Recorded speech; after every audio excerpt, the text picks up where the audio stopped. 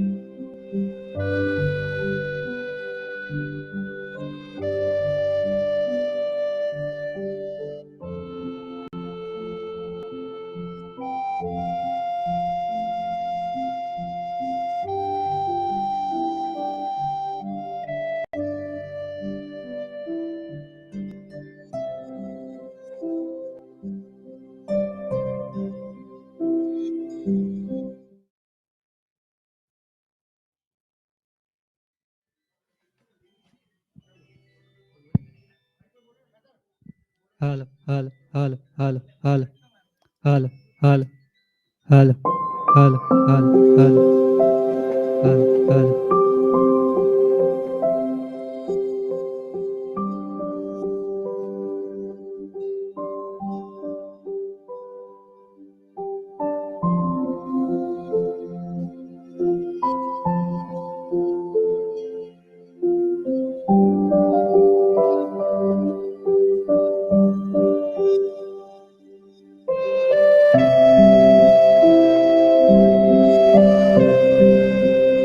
Hello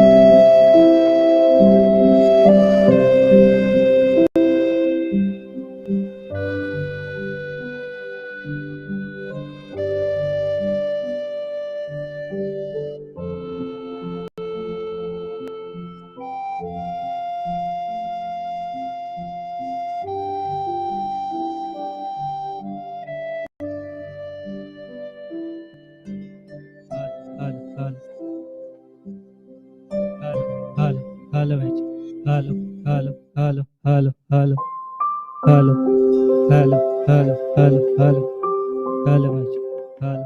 Hello, hello, hello, hello,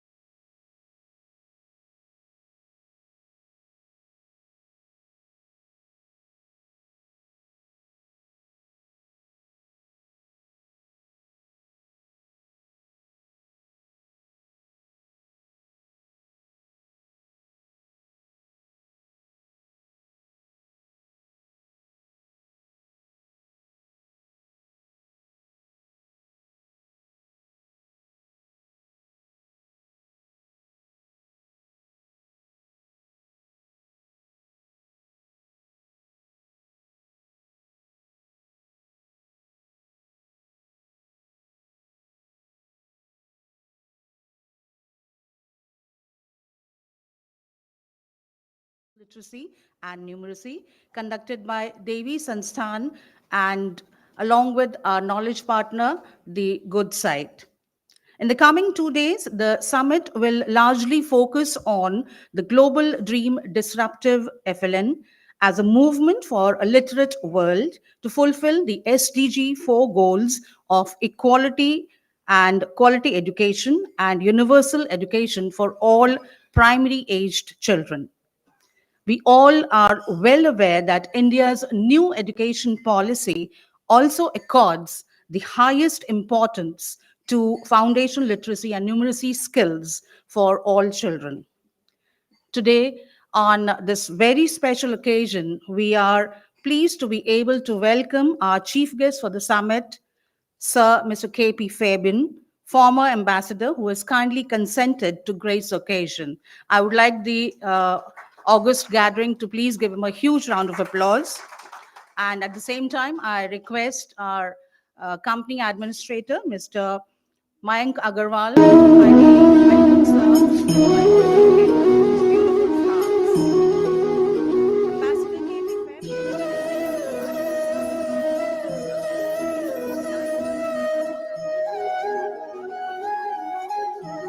Madagascar, Austria, Iran, Sri Lanka, to name a few countries. His last posting in Rome as ambassador to Italy and permanent representative to UN organizations, including Food and Agriculture Organization, World Food Program, and International Fund for Agricultural Development. Even while in service, Ambassador Fabian wrote and spoke on international affairs, mainly at universities in Madagascar, Austria, Iran, and many more countries. We welcome you, sir.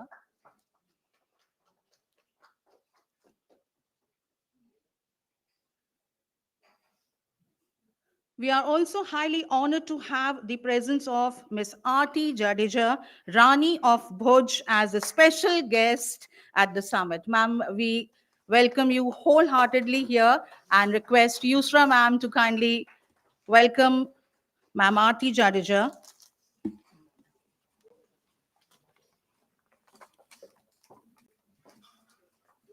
It is, ma'am, with immense pride and excitement that we welcome you here, the visionary director and founder principal of Little Steps Montessori School. With a distinguished academic journey, boasting and the role of special educator and consultant, Ms. Jadeja is more than a leader. Her commitment to innovative creativity and dedicated educational practices has sculpted a legacy that resonates with passion and excellence.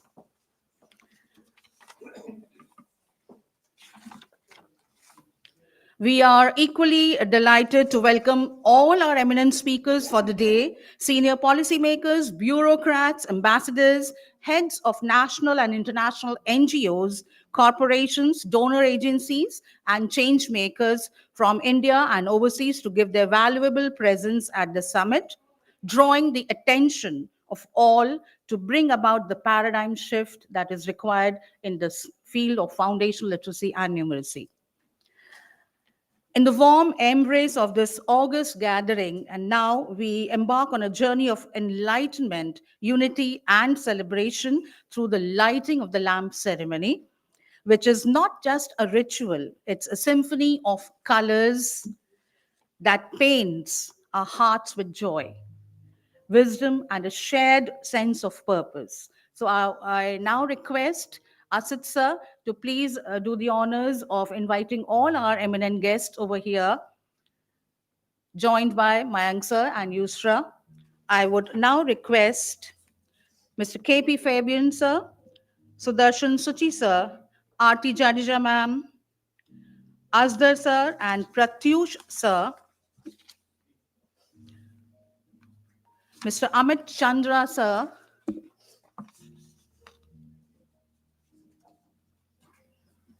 Mr. Anthony, and Miss Sering Yangdol from Leh to please do the honors of lighting the lamp as we formally inaugurate Synergy Summit 2.0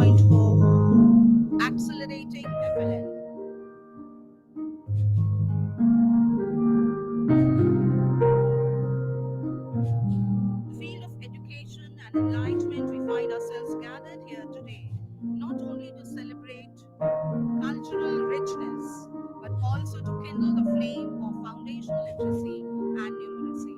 The lighting of the lamp takes on a profound significance as it symbolizes the dawn of knowledge, gateway to a brighter future for the young minds we nurture.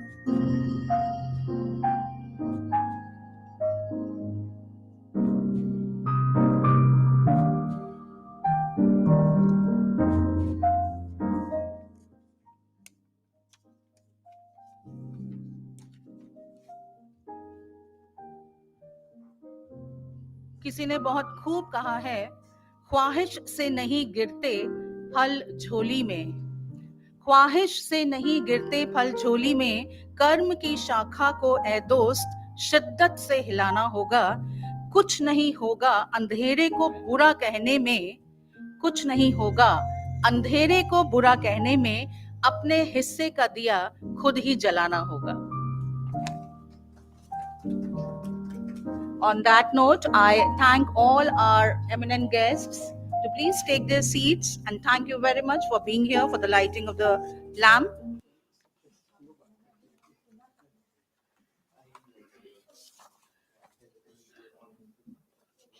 We begin our program with a video which will be shown to you. It is a beautiful message, a very strong and powerful message given to us by none other than Sri Rajnath Singh Ji, who is the 29th Defense Minister of India since 2019. Although we had approached him, but you all know that the current situation in the politics has kept him occupied a lot. So I now request Nishant sir to please play the message that we have received from Honorable Sri Rajnath Singh Ji.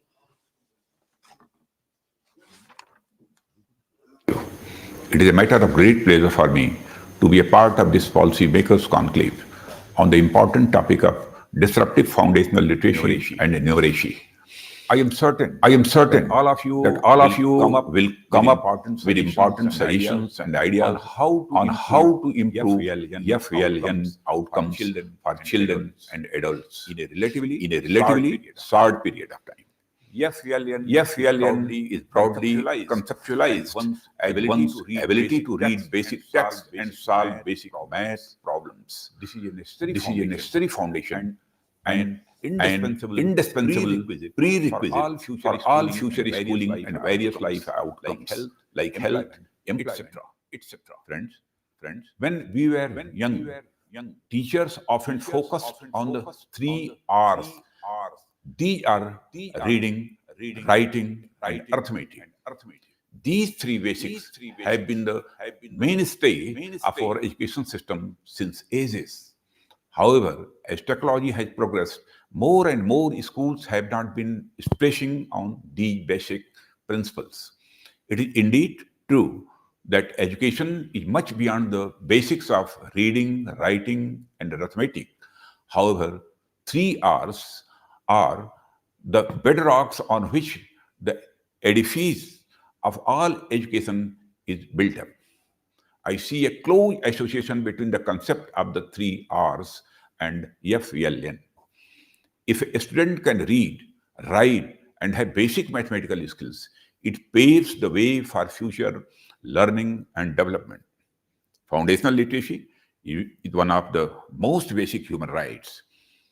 It is also one of the most important elements of socio-economic transformation from individual to social, national and international level. Be it public health or employment opportunities, social equality or civic participation, literacy and numeracy are the most basic requirements in every field. If we want to make our world a better place for our future generations, then foundational literacy and numeracy will be the first and most important step. Friends, human resource is the biggest asset of any nation. The condition and direction of any country, to a great extent, depends on the quality of its human resource.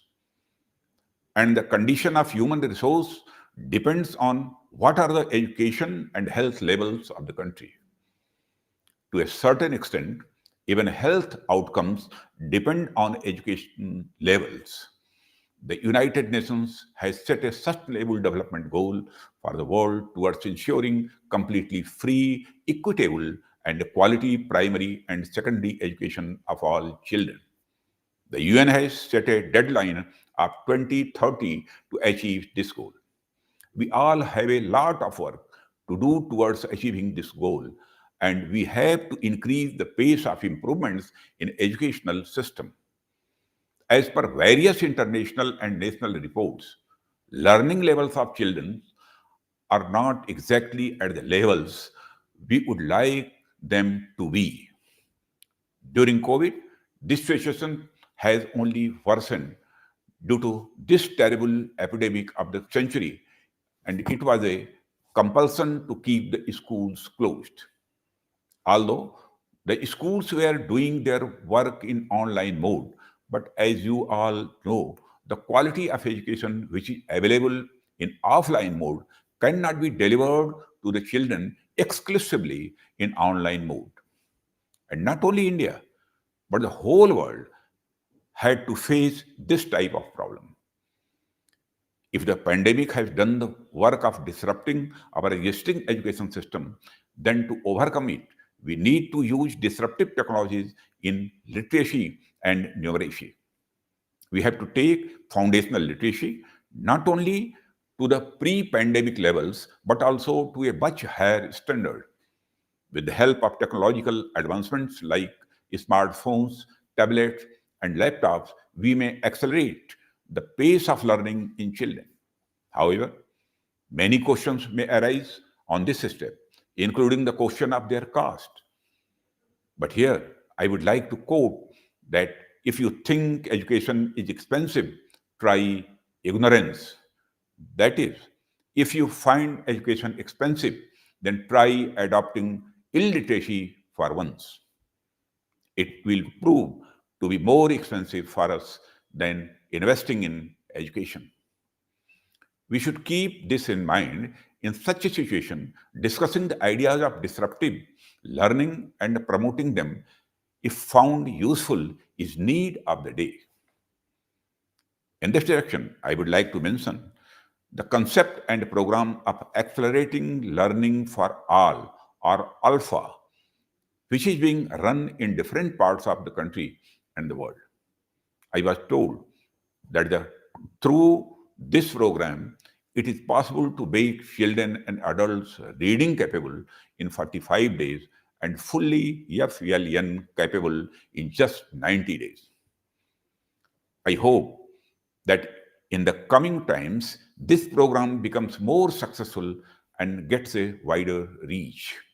Friends, I would also like to share with you that the government is also proactively and diligently working to improve foundational literacy and numeracy outcomes among children. Most of you here would be aware about the visionary approach adopted in our National Education Policy 2020. This policy emphasizes that the highest priority of the education system will be to achieve universal literacy and numeracy in primary schools. To this end, the government has launched a national initiative for proficiency in reading with understanding and numeracy with the acronym of Nipun Bharat, for ensuring that every child in the country necessarily attains foundational literacy and numeracy. The Government of India has also initiated a wide range of programs for achieving the goal of universal elementary education through several interventions. Samagra Shiksha Abhiyan is Government of India's flagship program for school education catering from pre-primary to senior secondary classes. This scheme focuses on the importance of early childhood education and provides systemic intervention in harmony with the existing infrastructure. Along with that, a nationwide sub-program by the name of Padhe Bharat, Badhe Bharat has also been launched to improve comprehensive early reading, writing, and early mathematics program for children in class 1 and 2. Friends, the challenges related to education are not the challenges of any particular class, region, or caste. This is the challenge not only of our country, but of the whole world. Therefore, to solve it, the whole society will have to come forward together. For this, it is necessary to adopt a whole of the world approach in which all parts of the world and society may participate.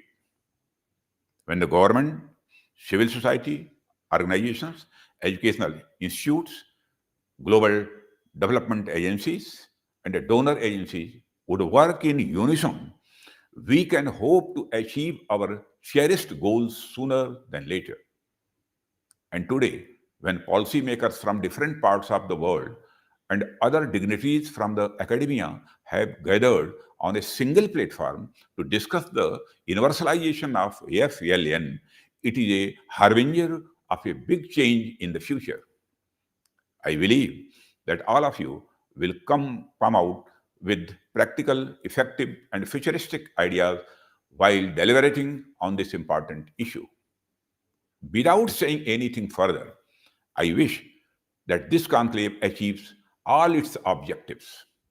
I conclude by wishing you success in your future endeavors. Thank you very much. On the important topic of disruptive foundational literacy and numeracy, I am certain that all of you We thank Honorable Defense Minister Sri Rajnath Singh ji for this message, which really gives us a very powerful message regarding the concerns that he has shown and elaborated on the need of foundational literacy and numeracy at the primary level. And now, ladies and gentlemen, please join me in welcoming in absentia Ma'am Dr. Sunita Gandhi here. We have her message which she has recorded for us for this occasion. And just to let you know, because of some critical condition of her father, Sir Dr. Jagdish Gandhi, who is not able to come here physically because of this ailment that he's suffering from. So Ma'am Dr. Sunita Gandhi was quite occupied for the same reason, and she has conveyed all best wishes to all our speakers and to all of us for the summit. We would like you all to see and listen to what she has to say on her views and insight into foundational literacy and numeracy.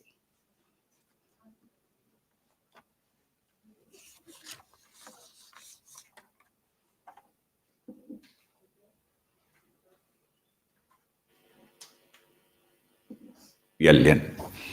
If a student can read, write, and have basic mathematical skills, it paves the way for future learning and development. Foundational literacy is one of the most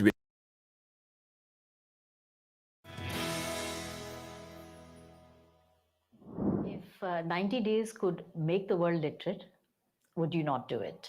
Hi, I'm Sunita Gandhi from India. I come from a family of educators running the world's largest school. About 70% of the children in low and middle income countries cannot read since the pandemic. Unfortunately, the situation was far from ideal even before the crisis. We need to ask ourselves, how is it that hundreds of millions of children are unable to read even after completing 5 years of schooling? We are facing a global literacy emergency. This requires immediate action. The question is what? We believe a key factor in this crisis is the lack of a transformative pedagogy. Outdated teaching methods are holding back the future of the majority of the world's children. We rarely question these methods. After 8 years of experimentation and refinement, we have developed a program called Alpha, Accelerating Learning for All. Alpha is 10x faster. Children and adults are becoming both literate and numerate in under 45 days. Alpha fosters, by design, the 6 C skills of collaboration, communication, critical thinking, creativity, character, and world citizenship. Children use existing materials such as beans, stones, leaves. Alpha does not rely upon unknown sight words. It also does not teach letters and sounds in isolation. Learning to read begins with the identification of known pictures and their corresponding first sounds. Children add sounds to make complete words from the very beginning. They work in pairs and take turns to make new words. We have discovered that the children learn faster this way. Without the need for letter recognition, children save 2 years or more. They get to read some 400 words within the first 15 days of Alpha. This sustains the children's interest in reading at higher levels. An Alpha teacher acts primarily as a galvanizer. For example, they pair up children randomly. They provide clear explanations for the tasks that the children need to perform in their pairs. The program's materials are tailored to paired learning, with small modules that scaffold from simple to complex and then built on prior knowledge of the child. The children are able to generate and solve a far greater number of questions and learn from each other when they're given the agency to co-create their own learning. The outcomes are visible very quickly. We took a group of 5 to 7-year-olds to the Press Club of India in Delhi, where they read that day's newspapers in both Hindi and English. The children's ability to read the difficult language of the newspapers at such a young age surprised everyone present. Field results from the Alpha program are documented in a recent book by Harvard Graduate School of Education. In the first randomized controlled trial for government schools, the effect size was 0.23 for grade 3 and a whopping 0.89 for grade 5 just after 40 days. This exceeds the year-on-year learning gains commonly found in schools. The Alpha process is 10 times faster. The Alpha app provides free access to the Alpha learning materials with a low or zero carbon footprint. The thin booklets use only 1/10 of the pages found in traditional textbooks and workbooks. Alpha is currently available in 30 languages of the world. Following the launch of Alpha in early 2022, we were invited by the Ministry of Education of India to implement the program last year in 2 low-performing districts of the country. This demonstrates that Alpha can be successful at scale. Alpha's early successes have allowed us to forge partnerships with various organizations globally. This includes All Africa Students Union and the Forum for African Women Educationists, Teachers Without Borders, Dubai Cares, and World Climate School, among others. The Alpha program is expanding its impact through massive open online training, or MOOT, which has been highly effective according to 93% of respondents. 99% said they had takeaways from the MOOT. We are encouraging countries to participate in a 45 days to FLN challenge. This involves dedicating just 2 periods a day for 45 days to FLN. This equates to some 10% or less of a year's academic timetable, but one which can leverage the rest of education. We conducted the first Global Policy Makers Conclave to discuss system-wide reforms. This approach garnered endorsements from several policymakers, including Rajnath Singh, India's Defense Minister. It is essential that we prioritize the promotion and replication of the pedagogy of Alpha on a global scale.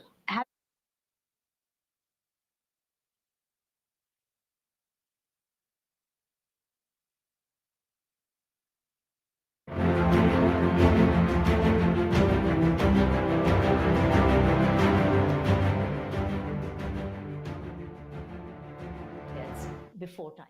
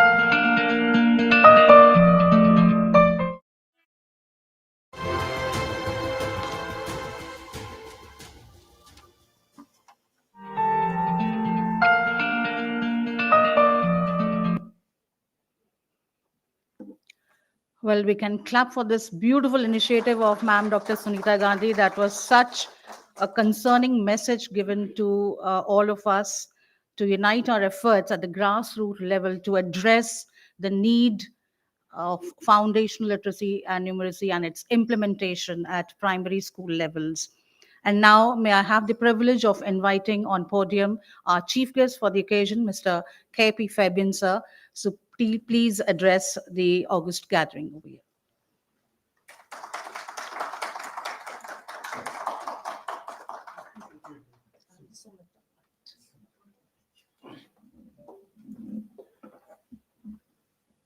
Good morning. Thank you, our master of the ceremonies, Sumita Bhatt. And thank you, Yusra, eminent speakers. Can you hear me? Ladies and gentlemen who light the lamp of learning every day to dispel the darkness of illiteracy. I was listening very carefully, as all of you, to what Dr. Sunita Gandhi had to tell us. I had spoken to her some time back, and she had mentioned that her dad was not keeping well. Well, Dr. Sunita, from here, we want to tell you that we wish speediest recovery. Now, Synergy Summit marks our determination to to continue our endeavor to achieve universal literacy and numeracy as early as possible without waiting for 2030 or even, an earlier date being mentioned. We have delivered through the methodology that Dr. Gandhi and her formidable team have evolved and demonstrated in practice that humanity need not wait for 2030. Thank you. But there is need to transform official attitude and positions.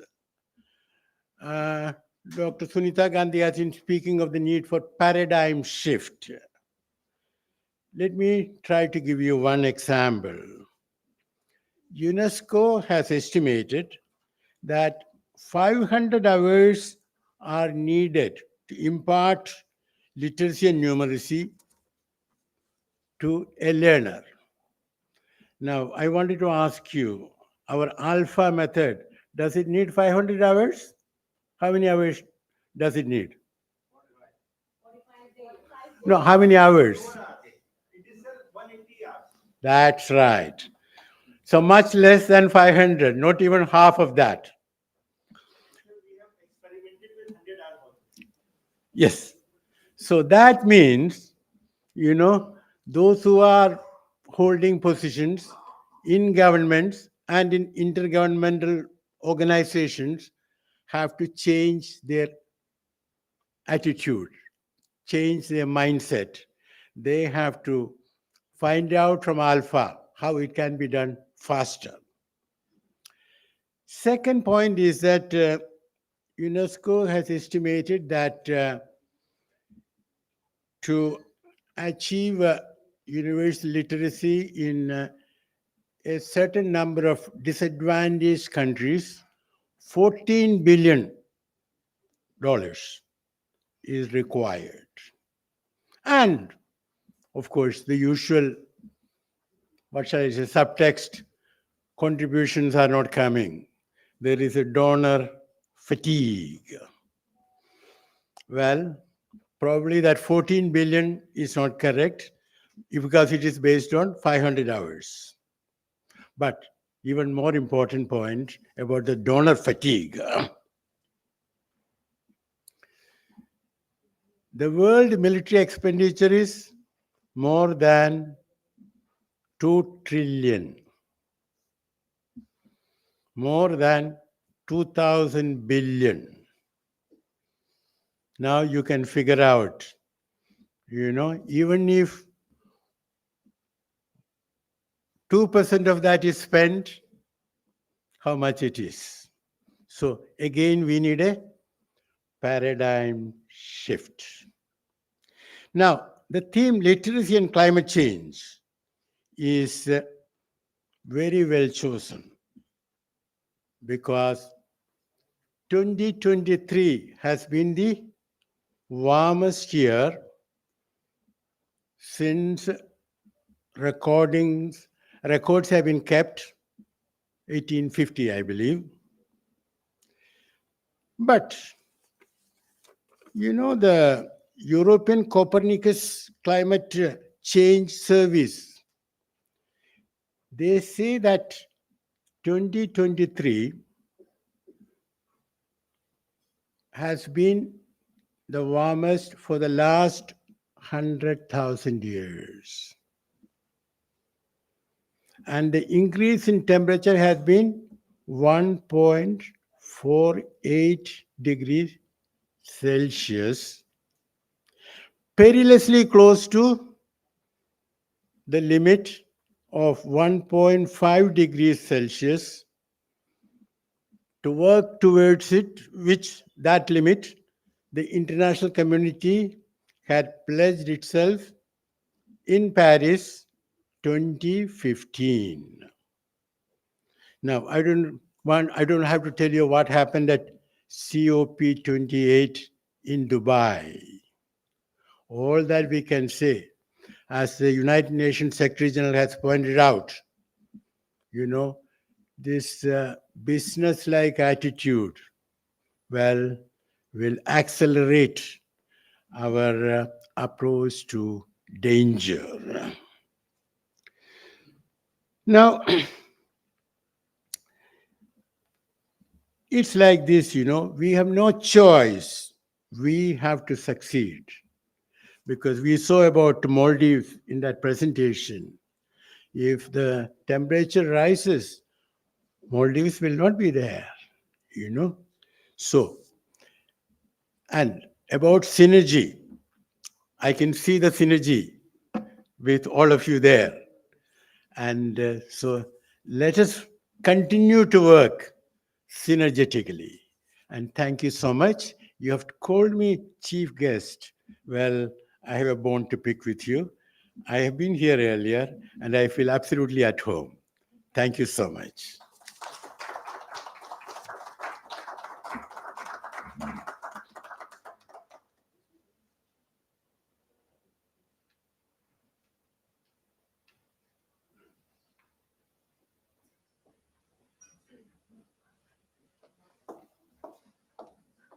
Thank you so much, sir, for sharing your thoughts and giving us an insight into some of the inputs that you shared at the international level, whatever is happening and whatever at this point of time we need to do to address this basic requirement at the grassroots level.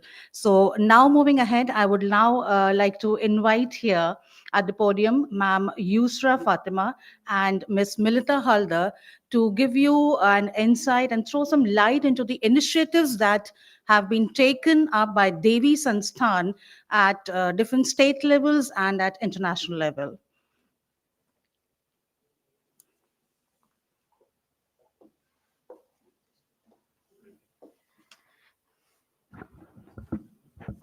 A very warm welcome to all of you present here.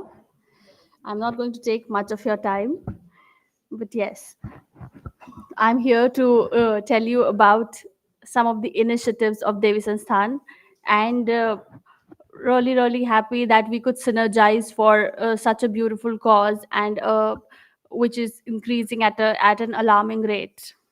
So yes. I want a show of hands from the audience. How many of you can read what is written over here in the backdrop?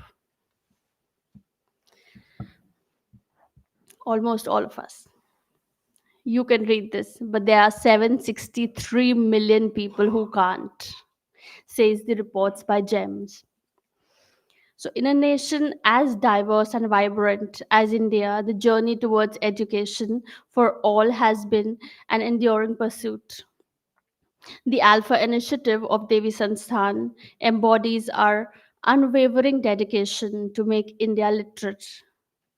Dr. Sunita Gandhi, the CEO of Devi Dignity Education Vision International Sansthan, who is also the program author of Alpha, Accelerating Learning for All, has been recognized for her groundbreaking work in education and literacy.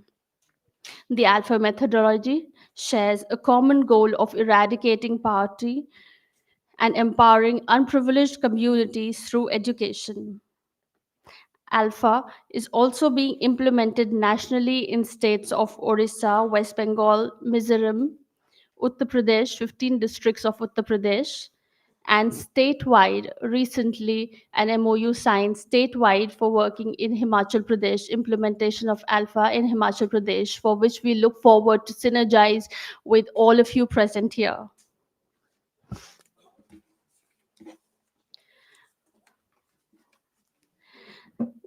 We cannot do it alone as an NGO. We seek your support to make the country 100% literate. Let us synergize and stand united towards making India literate. So, can I hear it from the audience? Making India literate. was the tree not as powerful, making India literate. One more time, all of you, making India literate. मान लिया तो हार होती है, मगर ठान लिया तो जीत होती है. So we look forward to all of yours cooperation and collaboration towards making India literate.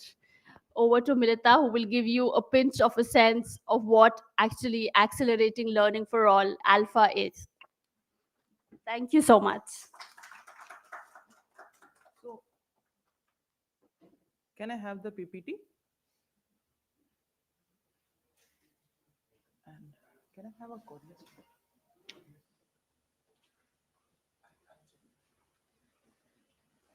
Okay, I am Milita Haldar, and I'm working with Dr. Sunita Gandhi as a senior program manager. And basically, I'll be talking to you on behalf of Dr. Sunita Gandhi because she has been the proprietor to say the idea behind all Alpha. Alpha is basically accelerating learning for all. We believe that time is of essence because this is what we are talking about right now. To achieve this goal, to make it possible that we achieve or make India or the world literate by 2030. So this is what we are basically focusing upon. So thereby, we are now talking about how to make India literate in a shorter duration of time, or how to make the world literate in a shorter duration of time. As Fabian sir explained to us about this all, I would be just adding a pinch of salt to the whole of thing that Fabian sir has already explained to us. So basically, when we are talking about the Alpha pedagogy, Alpha is a bit different in the way how we teach the children, or how we teach an adult, or how we make anyone literate. So it basically differs from the idea. So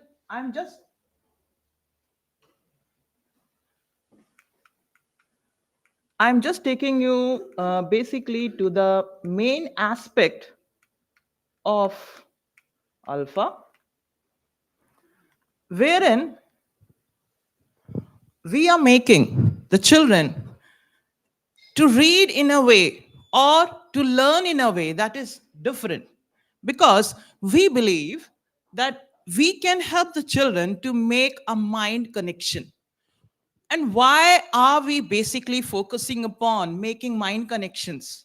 Because earlier, learning had been the way, like, being taught, or it had been just the passing of information from me to you, or the teacher, from the teacher to the student, just that. But many a times, I don't know how many of you love maths. How many of you love maths? Okay, I'm not of that category, sorry. So I did not love maths because of the fact that whenever my teacher was coming to the class, okay, come on class, open your exercise number 20B and let's do solve number 1. This is, and done. But the mind connection was somewhere missing in my classroom because I was not able to connect to what was being taught in my class. So this is what we are trying to change. That whenever the child is in front of the book, he has to connect with whatever he is learning, And when that consolidation of learning happens, he goes back. This will enable him or force him to carry on this learning inside his house, outside his house, wherever he goes. So thereby, that's very important when we are talking about a mind connection. So thereby, we go from known to unknown. We are not teaching them A for apple. We are teaching or making them to go or make them understand that this is apple. You have to derive the sound of an apple. I will give you a demonstration of how or why it is really essential that we go from known to unknown. We have been taught A for apple, B for ball. Come on, say after me. So that's what we have been taught. But we are changing the way how to be taught, or how to be taught, and how should we learn. We move from simple to complex. And at the same time, we want the children to interact. I don't want my class to be in this way that I am there in front of you and I'm speaking to you and you are just hearing. I want my class to sit in pair, teach each other, help each other, and then understand what you are learning. That's a very different aspect where I have been in my classroom. I have been taught to study individually. Talk inside the classroom. Try to talk inside your classrooms. The teacher will say, come on, hey, you, don't look at me. Don't look at your friend. Look at me. But when the children grow up, they are being asked, you have to work as a team. But in a classroom, you are asking a child, come on, hey, look at me. Don't talk to your partner. So that's what the child faces when he grows up, and we as an individual, as a working in an organization, I would always ask you all: we believe in teamwork? Do we believe in teamwork? We ask everyone to do a teamwork, right or so? But the education is focusing only upon an individual. So thereby, we want each and every child to sit in pair, study with each other, interact with each other, communicate with each other. Alpha classroom is a noisy class. I tell you, Alpha classroom is a noisy class. But this is a constructive sound. I won't say it as a noise, because noise is a wrong connotation. But it is a constructive sound because the children are interacting. So that is what is happening inside the Alpha classroom, and the children gain their momentum in the learning. They understand the concept and they move ahead in the idea. Now, out here, as I explained to you, that we don't take this letter first, but we ask the children, what is this? What is its first sound? And we help the child to understand the first sound. What is this? What is its first sound? So the child will say ah, and the child will understand this. For numeracy, we don't want them to understand any aspect on their own. They have to visualize. So, what is this? What is this? Can you tell me what is this? This is snapping of fingers. But in Alpha classroom, this is 1, this is 2, this is 3, this is 4, this is 5, this is 6. Now, sorry, I have a mic. What is this? Clap. But in Alpha classroom, this is 10, this is 20, this is 30, this is 40, this is 50. Now, if I clap 5 times, what's the number? Child has to engage in the learning process. I don't teach him, okay, come on, this is 53, this is 54. As a pair, you have to sit to make a number. I will ask ma'am, what's this? 32.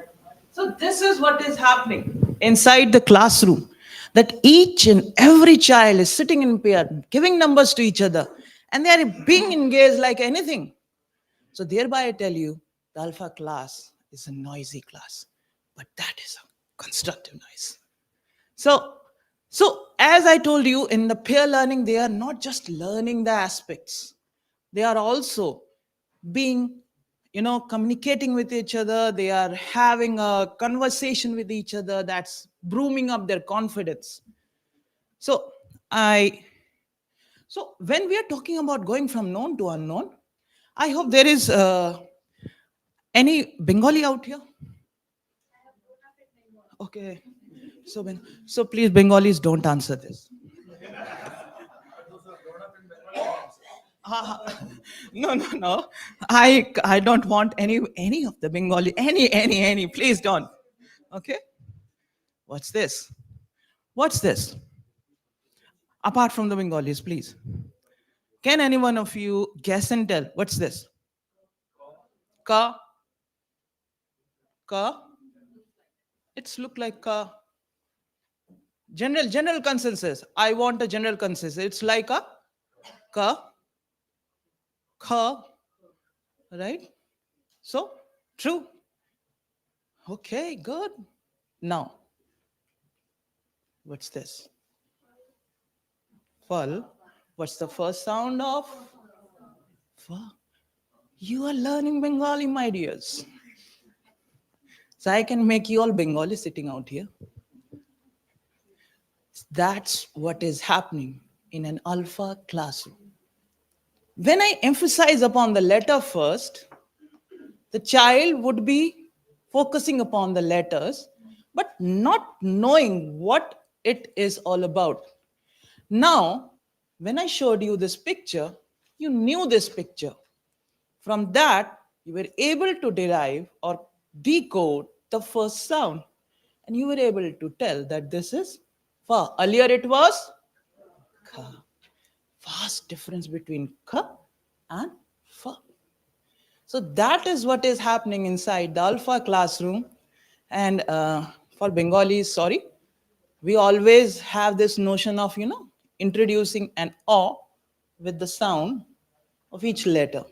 So it's not fa, but this is pa. Because we don't say Rasagulla, what we say? Rashagulla. Okay? So this is not fa, but this is pa. So if you stay there with me, I'll make you a Bengali. So this is what it is all about in Alpha, where we teach or we make the children learn in a very fun way. And they get engaged in the learning process. They are not, secluded from what they are being taught, but they understand the concept of all it. Now, when we are teaching them, we go through this book. We have different, and you can go outside. We have it in different languages, approximately 30 Indian languages, 30 international and Indian languages. So the book comprises, is divided into different levels. We don't start from alphabetical orders like chota, bada, choti, badi. No. We start from a very easy picture which the child can correlate with. As in the case of English, we have not started with, using an apple first, but with a car first. Because generally, these poor kids who are there, they may not be knowing an apple, but they know a car. Car is a very easy thing for them to understand. Car.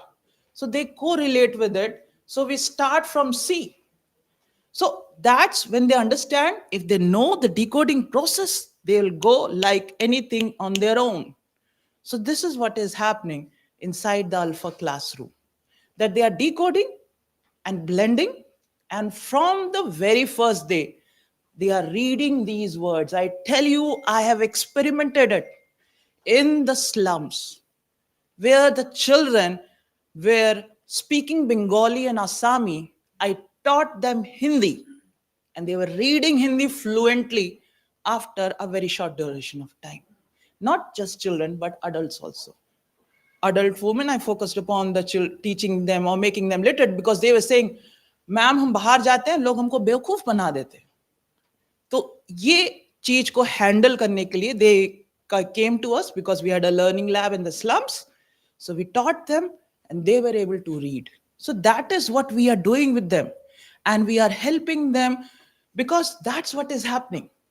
In your first class, we were taught the alphabets. Then in the next class, we started reading. But in Alpha, they are reading from the very first day. So there are two books, or to say one book, wherein different aspects are covered. As in the case of Hindi, I would give the example of Hindi, that Swar Vyanjan, in just 5 chapters, they know all the Swar Vyanjans and they are reading. Then we teach them matra, and then we come to the writing skills, as we know, L, R, S, W. Writing comes in the last, and writing skill is not, writing on a copy. Write on the air, write in the air, write on a sand tray, then come on the writing skills. So this is a specific diagram of what I would say of Alpha. And I would love to have your ideas, your collaboration, or your get together with us, where we can scale up this idea and take it to the rearmost or the uttermost corner, wherever you are, and make it possible that each and every child, each and every adult, wherever they are literate. They are able to read. They are able to understand what is there in front of them. So this is the basic idea of Alpha.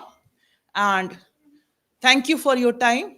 I hope I was able to justify what Alpha is in a very nutshell, and looking forward that we together can make India literate and make it possible before 2030. Thank you. Thank you so much, Milita ma'am. Ami tumake bhalobashi. So this what we have been hearing and listening, and not only Bengali. Why only Bengali? We are, we have to be proficient in all the languages, and this is what our effort goes for. We have created alpha books in almost 15 languages of India and 15 languages, broad languages. So we are catering and addressing to almost all the languages.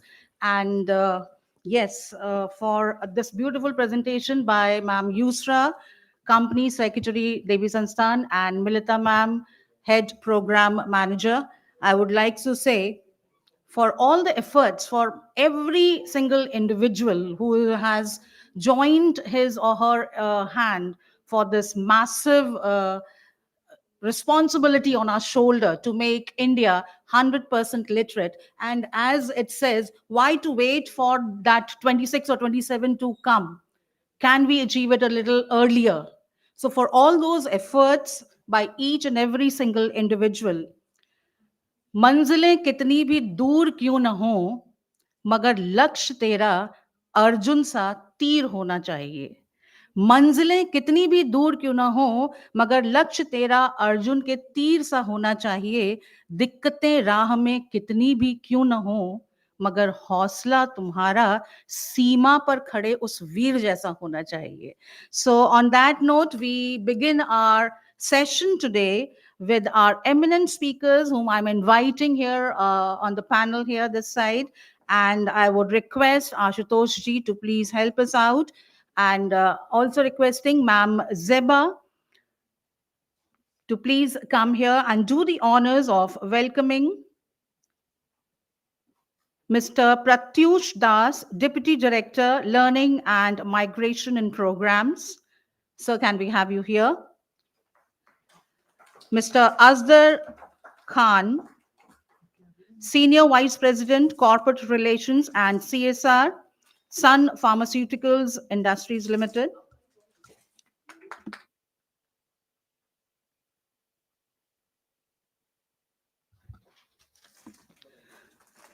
I request Mr. Asit Srivastav to please do the honors of welcoming by offering the bouquet of flowers to Mr. Sudarshan Suji, CEO, Bal Raksha Bharat.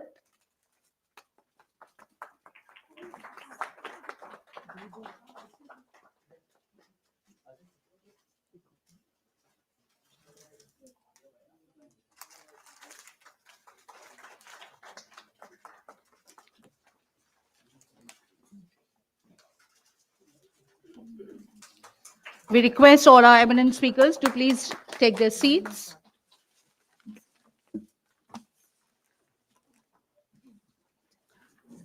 And I also welcome here Mr. Amit Chandra, CEO, Center for Civil Society, Associate Director, to please receive the bouquet from Ashutosh ji. A very warm welcome to all our eminent speakers.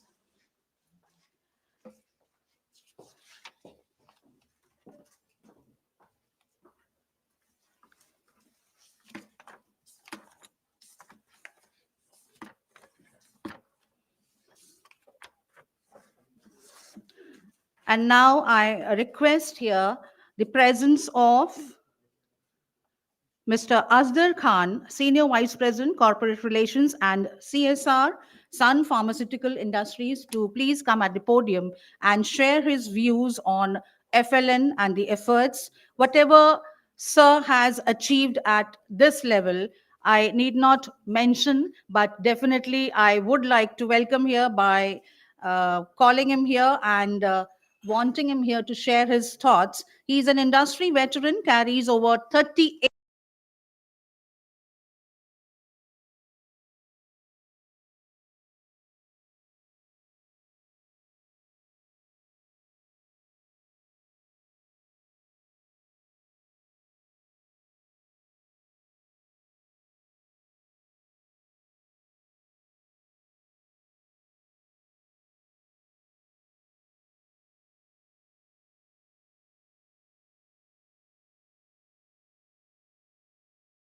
IU South Korea. With a huge round of applause, please welcome Mr. Asdar H. Khan.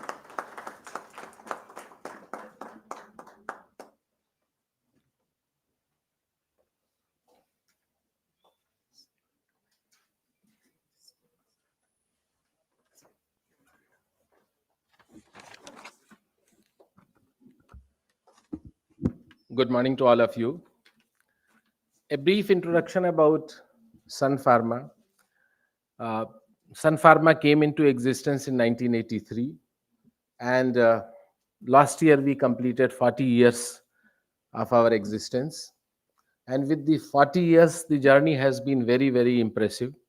And today we are India's largest pharmaceutical company and world's fourth largest generic company.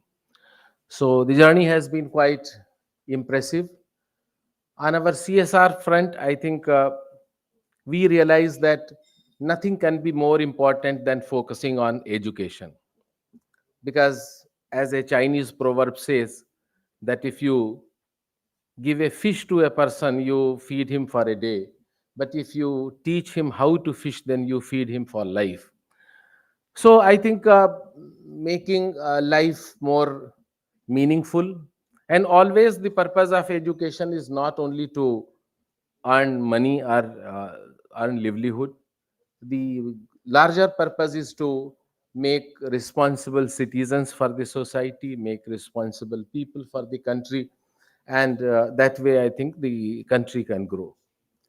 Uh, as per our CSR policy, I think education has been a very, very important factor, and we have been very, very clearly focusing on this, right from development of Anganwadis to development of a school to bringing the latest technology in the school, making smart classrooms, digital classrooms, etc.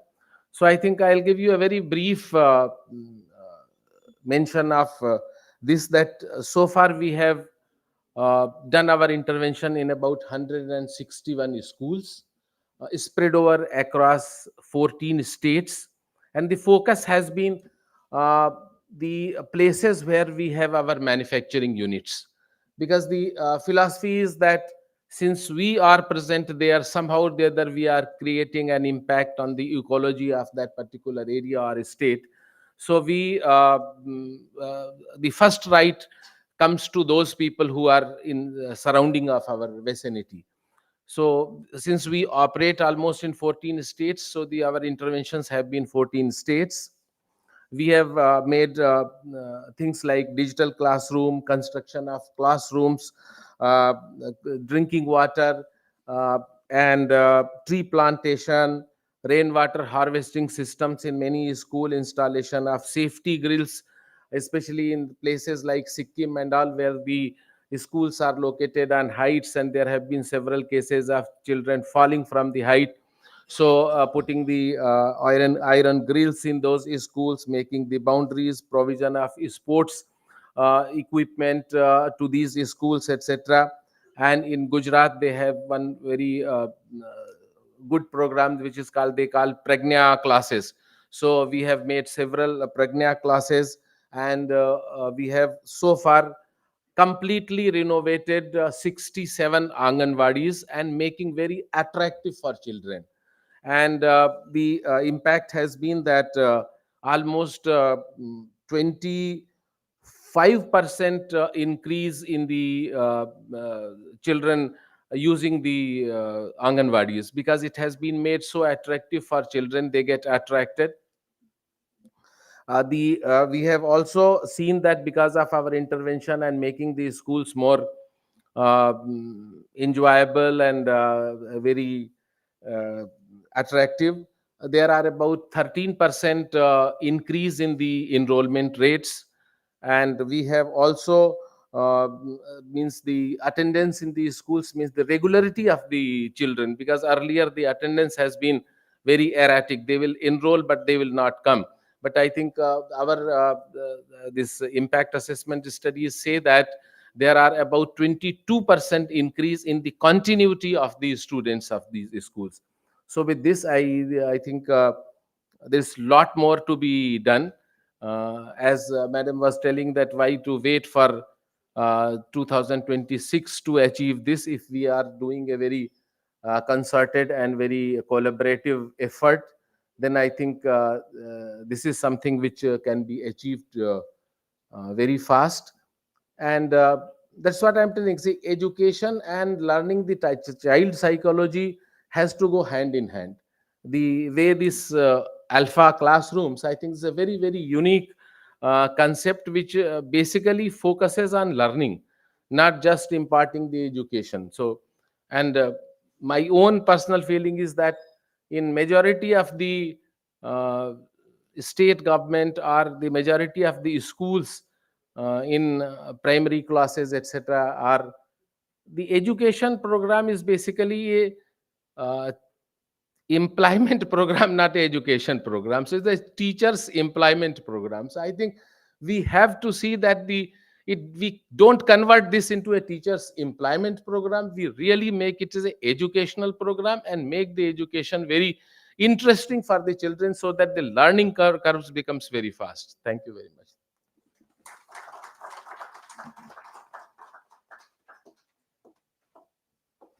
Thank you so much, sir, for touching all those vital and very significant aspects, wherein you did mention about the gravity and the seriousness of this issue, which we all are facing at the primary level, where the attendance becomes a challenge in the schools, and how your organization has made an effort to make the ambience so beautiful and so learning. We all know about Bala, how we make the building as the learning aid.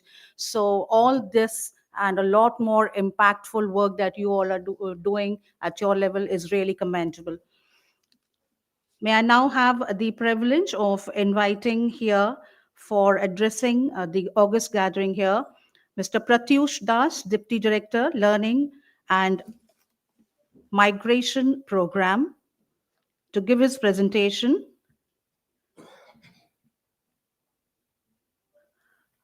Mr. Pratyush Das is the Deputy Director, Learning and Migration Program. He has an MA in Humanities and a Certificate in Humanitarian Program Management from Melbourne University. Prior to joining AIF, America Indian Foundation, in 2018, he has worked for Coca-Cola India, World Vision International, and World Vision India. May I welcome you here, sir?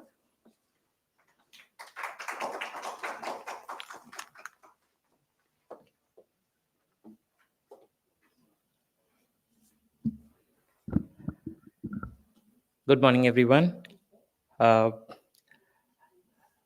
I'm here to represent Mr. Matthew, who was supposed to be here, but unfortunately he's taken ill.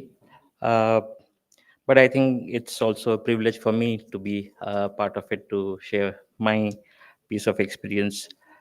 I represent here the Learning and Migration Program, and since we're talking about Synergy and FLN, that's what I intend to speak about.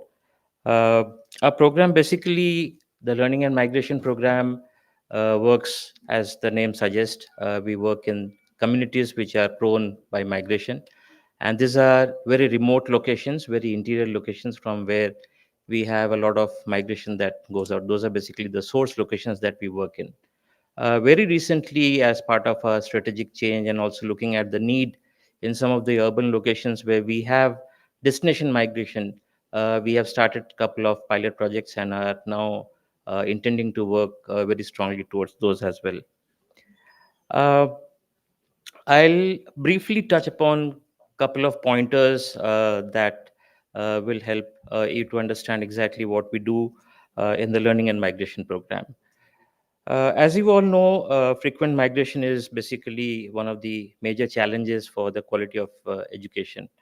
And that is something that we intend to kind of work towards. Uh, and if I were to kind of summarize some of the challenges or barriers, broadly, it would be more of the disruption of education because of the frequent migration and the children that are affected by it directly. Lack of support, again, parents who are prone to migration or have no other choice but to migrate, they are there where with because of their kind of type of skills or labor that they are involved into, or the livelihoods that they are involved into, have a limited education and understanding. um, for children, it's also socioeconomic challenges that they are faced with, majorly because of the migration, and this is kind of paramounting to the stress and tension that the children go through when the whole family migrates. Financial constraint is one of the other challenges that these children face with. And there are also some specific barriers to the quality of education that children from this kind of families undergo. Low enrollment and attendance, obviously, because of migration. When they're out, it's only about 4 or 5 months. Once the academic session starts, the children are able to come back to their communities, and uh, very few of them kind of get involved into or get enrolled into the overall education system. Inadequate remedial support. Uh, this, I think, almost everyone here in the room is well aware of. Limited awareness, again, with the families, and of course, resource deficiencies. This is both, particularly in remote locations, there is a dearth of a lot of financial support that is required to kind of enhance the quality of education, which is both infrastructure as well as the quality of teachers. How do we do differently? That's something that I'll quickly touch upon. Ecosystem building is one of the key focus areas that we are working on. And when I share about ecosystem building, we basically kind of cater to 4 different aspects of the ecosystem building. First, of course, is the family ecosystem, which is the basic beginner level, where we work very thoroughly with the parents, those parents whose children or the families which actually migrate. So we work with the parents, trying to convince them to let their children stay back, even if they're pushed to go into migration. That is something that we cannot stop the migration, but of course we can kind of reduce or arrest some of the migration of children. Community ecosystem, again, which also does a lot of influence on the families, where community also plays a vital role in helping the families understand the necessity for children to stay back in communities, and hence we work with them. School ecosystem, of course, is one of the most critical aspects in terms of ensuring quality education, where we work very closely with the teachers, the administrators, to not only just ensure that there is adequacy and sufficiency of resources at the schools, but also we work very closely with them to enhance the quality aspects, which also includes teachers training. SMC, of course, is one of the most critical aspects within the school ecosystem, which support us with enhancing the governance system at the school level, also which influences the overall community system. And of course, lastly, the classroom ecosystem where the child is put in to actually go through this whole learning phase. So these are the four ecosystem that revolve around a child when it comes to his or her learning, and that's where we work upon. Agency building, of course, in terms of building the agency not only of the child through the learning that the child is undergoing, but also the agency building of the family per se, where we are trying to help the parents to understand the importance of education for themselves and for the children and for the future. uh, Agency building for the what we now call as convergence group, because we're trying to get in various stakeholders who are key decision makers or influencers within a community ecosystem to come together. This kind of involves PRI members, SCG members, then we have youth groups and various others who are involved into the convergence groups, and we work very closely with them to gain their support, not only just to kind of get a kind of a conducive atmosphere or a kind of a conducive support system for the families, but also at the same time where they are engaged actively to understand various governance systems or policies which they can kind of take care of. Sorry. Teachers and Anganwadi workers, where we are now getting into the FLN part of it, and I'll come to it just in a bit. Uh, and of course, the children themselves, where even though they're gaining education, at the same time, they're also kind of gaining their own building up of their own agency. The FLN journey of a child, when I talk about how we do it at AIF, is broadly divided into two major parts. One is the Anganwadi 3 to 6 years of age, which we also use as a term of school readiness. That's where we work very closely with them. So we are not creating any kind of a parallel ecosystem there, but we are using the already existing system of the Anganwadis. So we are first of all training the Anganwadi workers. Predominantly, Anganwadis as of now have mostly been focused on the nutritional and health aspects. This is one area that has been lacked, and hence we are kind of pushing the ECE part of it, not exactly the entire ECCD portfolio, but the ECE part of it, which is the early childhood education part of it. We are training them not just to build their capacity and proficiency on how to deal with children, and uniquely with each of the children that comes to the Anganwadi, but also at the same time, we are kind of helping them to uh, also start working on developing TLMs that are available locally, which means they are kind of able to produce. And we just saw a couple of examples here and also outside, like ice cream sticks and all. So locally available resources is well something that they are using to produce beautiful TLMs, which are effective, well accepted because they're being from the local areas. The other part of our FLN journey is basically the bridge education. And for us, it becomes all the more crucial because we are dealing with children who are from migrant families and have been prone to migration or have been victims of migration. And for them, it becomes essential because you just can't bring a child with a gap period of 1 or 2 years and then throw them into the formal education system.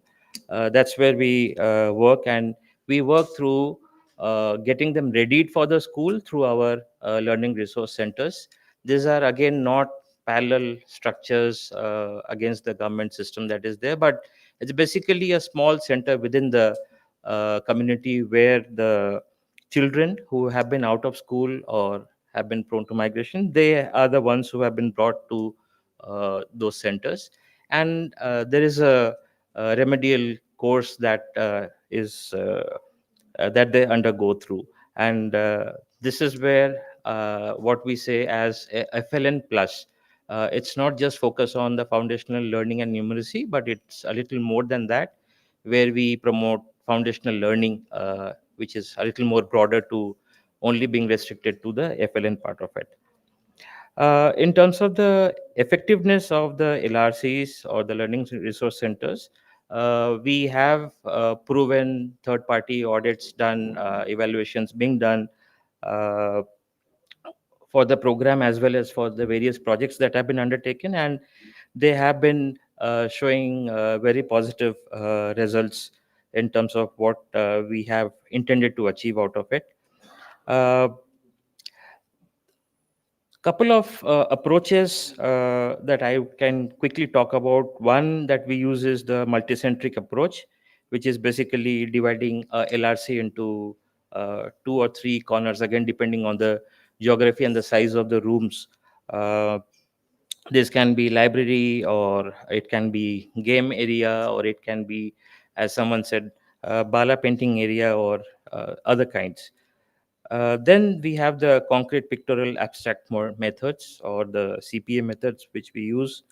We also use the learning styles.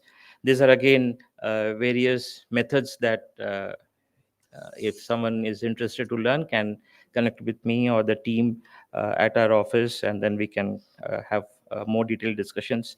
And of course, we have the last, which is the universal design for learning, or the UDL principles. Process that we follow is we get the out of school children, kind of prepare them at the LRCs, which is basically making them school ready.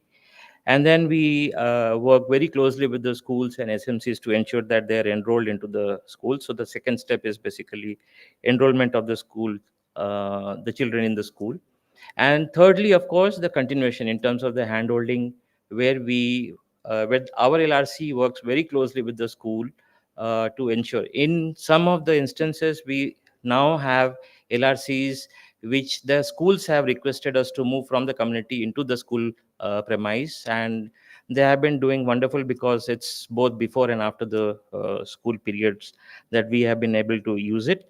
During the school hours, the LRC is also being used by the school themselves, uh, based on the teachers training that we have done.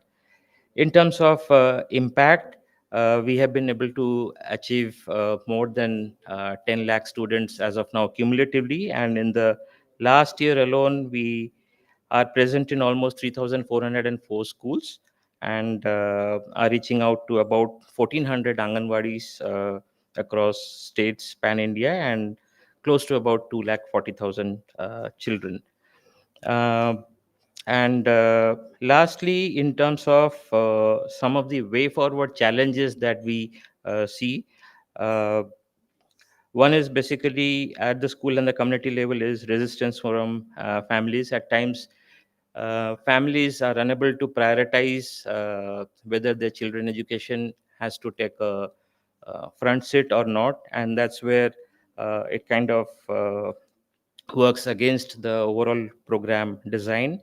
In terms of cultural norms and traditional practices in some of the communities, those are again areas, even though there are challenges, we're trying to work on those. Logistical challenges, of course, these locations where we work are extremely remote, and hence kind of getting children to be regular to the schools or to the LRCs, those are kind of constant challenges. And also with the inadequacy of infrastructure that is not present in some of these remote locations. Um, Community engagement and communication, again, it depends on several communities as to what is their priority. And this again comes from the community as a whole, how strong. And we have a lot of work that we do with the community, where we kind of work to ensure that the community engagement and communications are taken care of. And lastly, of course, the program sustainability. Funding and resource limitations, as Fabian sir was mentioning about the funding issues, those are again difficult, because a lot of CSR as well as other interested donors do not want to fund projects which are in remote locations, uh, because of various reasons. But then that's where the actual need is, and I think in order to achieve this deadline, that's where the resources have to be put in. And lastly, just to conclude what we do differently. Two key takeaways from this, just to share with all of you, is the foundational learning, which is a little more than the FLN per se, and also the disruptive learning, which we usually take up in the child. And I think, as the name suggests, synergy, a lot definitely looks similar to what we do as to what Devi Sansthan presented. And we look forward to more learning from others in this August gathering and take away those learnings with us. Thank you.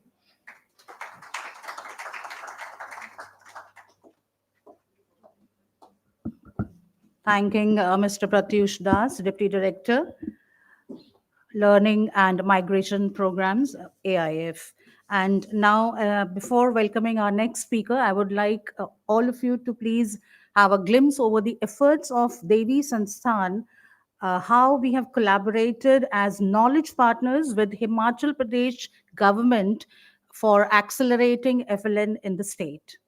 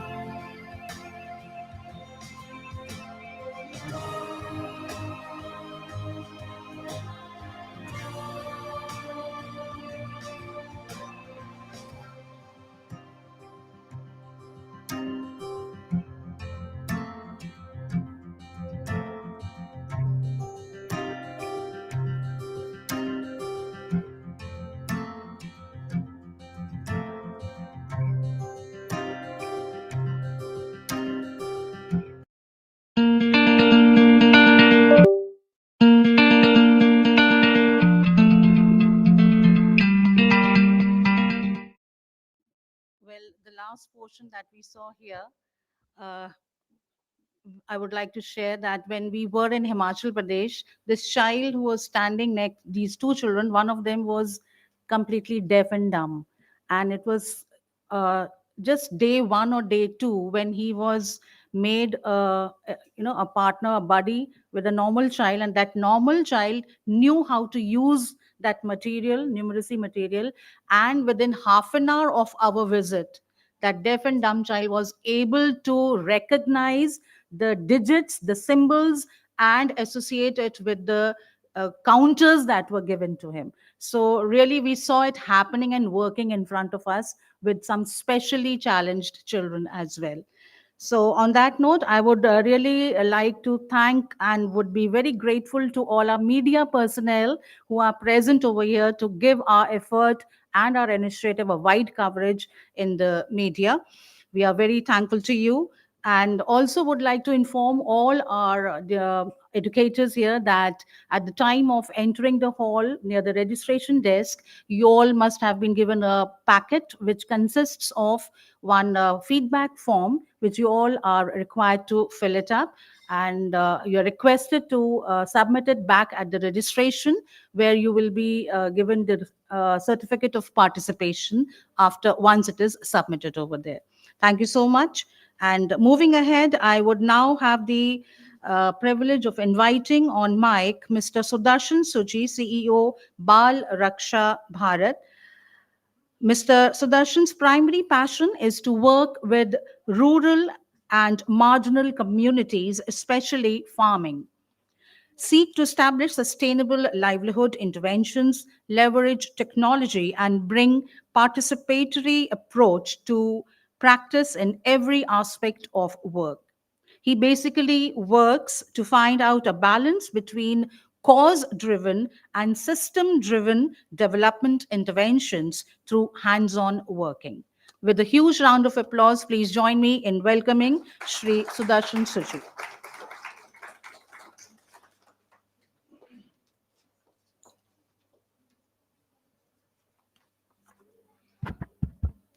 Thank you. Thank you, everybody. I realize we are almost, I think, about half an hour behind the schedule. So I first have a offer and a question to all of you. I have some good news and bad news. Which one would you like first? Okay. Okay. So the good news is, one, I brought a PPT and I'll not take you through it, one. And two, I'll probably finish very briefly and short. I got to ask me what, yeah. So PPT, I'll request the organizers to share with all of you because it talks about our organization, its work and specifics and context.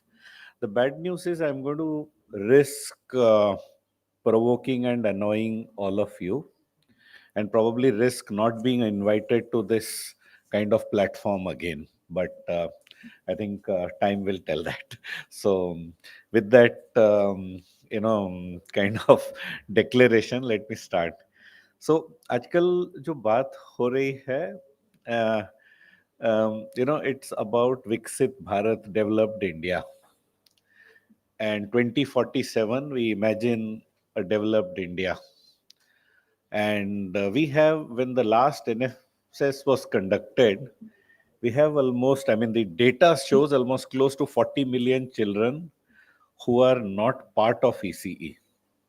There are many million who are a part of the government structure. There are some who speak outside, and there are 40 million who are not a part of ECE.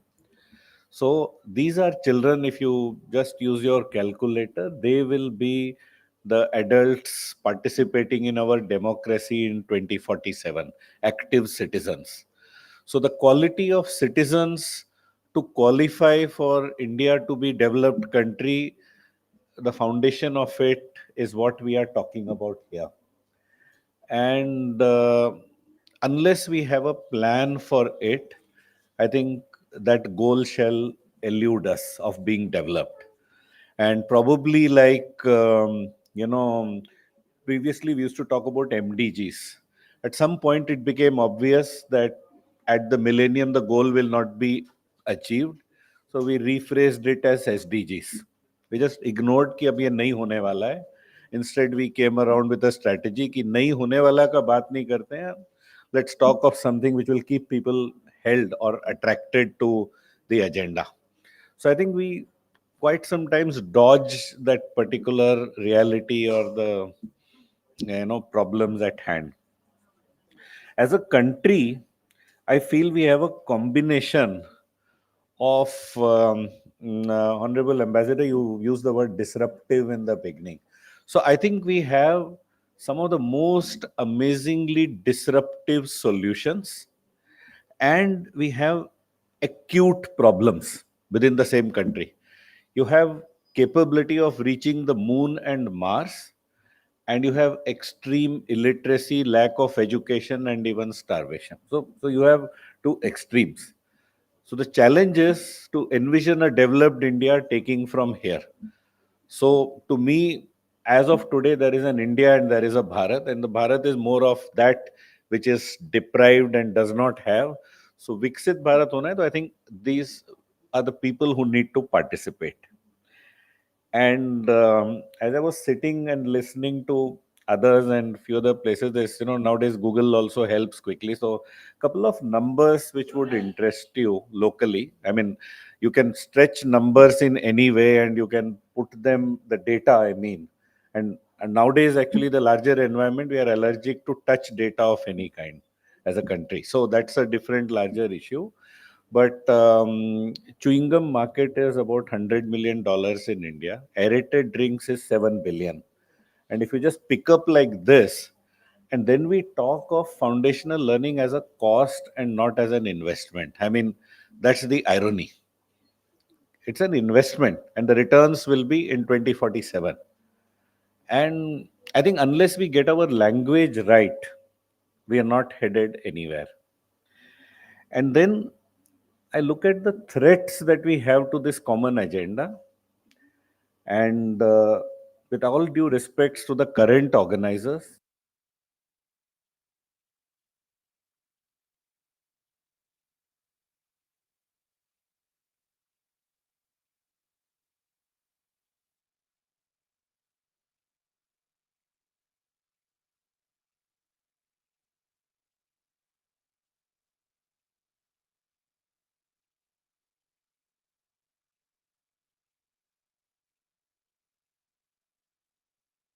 literacy is a priority. And let's say like even today's title, synergy. So I think synergies will not come from a series of sharing of individual experience. For synergy, I think this room has to be organized different. We need to be facing each other. All of us need to bring what are the methods of each one of us and come to some agreement, some consistency between all of us. Because I think no one method is right or wrong, but the priority is the children and their foundational learning. And I think that is the disruption we all need. We need to be able to ek dusre ke saath have a very frank discussion on this. So that's a big threat. And I'm going to take this second risk after I've taken this first one in saying that donors also don't help the matter, the funders and the donors. Yes, they do give money. So you have a lot of money in and around establishment or probably Bombay, Delhi, Bangalore, where the problem issues are not that much. So you have plenty of investment in place where there is not plenty of problem. But you go to back of beyond in the country, in the hinterlands, it doesn't interest many donors. So how do we solve the problem? We will all be conveniently sitting in places of comfort and not be able to challenge ourselves. So between us NGOs and donors, I think we all need to sit together and have some hard talk. How serious is this agenda? And if the foundation is weak, whether it's of a house or a building or a nation, I think the whole thing is likely to collapse. So should we be retrospecting in 2047 that we wish this collapsed building could have had a better foundation, or could we address it now? And it doesn't end here. If you look at our system, हम लोग मतलब whichever way, whether it is Alpha or whether Gulmohar of our organization and so many others, the teachers who are delivering foundational literacy, and so we are a very feudal, hierarchy-minded country, whether it's organizations, whether it is political system or education. Take the example of all the primary or preschool teachers. They are the lowest in the pecking order, lowest in salary, lowest desired in terms of the power structure, and lowest in the scheme of things in terms of their capability to influence. And we are betting a whole revolution on that set of people without providing them the right, equipment or the right capability. I think it's an insult to them, honestly. It's like expecting too much from them. It's just not done. And I come from a family of educators, so I know what does it take for a teacher to face children. And and the larger development story incidentally is of that. The teacher, and then somewhere the idea is the teacher by and large is associated to be a woman and a mother. Some of the things are strengths and good points, but then when we look for solutions for them, the women, the mother, and the teacher, they are over and above all the things the system has already burdened them on. So all our brilliant ideas actually are on top of an overburdened day for them. So I think unburdening them, elevating and respecting them to a stature where you say that they are the nation builders. If your foundational learning, the children are the future citizen, उन future citizens को who is building them, they should be VVIPs. Can they be given designations, name, pride, salaries, and capabilities which signify that? Because by the time you reach class 10, 12, and college, it's almost already stabilized, whatever the child's capabilities or lack of them are. So given all that, I was thinking, why would Devi Sansthan invite the defense minister for the opening speech and not the education minister or secretary?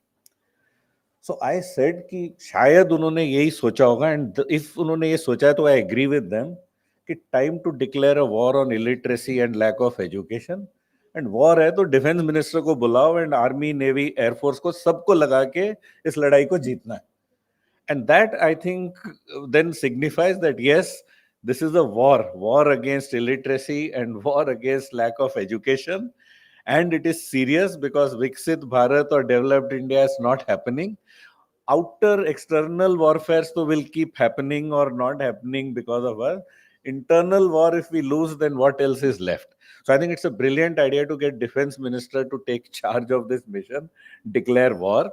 But if the defense and war has to be fought, then I look at this Army, Navy, Air Force in terms of the donors, the NGOs, the government, and the research, the academic institutions. We all, I mean, you don't have a situation in Army where Air Force एक जगह उड़ रहा है, Army दूसरा जगह जा रहा है, and Navy तीसरा जगह. They all a unified chain of command, and they focus on what is the goal for that war. So I think we should start with a plan for education minister to be converted into defense minister, internal defense, and take the art of warfare on illiteracy and declare this. And then the donors, the NGOs, and the academic institutions, I think we need to take the avatars of the Army, Navy, Air Force and work together. One common purpose. And that is only what will actually deliver this promise. If not 26, 27, I would say 2030.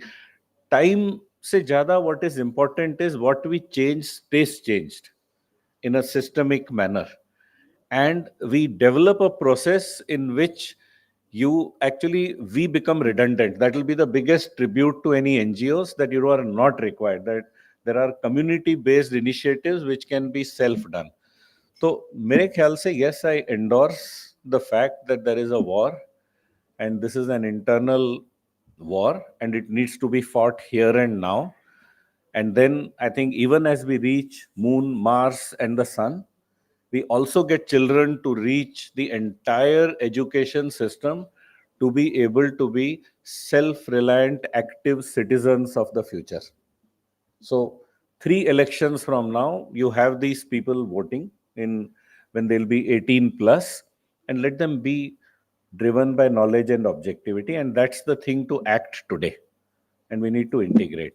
So thank you, everybody. And my other formal organizational presentation will be there with you from the organizers. And I apologize happily if I provoked all of you. But I apologize. Thank you. Thanks, everyone.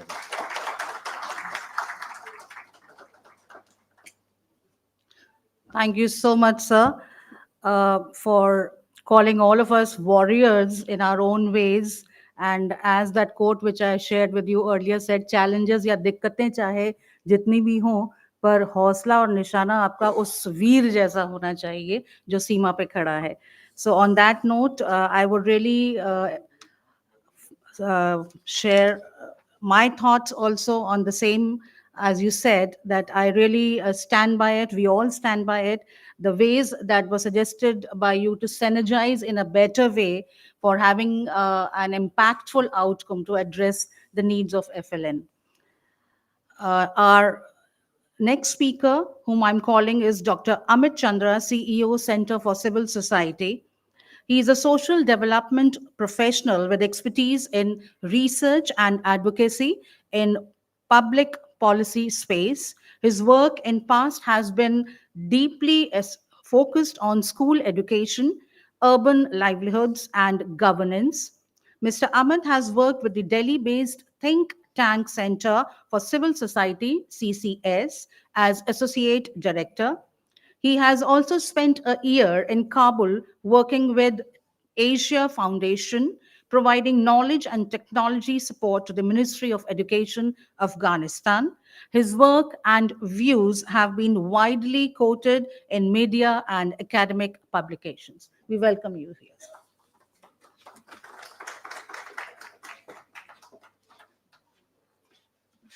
Thank you so very much.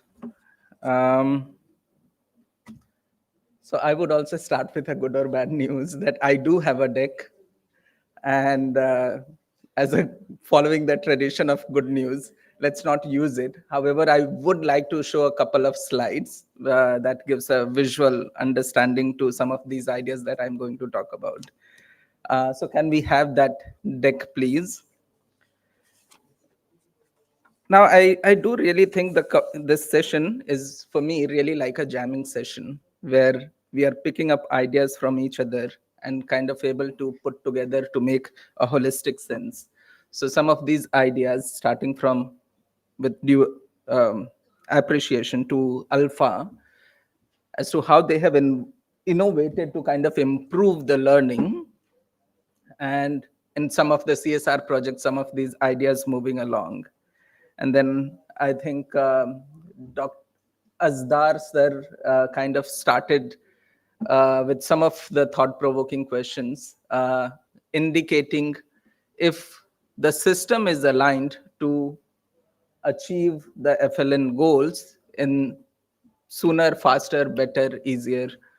And I think finally Sudarshan ji really has set the tone in the first session, which I think for this 2 days of conference should guide where the discussion is moving along.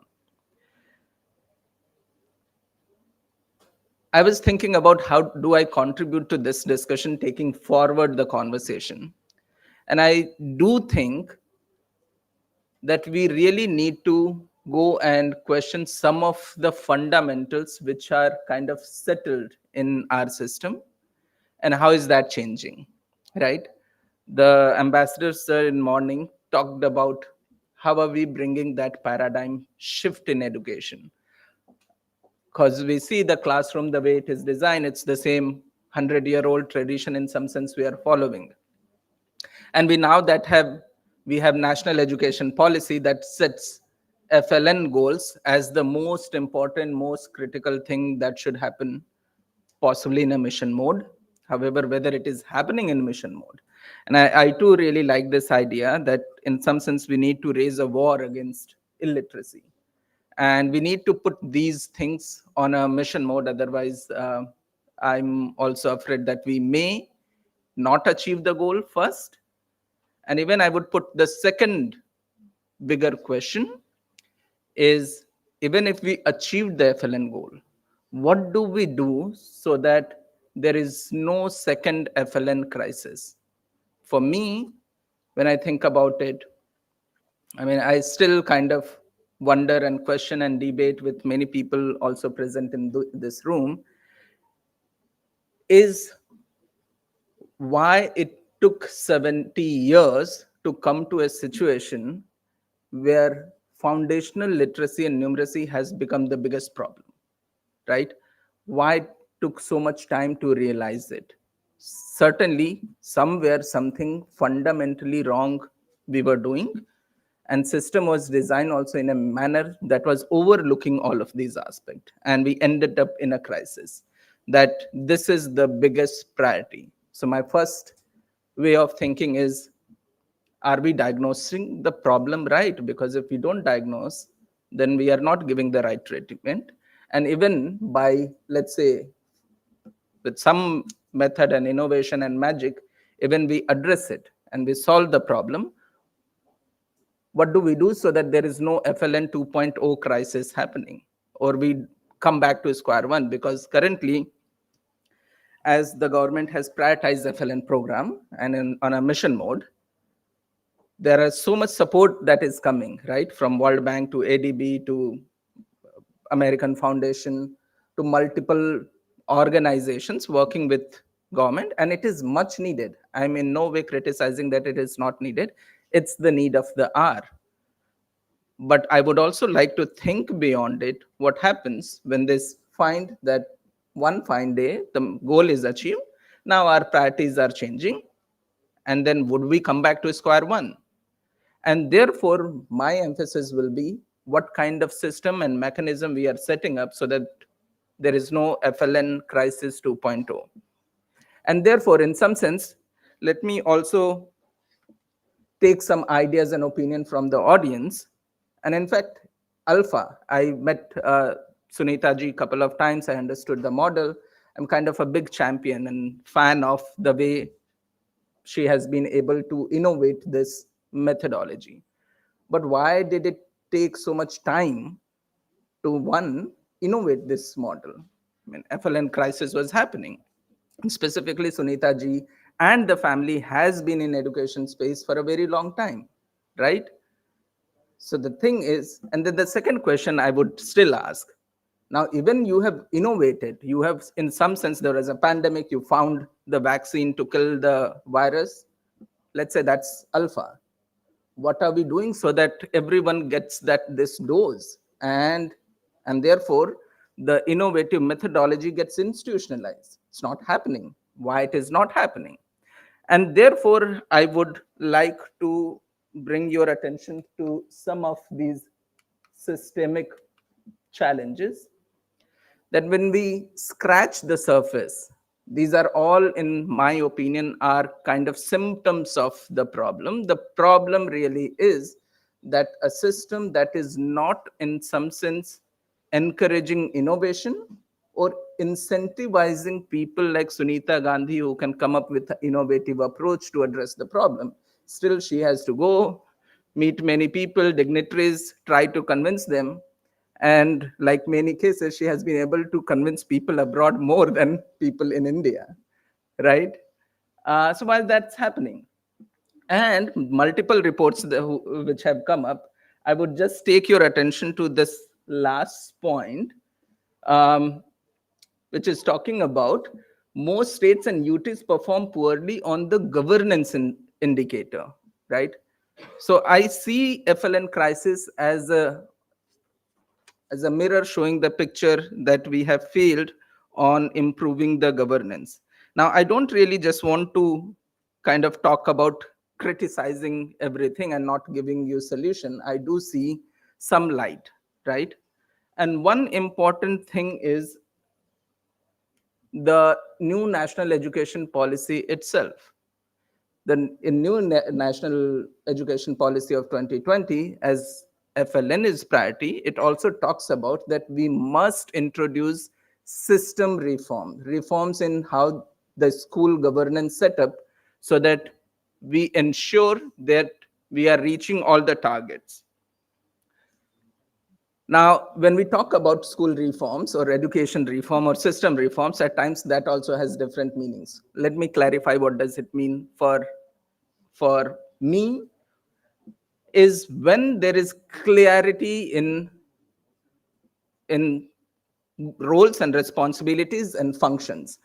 Why this sheet is important, if you look at that the Deputy Director of Education is also responsible for rulemaking, the same authority is also responsible for compliance and enforcement. And that is where the big hapla happens, right? Because you can put together multiple facts that covers up the failure of the system as well. And therefore, that leads to lesser of the transparency. Okay. I would also skip this basically and come here. So the system we have had so far is pretty much input centric, right? The ma'am in the morning talked about why we still say A for apple and we cannot at least think about with A or the sound of we can think about other things. Why so much of standardization? Why are we not able to personalize and give a personalized education to kids? Because this is how the system is designed. System tracks input, not the outcome. And therefore, the wonderful, credit that I would give to NEP, that first time in some sense it has recognized the problem and also is giving a solution.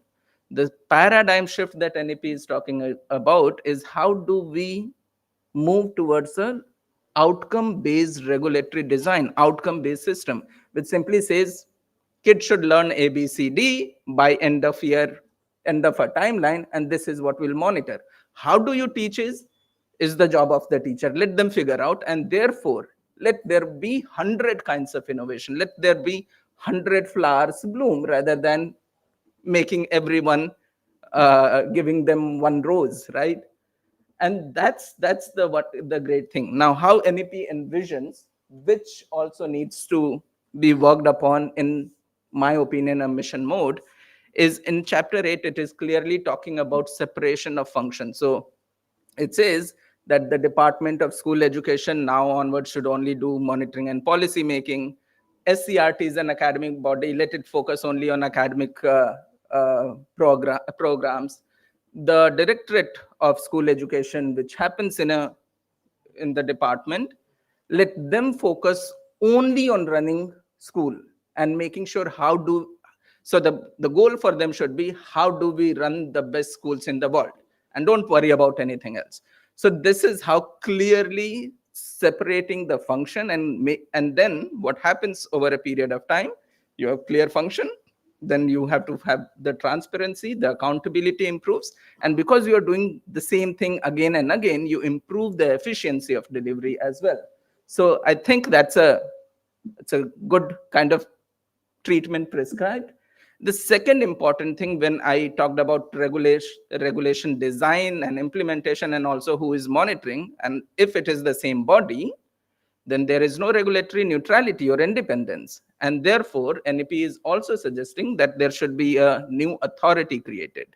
State School Education, SSSA, State School Standards Authority to be created, which should act as the neutral, independent regulator for the entire sector.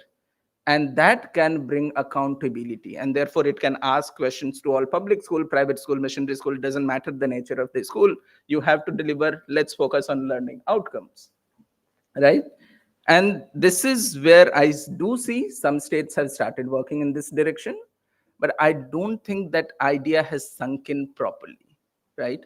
And I'm afraid if we don't do this properly, we would have FLN 2.0, 3.0, or 4.0 also coming in future. And therefore, this is a great opportunity, and I really would encourage and bring your attention to, we must work in a manner that FLN goals we achieve. And specifically, I would like to take attention to do this in a mission mode and war footing, as my previous speaker has identified. Why specifically? Think about the demographic change that is happening. There is a prediction by 2040, the population will stabilize and ultimately start coming down. We claim to have this demographic dividend with young population and all of that. Now that window is not going to keep open for a very long time. Roughly, we have only 20 years. And thereafter, the aged population would start increasing and the younger population will start coming down. And therefore, what we have is we have to make sure this young talent that we have is converted into a great human capital, which is well educated, well trained, high capacity, high performance, to kind of generate wealth and income for the country, which will also take care of elderly population. And you do have this window of only roughly 20 years available.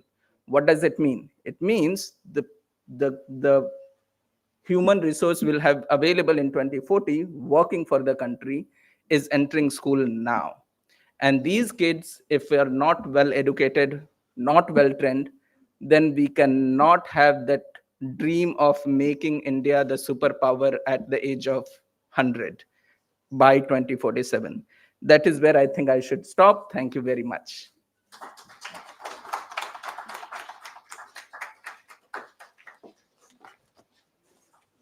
Thank you, sir. Thank you very much for sharing your views and insights and giving us at the same time an alert to this grave issue. Thanks to all our esteemed speakers for sharing their insightful thoughts and expertise during this session, which has significantly enriched our understanding of the critical importance of foundational literacy and numeracy. Before you are requested to move back to your seat, I ask and request Mr. Ashish Srivastava to do the honors of offering them a white shawl and a certificate on behalf of Devi Sansthan.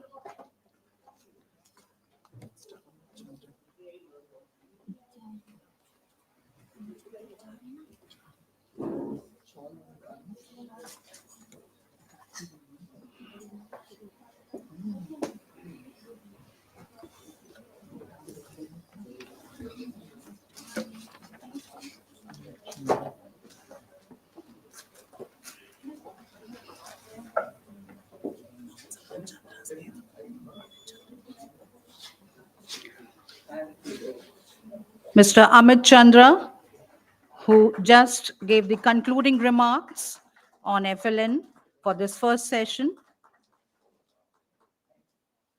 Mr. Sudarshan Suji, CEO, Bal Raksha Bharat. Thank you very much, sir. We are very grateful to have your presence here at this occasion.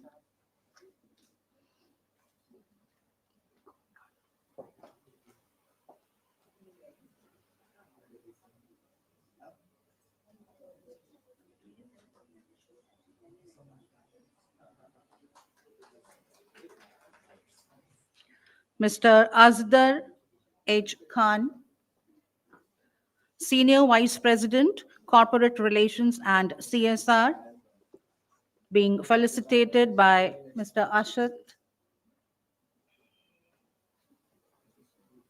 offering him the white shawl and the certificate on behalf of Devi Sansthan. Thank you very much, sir.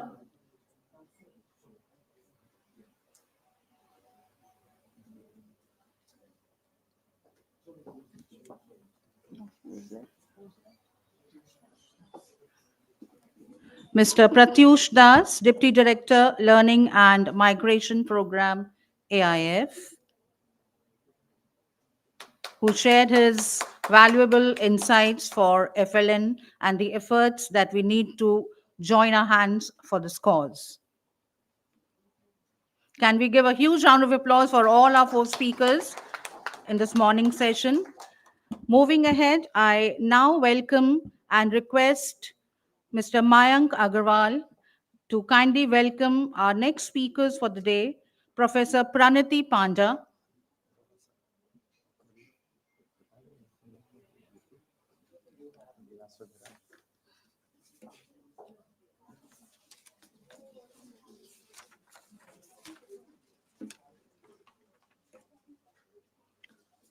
Professor Praniti Panda, Head, Departments of School and Non-Formal Education. We welcome you, ma'am, here.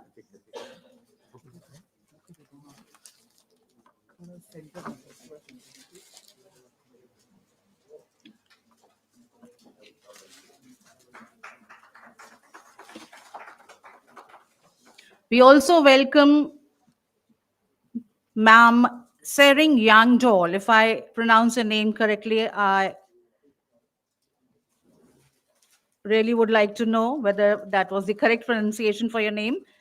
She is from the Education Diet Leh, all the way coming from Ladakh. So can we really applaud her presence over here? We welcome you, ma'am, very warmly. And next on board is Mr. Robin Sarkar, Project Director, Shiksha.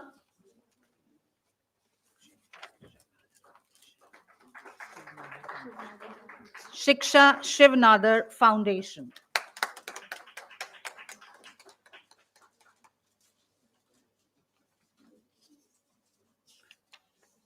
Thank you very much, Mayank sir, for doing the honors. Without much ado, I would now request the presence of Ma'am Sering Yangdol, Education Diet Leh, to come at the podium and share her views. Ma'am is a postgraduate diploma in higher education and has a certificate in guidance and counseling to higher learners. She has an experience of 23 years and is working as state training nodal officer as HOD Diet Leh since past 5 years. We most warmly welcome you, ma'am, at this occasion. Thank you. Very good afternoon. Dignitaries from the different department and organizer of Synergy Summit 2.0. Once again, very good afternoon. I will start my presentation from a Nipun song. Please play the song. It is translated and contextualized in local body language.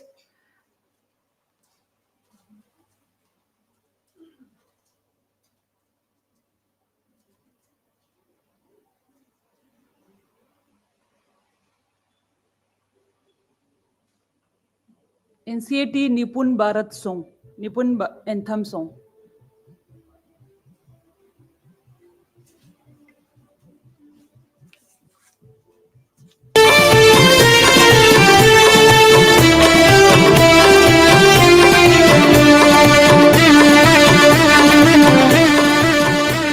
It's a video with songs, sir. Nipun anthem song. Yes, this one.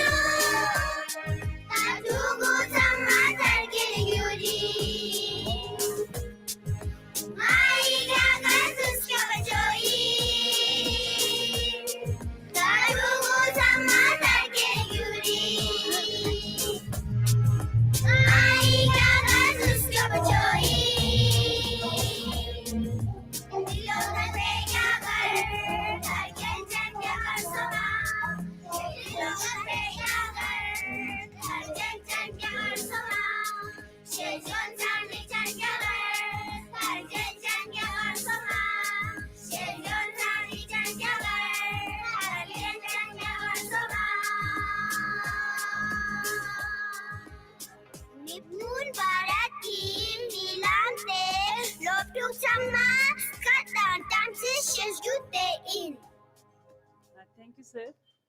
It is the NCAT. It is composed by NCAT, and we just contextualize in our local body language so that student can freely and enjoy song and sing in their schools also. Now I will start my presentation, sir. Please start my presentation.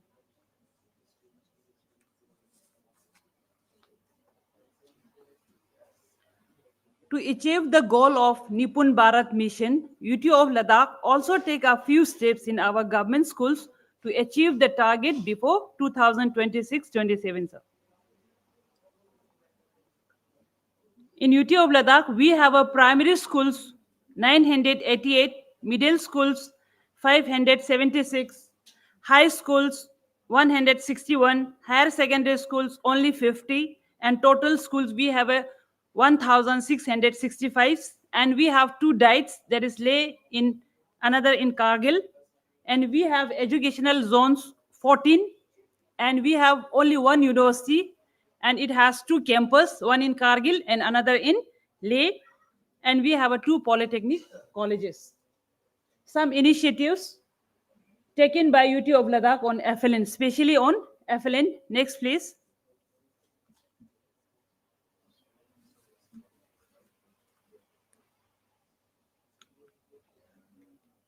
It's a view of Kargil, another district of UT of Ladakh.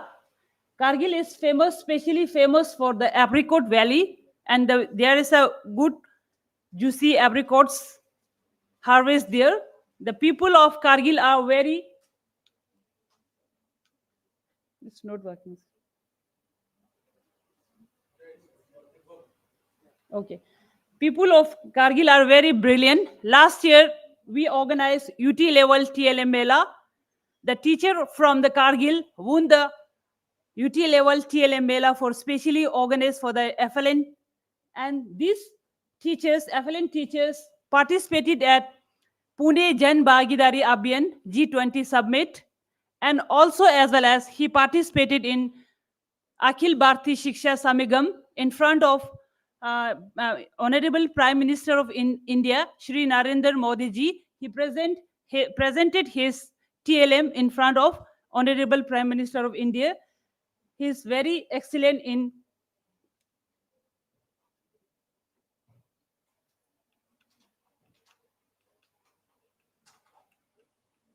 not forwarding, sir. Yes, we also launched a Vidya Parvesh. It was developed by NCERT. Before pre-primary schools, we also introduced Anganwadi centers. This is the one of the best practice in UT of Ladakh. UT of Ladakh Anganwadi centers are already co-located with the schools so that they have a good experience for the schools. It's already co-located in the schools, ma'am.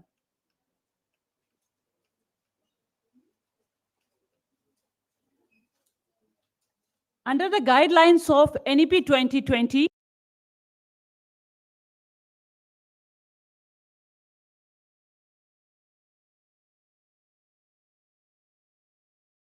NEP 2020, students are preparing and doing yogas and other good health and wellness programs in schools, ma'am. Please play it, sir.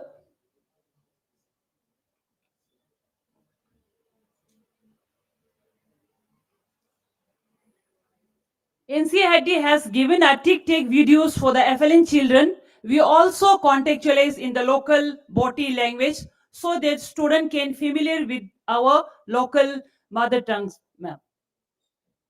And we also translated more than 100 tic-tac videos in 7 local languages, that is Boti, Urdu, Balti, Shina, Dardi, Purgi, and Zanskar.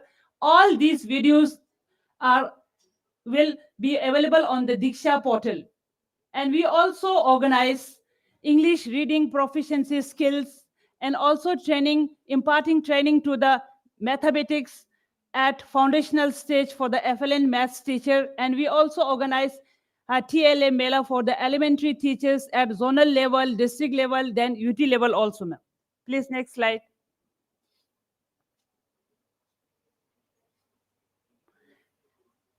According to the guideline, on the basis of guideline of NCAT, we completed Nishtha 0.1, 0.2, and 0.3. And these days, we are rerunning the Nishtha ECCE for the elementary teachers, for the government as well as private schools. We hope that all the teachers will be trained for the ECC so that our young generation in the nurturing the students in a very effective manner, sir. And as well as we translated folklores and NCFS in local Boti language so that all the stakeholders, all the young citizens, all the citizens can understand about the NCFS. And we are also looking for the contextualized of NCFS in a phased manner according to the guideline of NCAT, ma'am. And as well as we translated Jadoo Pitara. It was recently launched by the Honorable Minister, Union Minister of Education, Shri Dharmendra Pradhanji, and we also contextualized this in a local language. Please play the song.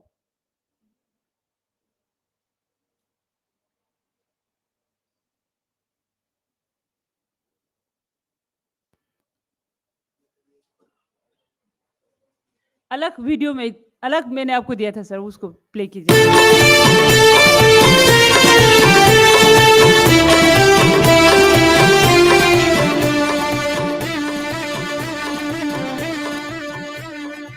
Chim chimgi achus karma, chim chimgis karma. Chim chimgi achus karma, chim chimgis karma. Tu kuni mi tulgis gamde lebdu. Tu kuni mi tulgis gamde lebdu. Mi tulgis gamino, mi tulgis gam. Mi tulgis gamino, mi tulgis gam. Mi tulgis gam.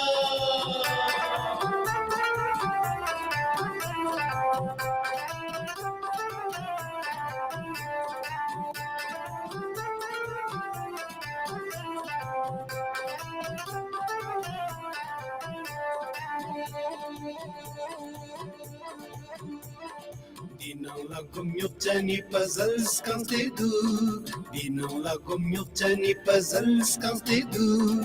Flash. Our students can freely and happily sing in their schools, sir.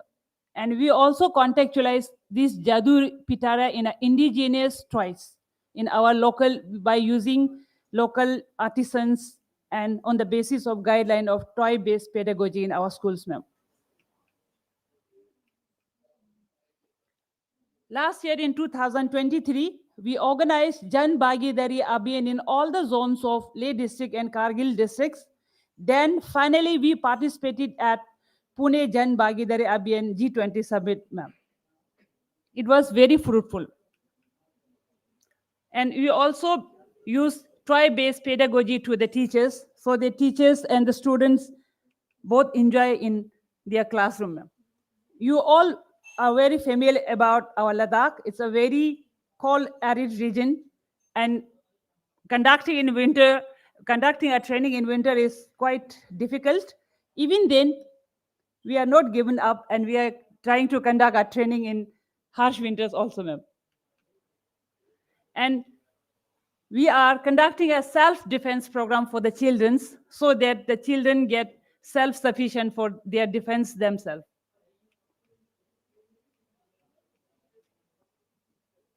And reading proficiency also.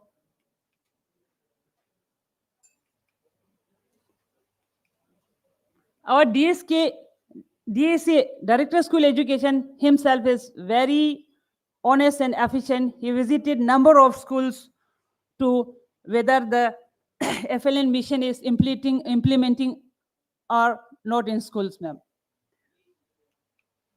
और हमारे लद्दाख में इस तरह से होते हैं ma'am, क्योंकि वहाँ पे लेबरर्स काफ़ी होते हैं.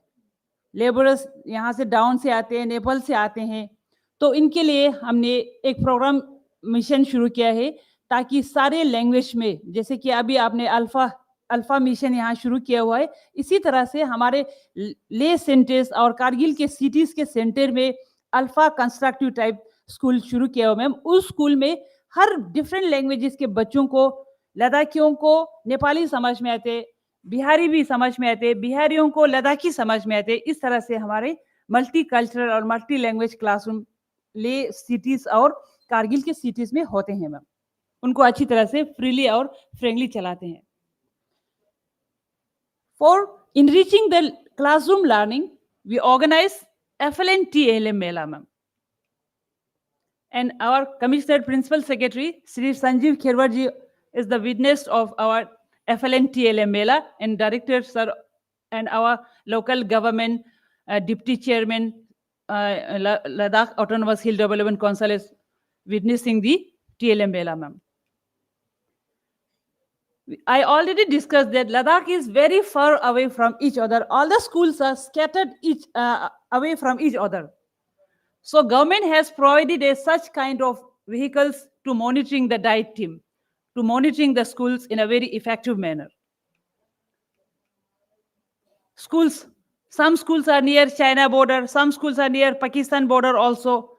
So reaching that school is quite tough. That is why government has provided such kind of Mahindra jeep, so that this kind of jeep can reach the far-flung schools, ma'am.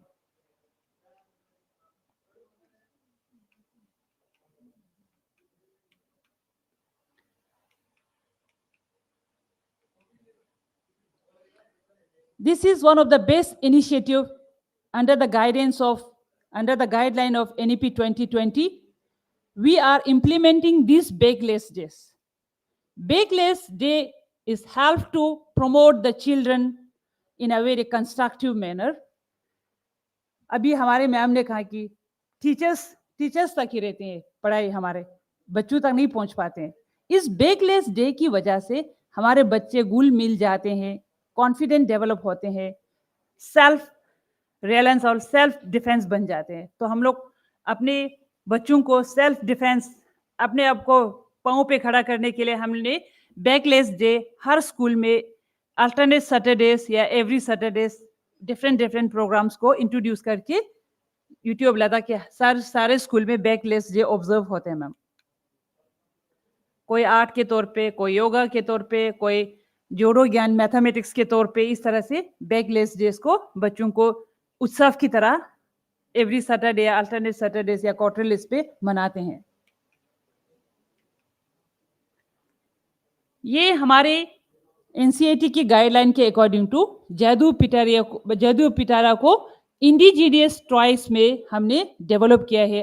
हमारे बच्चों को मान लीजिए elephants उन्होंने नहीं देखा है ma'am, train भी नहीं देखा है, तो हमने अपने एफएलएन के लिए स्पेशली इंडिजिनियस टॉयज पे महत्वपूर्ण दिया है, ताकि वो बच्चे 5th में पहुंचे, 6th में पहुंचे, उनको एलिफेंट भी पता चल जाएंगे, एरोप्लेन्स के बारे में पता चल जाएंगे मैम। तो फर्स्ट हमने इंडिजिनियस टॉयज से अपने स्कूल्स को शुरू किया मैम। एक्शन टेकन सो आप ज्यादा नहीं लेंगी, क्योंकि आप लोग देखिए सारे टीचर्स, डाइट फैकल्टी टीम्स दूर दूर दराज जाके एकेडमिक्स को चेक करते हैं, मिड डे मील्स को चेक करते हैं, प्रोग्रेस रिपोर्ट स्कूल्स के हर प्रोग्रेस रिपोर्ट को चेक करते हैं मैम।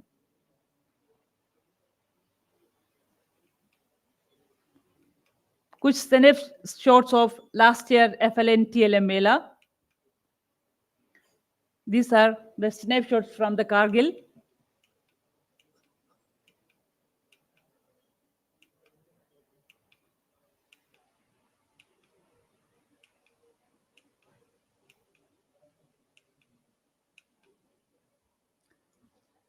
इसके साथ मैं थैंक यू कहना चाहती हूँ सर। और एक सॉन्ग प्ले कीजिएगा। हमारे यहाँ पे ले छोटा है लेकिन मल्टी कल्चरल और मल्टी लैंग्वेजेस में बिलोंग करते हैं सर। वहाँ पे बल्ती जबान में एक सॉन्ग प्ले करने जा रही हूँ, निपुण एंथम को मैम। एक सॉन्ग प्ले कीजिएगा सर। इसके साथ मैं सम अप करना चाहती हूँ सर। मैं विश करती हूँ कि 2026 से पहले हमारे लद्दाख के बच्चे निपुण बने। Sangmiga nor sangmino rebi luk lop luksi sambong thon moyo रिस्पुङ औनुक है रिस्पुङ औनुक है स्कतरिक शेसरिक सी सम्भव थनुमयो काखागा इन्ना एबीसी इन्ना बेशोक लोक चुप्पी सम्भव थनुमयो माटी हिंदुस्तानी निंग थोसगो चुप्पी Kaluk bendukti sambodhon moyo Palbisgang ako sundogayo So seyuli gothon mo gayo Palbisgang ako sundogayo So seyuli gothon mo gayo Yasangsi Hindustan Yashisi Hindustan, Strukmeyul Hindustan, Sumayul Hindustan, Mingthoshchan Hindustan, Rinthoschan Hindustan, Galukna Zomluksyofi, Gastrit Hindustan. Thank you so much, ma'am. Thank you so much. This is my end of presentation with this song. Thank you so much. Thank you so much, ma'am Youngdoll. बिन बूंदों के बारिश का एहसास कैसे होगा और जुनू हो दिल में जिसके ऐसा वो हताश कैसे होगा. Be whatever the circumstances, whatever harsh the conditions are, if this is the kind of dedication and determination among our teachers, among our educators, nothing is impossible. On that note, I request the presence of Professor Praniti Panda, Department of School and Non-Formal Education, to please come and give her presentation. She is a professor and head of the Department of School and Non-Formal Education, and also heading a dedicated unit of School Standards and Evaluation of National Institute of Educational Planning and Administration, New Delhi, India. She is currently leading a national program on school standards and evaluation, Shala Siddhi, a major initiative of Indian government for institutionalization of school performance evaluation in 1.53 billion schools in India. We welcome you, ma'am, to give your presentation.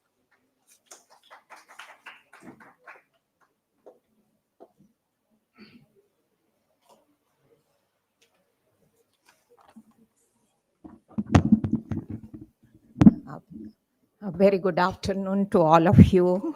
I'm indeed privileged to be part of these deliberations. I'm very closely associated with Geeta and Mr. Gandhi and know much more about the Montessori schools. It's my privilege to share something. Let me share also who we are and how we are participating in institutionalizing many national mandate for improved learning outcome. National Institute of Educational Planning and Administration is very, very unique institution, university, which is working from early childhood care education to the university and formal professional education. This is the one university in the country of this nature. We look at the education sector in the very continuum framework through the lens of policy, planning, strategic implementation, and outcome. Why I'm telling, when you look at any kind of policy mandate, we see from policy pronouncement to the outcome. And it's a national institution, so our focus is on the national perspective. We provide opportunities, like madam, we were there at Ladakh, and all the state agency, they participate with us, and we provide a platform for sharing their voices and innovation, acknowledging the diversity within. Friends, when we are talking about the foundational literacy and numeracy, we are talking about the children 3 to 6 years. They are the wealth of our nation, and we are talking about these children whose life we are constructing through our policy pronouncement. And I acknowledge greatly that we are at the opportune moment. We have strategic documents and recommendation in place along with the political will and investment. I'm not talking about cost, it is investment. So we have national policy on education, which is acknowledging greatly about the holistic development of children of this nature from 3 to 6 years. And when we are talking about holistic development, it also includes numeracy and literacy along with the, you can say, physical, mental, emotional, all development.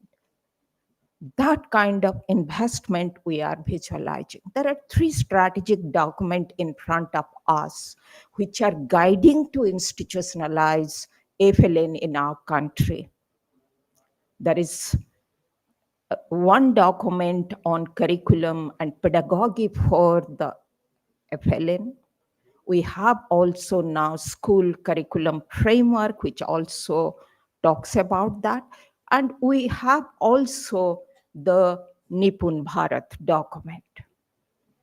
So what I'm trying to communicate is that when we are looking at the policy pronouncement and supportive document, we have enough knowledge conceptually how to address it. And friends, we need to acknowledge we are in the federal structure. And we have to reach to all children through government initiative, also as well as initiatives like the panel, what they discussed in the morning. It's a very, very collaborative venture to reach to each child of our country. So the journey of institutionalization and effective management of foundational stage, friends, first we need to understand how we are looking this concept structurally. Now, as per the policy, we are looking the backward acknowledgement of the extending schooling to the foundational stage. That means adding these 3 years, 6 years of education to the schooling processes. That structural arrangement is talking about the formalized education. Historically, possibly we were doing in a much more informal manner, but if we are focusing structurally in a formal manner, the way Madam was sharing, many of these are co-locating within the school. Second one, what we are focusing about the holistic learners, that means interpreting learners, interpreting a child and looking in the holistic framework, necessitating the whole interpretation of numeracy and literacy. Should we confine only to the reading, writing, or more than that? And third component, what we learned here, huge aspiration at one end of spectrum and other end, curricular, pedagogic, lot many shift within the structural arrangement. So it is pushing us to reframe, reconsider, revisualize the preparedness, how we are going to build each child of our nation. So the curricular perspective, pedagogic perspective, what this Devi Sansthan, that lady was presenting, the very classroom, the nature of classroom and shifting pedagogic practices and making every child a learner and learning more child-friendly and with a very simplistic, easy approach. There could be many, many innovative approaches available across the states, union territory. Friends, we need to document that. We need to capture the voices, share the innovation of the Devi Sansthan and many other amongst the stakeholder who are taking care of this sector. Further, I'm just looking at who are the people really engaged in institutionalizing, operationalizing this. It involves from the policy maker to a school teacher. And breaking in understanding, breaking in these pathways for effective implementation, possibly not allow us to achieve the FLN goals. So teacher is the main agency. If you would have observed the madam presentation, which we have been listening, the location of the place of learning, FLN learning by the children, and the kind of development happening outside at the national level, by the SCRT, by the diets, full of knowledge. But when we are looking at the peeping inside the classroom, processes, practices, possibly we are not achieving what we have targeted to achieve. How do we look at that? Enough strong pointers for feeling happy outside the school and not within, possibly some kind of change management, making the efficiency of that learning space either with the contextualizing curriculum, pedagogic practices could happen. Who are the people going to look at it? It is the teachers. We are in a very, very crossroad, friends. One hand, we are talking about Anganwadi workers. It's a service sector concept. Other end, we are talking about the teachers who are professional and who would be transmitting all this knowledge, curricular, pedagogical shift. What Devi Sansthan, they also said. Whether the teacher, human resources currently available enough to translate that. So there is some kind of, we are doing a lot of things, but we have yet to achieve many things, if I'm putting in that way. We need to reflect on certain data, but I'll not confuse with the data. But if you look at, we have nearly 23% Anganwadis within the schools. These are the relocation. And also the pre-primary classes or some kind of arrangement within the school, nearly 49%. And when I'm looking at the other aspect, how many students are really getting opportunities or availing these facilities all over the country, it is more than 19 lakhs children. There are, that someone was mentioning, 40 lakhs children are outside the ambit of this kind of education.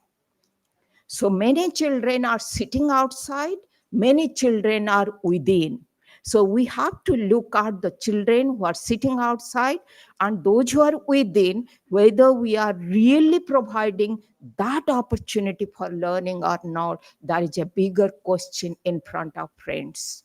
Possibly smaller initiatives and the benefit from the smaller initiative innovations are acknowledged to a greater extent. But when we look at the larger perspective, we need to really look beyond the looking glass. Friends, when I was looking at the data, what it is really telling us, there is huge regional diversity.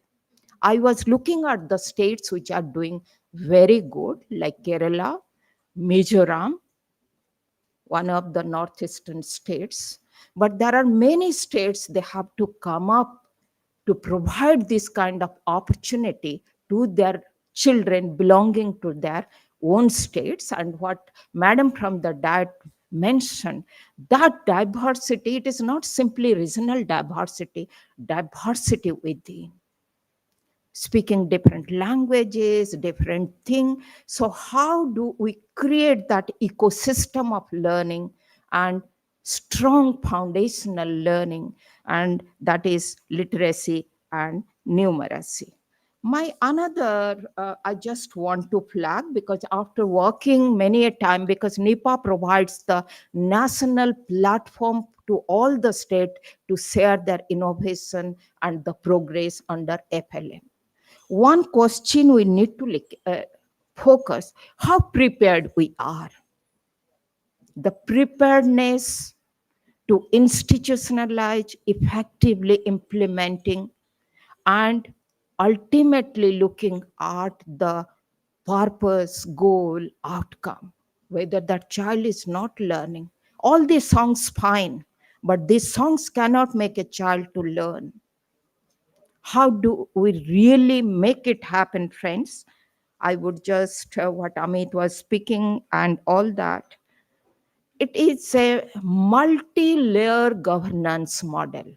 I'm putting it in other way. Who is taking decision make the system effective? Having political will, decision-making process, and how are the academia romanticizing the whole investment of implementation? It has to be practically practiced within the classroom. Possibly our, in terms of intervention, need to be so simplified. Someone talking in the morning, the kind of vocabulary we are using, the Anganwadi teachers, they are not comprehending, not assimilating those concepts to translate within the space of learning, whether you call it classroom, outside the classroom, somewhere. And second, friends, NEP has talked about early childhood, this pre-primary teachers, so on and so forth. Country is absolutely not ready. Manage with the workers, Anganwadi workers with class 10th, 12th qualification, invest through capacity development to achieve the very, very high goals for our children, 3 to 6 years.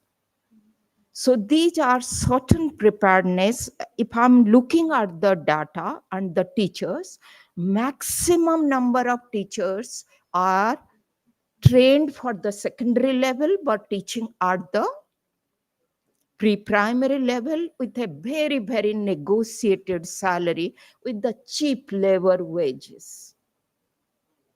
So one has to look at empowering teachers, investing on teachers, because at the India level, we have only 246 pre-primary teacher education institutions preparing 1 lakh teachers annually. Can you meet the demand of institutionalizing this foundational literacy and giving opportunity to the each child? Lastly, friends, what are the way forward? We have progressed a lot. We have created a very ecosystem of understanding how to go about it. Many innovations are happening through CSR funding, through NGOs. In one states, there are 20 to 30. But I do agree with one of the speakers in the morning. Very collaborative venture, sharing of the knowledge partner, participatory partner, and invest on the goal. Everybody cannot have their own goal and differential treatment to achieve the same. Diversity matters. But very collaborative efforts would definitely show us the pathways to achieve this target. Thank you very much for listening to me. And you are most welcome. What NIPA is working on foundational literacy, we have developed a very, very framework for planning and implementation. But the way I mentioned, the governance structures are different. Many a time they opt for the quick, immediate, simple pathways rather than sustainable one. Last word of mine, friends, scalability and sustainability would show us the result of Vikasit Bharat in 2047. Thank you very much.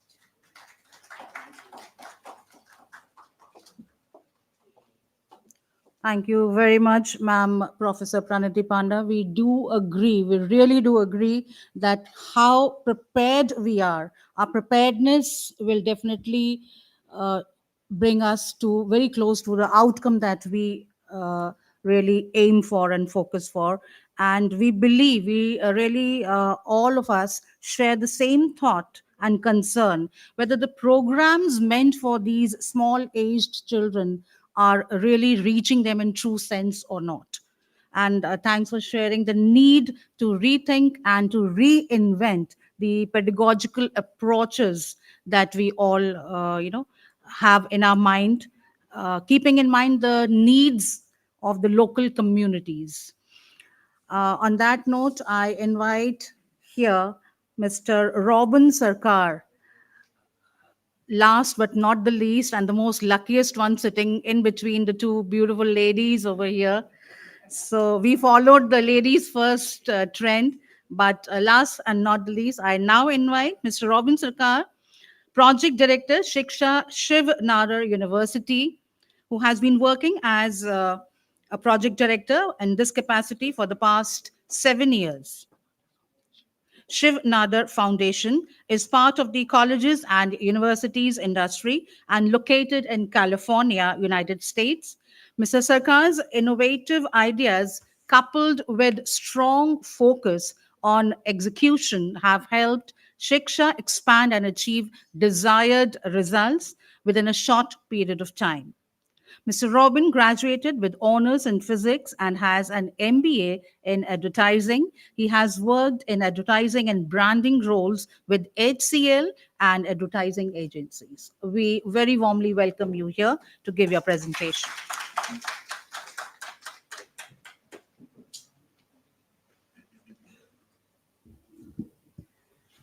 Thank you very much. First of all, I'm glad to know that Noida is shifted to California. I'm living in Noida, not California. No problem, it's okay. So when you are the speaker between lunch and yourself, you have great responsibilities in your hand. Is it okay if I speak in Hindi? आपको कोई problem तो नहीं है? अच्छा लगेगा? Thank you very much, क्योंकि हम लोग सुबह से बच्चों की बात कर रहे हैं और बहुत ही अच्छी अंग्रेजी में बात कर रहे हैं, तो मुझे लगा थोड़ा सा हिंदी का फ्लेवर भी देना चाहिए. हाँ जी, सरकार है, यस. हाँ, बट मेरा सरकार से कोई लेना देना नहीं है अभी तक. मेरा सरनेम है. मैं शिव नाडर फाउंडेशन को रिप्रेजेंट कर रहा हूँ यहाँ पर. शिव नाडर फाउंडेशन लिटरेसी और एजुकेशन के क्षेत्र में काफी काम कर रहा है, नॉर्दर्न इंडिया और पूरे इंडिया में भी. And within the Shiv Nadar foundation मेरा जो काम है वो शिक्षा इनिशिएटिव का काम है, what I am leading personally. शिक्षा इनिशिएटिव एक ऐसा क्या हम लोगों को प्रेजेंटेशन लोड कर सकते हैं क्या? शिक्षा इनिशिएटिव एक ऐसा प्रोग्राम हमने बनाया है जो कि आईसीटी, जो कंप्यूटर्स का इस्तेमाल करके, प्रोजेक्टर्स का इस्तेमाल करके हम लोग बच्चों के रूरल क्लासरूम्स के अंदर हम लोग इम्पैक्ट लेके आते हैं. ऑल्दो द शिक्षा इनिशिएटिव जो पूरा प्रोग्राम है वो काफी बड़ा है. मैं क्विकली आपको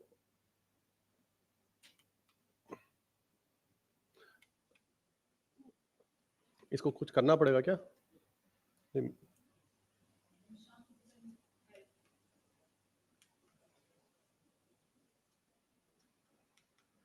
ओके, या. सो शिक्षा इनिशिएटिव पूरे एजुकेशन सिस्टम में अलग अलग लेवल पे इम्पैक्ट देता है. हमारे पास एलिमेंट्री प्रोग्राम है जो कि हमारा फाउंडेशनल स्टेज पे काम करता है, जो कि सिनर्जी 2.0 से बहुत रेलेवेंट प्रोग्राम है, जिसमें हम लोग 3 से 8 इयर्स के ऊपर काम करते हैं, जहाँ पे शिक्षा एलिमेंट्री, अनुबंध और रिमोट एक्सपेंशन डिस्ट्रिक्ट, जो कि आपके फाउंडेशनल एजेस के ऊपर हम लोग इम्पैक्ट देते हैं.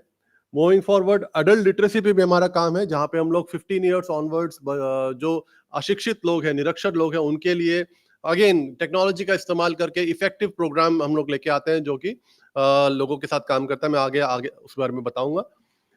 इसके अलावा जो सेकेंडरी एजुकेशन है उसके अंदर भी हम लोग काफी काम कर रहे हैं, जहाँ पे हम लोग एजुकेशन इम्पैक्ट, एकेडमिक इम्पैक्ट को इनहेंस करने के लिए कंप्यूटर्स और टेक्नोलॉजी को कैसे इस्तेमाल कर सकते हैं उसको हम लोग लेके आते हैं. And there are peripheral projects also जहाँ पे हम लोग साइंस लैब्स और अलग अलग मोबाइल वैन्स का इस्तेमाल करके कैसे हम लोग गांव-गांव पहुंच सकते हैं, उसके ऊपर भी काम कर रहे हैं। हमारा प्रोग्राम देखा जाए तो 26 डिस्ट्रिक्ट्स के अंदर फैला हुआ है, जहां पे 2000 स्कूल्स में हम लोग ये काम कर रहे हैं। क्या काम कर रहे हैं? हम लोग सारे एस्पिरेशनल डिस्ट्रिक्ट्स के अंदर भी हैं। हम लोगों के पास 8 जेल्स हैं जहां पे लिटरेसी प्रोग्राम का काम होता है। डिस्ट्रिक्ट जेल्स के अंदर जहां पे कैदी ही कैदियों को निरक्षर कैदियों को पढ़ाते हैं, और वो लोग जब जेल के अंदर आते हैं तो निरक्षर होते हैं, जब जेल के बाहर जाते हैं तो साक्षर बन के जाते हैं। ऐसे 11 जगहों पे काम होता है। और 2 स्कूल्स हमने अडॉप्ट किए हैं जो गवर्नमेंट गर्ल्स इंटर कॉलेज है, जहाँ पे हम लोग बच्चियों के ऊपर, छात्राओं के ऊपर काफी एम्फसाइज करते हैं कि उनकी एजुकेशन एक हायर क्वालिटी लेवल पे कंप्लीट हो। एंड हम लोग एनजीओज के साथ भी कोलैबोरेट करके आगे काम कर रहे हैं। जो अडल्ट लिटरेसी का काम है उसको हम आगे लेके जा रहे हैं। ये सारी बातें मैंने जल्दी जल्दी इसलिए बताई क्योंकि मुझे आपको बहुत सारी फोटोग्राफ दिखानी है। एलिमेंट्री प्रोग्राम, जैसे मैंने कहा कि elementary program rural government UP के जो स्कूल्स हैं, उन्हीं स्कूल्स के अंदर एक कंप्यूटर और एक प्रोजेक्टर के माध्यम से हम ग्रेड 1 ग्रेड 2 के जो पूरा फंडामेंटल एफएनएल का पूरा जो हमारा इंटरवेंशन है उसको हम लोग रोल आउट करते हैं करेंटली निपुण के अंतर्गत, मतलब निपुण प्रोग्राम जो चल रहा है उसके अंतर्गत। जैसे मैडम आपने कहा अपने स्पीच के अंदर की रिप्लिकेबिलिटी स्केलेबिलिटी बहुत इंपॉर्टेंट है, और हम सब लोग अलग अलग डेस्टिनेशन से अलग अलग अप्रोच से आ सकते हैं, लेकिन गोल एक होना चाहिए ताकि हम लोग सब उसी डायरेक्शन में काम करें जहां पे गवर्नमेंट, हमारी ऑर्गेनाइजेशन, हमारे सरकार और हमारे देश जिस डायरेक्शन में आगे काम कर रहा है। तो ये सारा जो प्रोग्राम हम लोग कर रहे हैं वो ऑटोमेटिकली अलाइन होता है जो गवर्नमेंट क्या करना चाह रही है स्कूल्स के अंदर।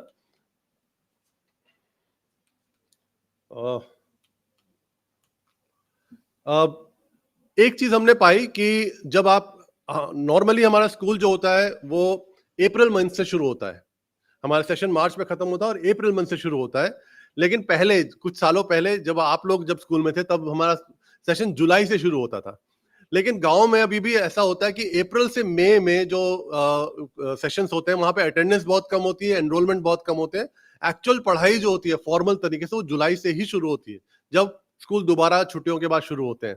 तो जो अप्रैल का जो ये मंथ है हमारा, अप्रैल और मई, यहाँ पे हम लोगों ने फंडामेंटल लर्निंग्स के ऊपर, जो बेसिकली साइकोमोटर स्किल्स जो बच्चों की होती है उनके ऊपर हमने फोकस करके एक उमंग प्रोग्राम डेवलप किया, जो कि आपको ये इंश्योर कर, क्योंकि ये जो बच्चे रूरल एरिया में आते हैं उनको कोई फॉर्मल एजुकेशन नहीं मिलती। जैसे मैम ने अभी कहा कि आंगनवाड़ी का जो पूरा प्रोग्राम है उसमें बहुत काम करने की जरूरत है। तो उस लेवल पे बच्चों को किसी तरह का फॉर्मल अलाइनमेंट देना, उनके साइकोमोटर स्किल्स को एक लेवल पे लेके आना, उनको सीधी आड़ी रेखा खींचने के लिए प्रेरित करना, कम और ज्यादा में फर्क दिखाना, ये सारा प्रोग्राम हम उमंग द्वारा करते हैं। ये एक उमंग की बुकलेट है और इसके अंदर पूरी एक्टिविटी बेस्ड लर्निंग के ऊपर फोकस रखा हुआ है, और इससे हम लोग आगे लेके जाते हैं चीजों को। रिप्लिकेबिलिटी स्केलेबिलिटी को ध्यान में रखते हुए हम लोगों ने ये पूरा जो प्रोग्राम है शिक्षा इनिशिएटिव का, जो पूरा आईसीटी बेस्ड लर्निंग का प्रोग्राम है, इसको टीचर के माध्यम से ही रोल आउट करा है और गवर्नमेंट टीचर के माध्यम से ही रोल आउट करा है। कोई एडिशनल आपको किसी रिसोर्स की जरूरत नहीं पड़ती है, वहां पर कोई एडिशनल किसी पैरा टीचर या फिर किसी कंप्यूटर टीचर के इंट्रोडक्शन की जरूरत नहीं है। जो आपका गवर्नमेंट टीचर है वो एक ट्रेनिंग करने के बाद इसको आगे लेके जा सकता है, और इसी को हम लोगों ने पूरे स्टेट लेवल पे एग्जीक्यूट करने की कोशिश की है। और ये एलिमेंट्री प्रोग्राम है, यहाँ पर हम लोग 2000 स्कूल्स में करीब 11-12 हजार बच्चों के साथ काम करते हैं। जब से हम लोगों ने काम करना शुरू किया है अब तक हम लोग करीब 2 लाख बच्चों को बेनिफिट कर चुके हैं इस एलिमेंट्री प्रोग्राम के अंदर। शिक्षा प्लस प्रोग्राम जो है वो हमारा अडल्ट लिटरेसी प्रोग्राम है, जहाँ पे हम लोग अडल्ट लिटरेट लोगों को काम करते हैं। जैसे, और ये भी सेम टेक्नोलॉजी का इस्तेमाल करके आप लोगों को निरक्षर से साक्षर बना रहे हैं। लेकिन द पॉइंट इज, आप जब स्कूल में काम कर रहे होते हैं तो आपको एक बिल्डिंग मिलती है, कुछ लोग मिलते हैं, एनरोलमेंट मिलता है, टीचर मिलता है। जब आप अडल्ट लिटरेसी में काम कर रहे होते तो आपके पास कोई इंफ्रास्ट्रक्चर नहीं है, कोई बैकएंड नहीं है। इनफैक्ट गवर्नमेंट के पास भी कोई इस तरह की एक सोची समझी स्ट्रैटेजी नहीं है जिसके अंतर्गत ये काम हो। अडल्ट लिटरेसी का पूरा काम वॉलंटियर लेवल पे किया जाता है, जहाँ पे एक वॉलंटियर जो कि 12वीं या फिर ग्रेजुएट हो, जो गांव में ही है, हम उसको ट्रेन करते हैं और उसके इस्तेमाल करके, मतलब उनको एम्पावर करके हम लोग एक बैच या 3 बैच चलाते हैं। हर एक बैच 15 लर्नर्स का होता है और ये बैचेस जो है 90 दिन तक चलते हैं। 90 दिन के बाद एक निरक्षर लर्नर साक्षर बन जाता है। वो पढ़ने, लिखने और व्यक्त करने में काबिल होता है कि अपनी बात खुद रख सके, पढ़ सके, लिख सके। ऐसे हम लोगों ने अब तक 86,000, ये एक्चुअली नंबर थोड़ा पुराना है, हम लोग ऑलमोस्ट 1 लाख लोगों को लिटरेट बना चुके हैं जब से ये प्रोग्राम 2016 से हम लोग चला रहे हैं। हम लोगों ने इसी दौरान करीब 2000 लोगों को ट्रेन किया है, जिन्होंने कभी कंप्यूटर नहीं देखा था। उनको हम लोगों ने ट्रेन करके वॉलंटियर्स बनाया और फिर उन लोगों ने वॉलंटियरी से लोगों को साक्षर बनाया और बाद में वॉलंटियरिंग खत्म करने के बाद उसी क्षेत्र में काम करना शुरू किया। It was an indirect employment but it was there. 540 ऐसे विलेजेस हम लोगों ने बनाए जहां पे अब कोई निरक्षर, आउट से पोटेंशियल निरक्षर नहीं बचा है। 540 ऐसे विलेजेस जहां पे पोटेंशियल निरक्षर नहीं बचा है, जहां मतलब कोई और जो भी पढ़ना चाह रहा था, हम सबको उनको कवर करके पूरा सैचुरेट कर दिया। वो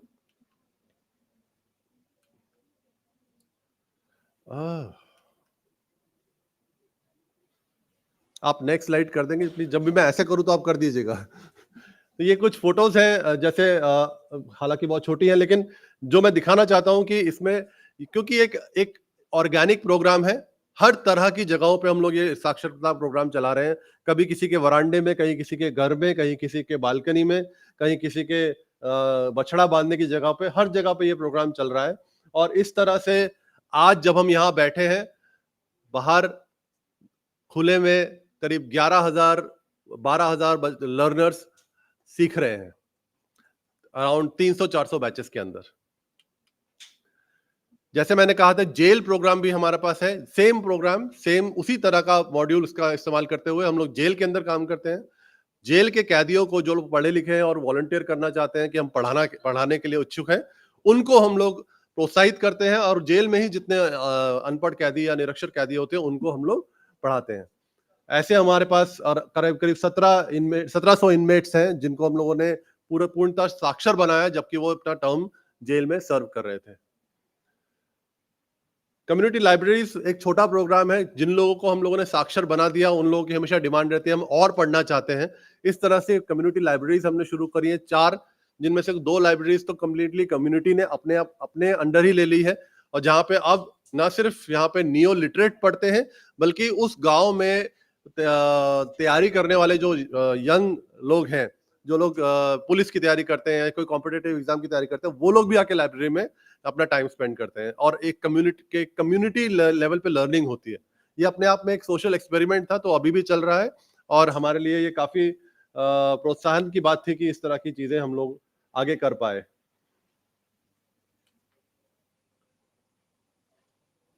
थैंक यू। शिक्षा किरण प्रोग्राम, जो कि एक मोबाइल प्रोग्राम है, जो हमने कोविड के टाइम पे शुरू किया था, जहाँ पे एक मोबाइल वैन का इस्तेमाल करके, अगेन क्योंकि मैं शिव नाडर फाउंडेशन से हूँ और शिव नाडर फाउंडेशन जो है वो शिव नाडर जी की अपनी पर्सनल फिलेंथ्रॉफी है। शिव नाडर जो कि HCL के संस्थापक है, HCL जो कि टेक्नोलॉजी कंपनी है, और टेक्नोलॉजी को हम लोग आगे लेकर आए, उसी एसेंस को हम आगे लेकर आए। हम लोगों ने एक नॉर्मल व्हीकल को मॉडिफाई करके उसमें एक स्क्रीन, स्पीकर, पूरा ICT अनेबल बनाया, और ये व्हीकल गांव-गांव जाके कोविड के टाइम पे जब स्कूल बंद थे तो उनको बच्चों को पढ़ाती थी। अब जब कोविड के टाइम नहीं है और स्कूल खुल गए हैं, तो ये आउट ऑफ स्कूल चिल्ड्रन को एड्रेस करती है। जो लोग बच्चे स्कूल नहीं जाते हैं उनको मोटिवेट करती है स्कूल में क्या क्या हो रहा है और उनको वापस स्कूल में भेजती है। तो शिक्षा किरण एक प्रोग्राम है जो कि बच्चों को भी और अडल्ट लर्नर्स को भी अट्रैक्ट करने के लिए हम लोग इस्तेमाल करते हैं। मैंने गवर्नमेंट गर्ल्स इंटर कॉलेज की बात की थी, जहां पर हम लोग बच्चियों के साथ एक इंटरवेंशन कर रहे हैं कि जो बच्चे छात्राएं हैं उनका पूरा एजुकेशन कंप्लीट हो। तो ये वाला जो प्रोग्राम है शिक्षा समृद्धि नाम का, इसमें भी हम लोग कंप्यूटर टेक्नोलॉजी का इस्तेमाल करते हुए न सिर्फ बच्चियों को अच्छी शिक्षा प्रदान करने का प्रयास कर रहे हैं, बल्कि उनको करियर के प्रति जागरूक भी कर रहे हैं कि कौन कौन से करियर हैं। ये जान के मुझे बहुत दुख हुआ था कि जब हम लोगों ने ये प्रोग्राम शुरू किया तो ऐसे रूरल बच्चों के पास सिर्फ 5 करियर की ऑप्शन अवेलेबल थी, जो जानते थे कि सिर्फ 5 ही तरह के नौकरियां कर सकते हैं। उनको पता था कि टीचर बन सकते हैं, IAS officer, police officer, lawyer, या फिर आप मिलिट्री में जा सकते हो, मतलब आर्मी में जा सकते हो। बस इसके अलावा उनके पास क्या क्या जॉब होती है, क्या क्या तरीके होते हैं, कुछ पता ही नहीं था। और इस तरह की चीजों को हम लोगों ने इंटरवेंशन के दौरान उनको एक्सपोज कर रहे हैं। अभी भी ये प्रोग्राम चल रहा है और हम आशा करते हैं कि जब ये प्रोग्राम पूरी तरह से प्रफुल्लित हो जाएगा तो हम लोग एक ऐसे जमात देख पाएंगे लोगों की जो कि पूरी तरह से जागरूक हो और क्या करना चाहते हैं फ्यूचर में उसको भी अच्छे से एब्जॉर्ब कर सकें और अपने पेरेंट्स को, अपने सोसाइटी को समझा सकें। हमारे प्रोग्राम इसमें इंफ्रास्ट्रक्चर भी हम लोगों ने इन्वॉल्व किया था। कुछ मैं आपको फोटोज क्विकली दिखाना चाहूंगा। ये पहले की वहां की लाइब्रेरी थी जो कि हमने इस तरह से बना दी है, अभी ये बन चुकी है ये लाइब्रेरी। फिर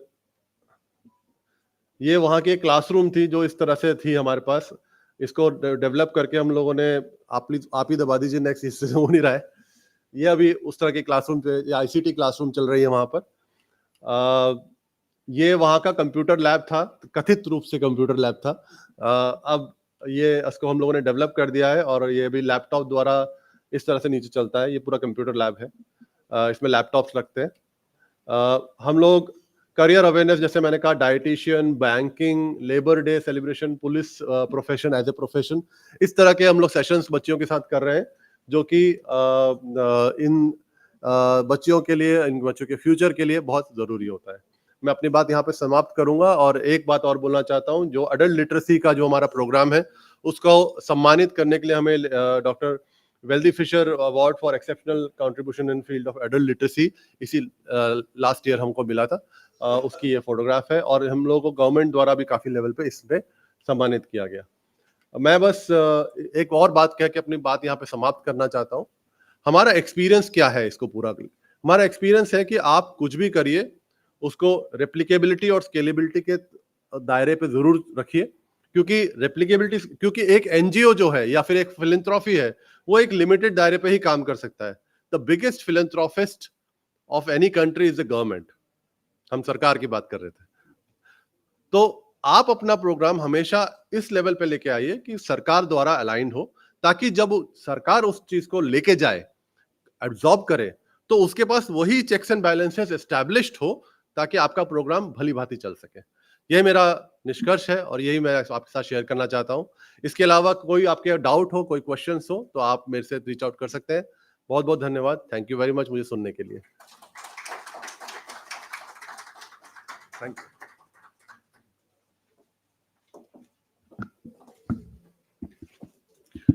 Thank you very much, Mr. Robin Sarkar, for sharing your experiences while implementing the adult education, the way we saw all the pictures that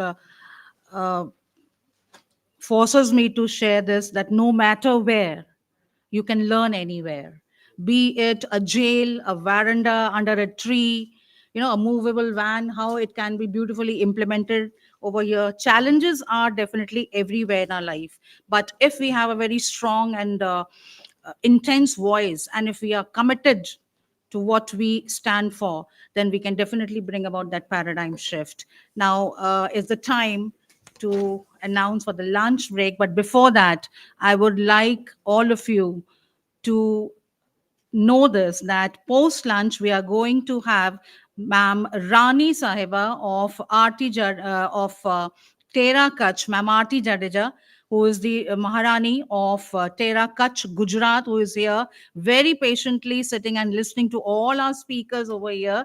We will be very privileged and obliged to call her here at the podium post lunch and listen to her experiences at Gujarat and about her initiatives and the school that she has set up over there, how it is running and what are the challenges and how we can again contribute our thoughts, put them together to bring about this change. And without doing further much ado, I invite all of you to the lunch here to enjoy this culinary journey together, and let the Flavors of friendship and collaboration infuse our conversations and create memories over this lunch. But before that, I request Mr. Asit Srivastav to please do the honors of honoring our eminent speakers in the second session here by offering them a shawl and a certificate on behalf of Devi Sansthan.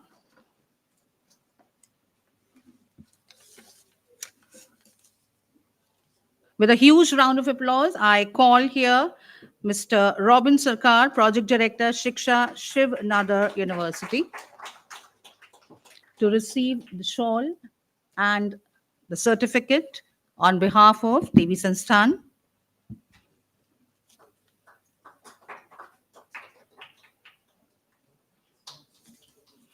We request Ma'am Yangjol to please receive the shawl and a certificate.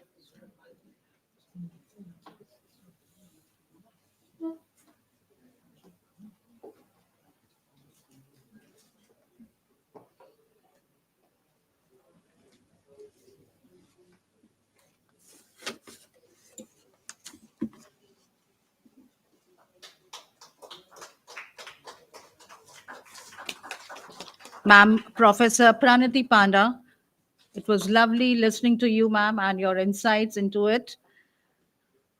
Department of School and Non-Formal Education, receiving shawl and certificate on behalf of Devi Sansthan.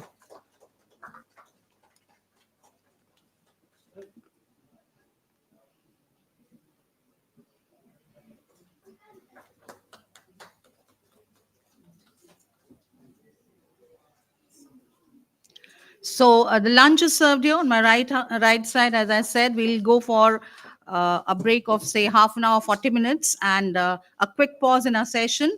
And post lunch, we'll be again joined by eminent speakers. But before that, it will be an honor to listen to Ma'am Aarti Jadeja, Maharani Tera Kutch from Gujarat.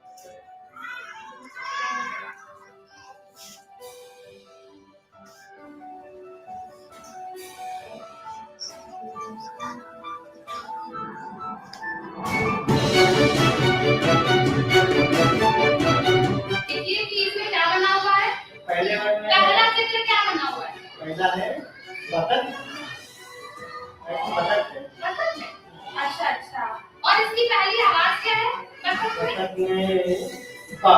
बा? अच्छा, और ये दूसरा चित्र क्या बना हुआ है? दूसरा है सपेरा। सपेरा देखा है कभी? हाँ देखा है। अच्छा, इसकी सपेरा का पहला ध्वनि जो है वो क्या है? सा। सा, गुड, वेरी गुड।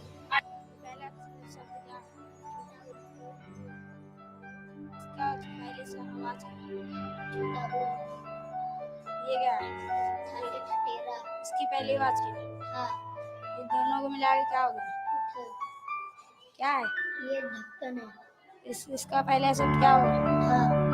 ये क्या है? कछुआ। इसका पहले वो इसकी बोली क्या है? इन दोनों को मिला के क्या होगा? Very good.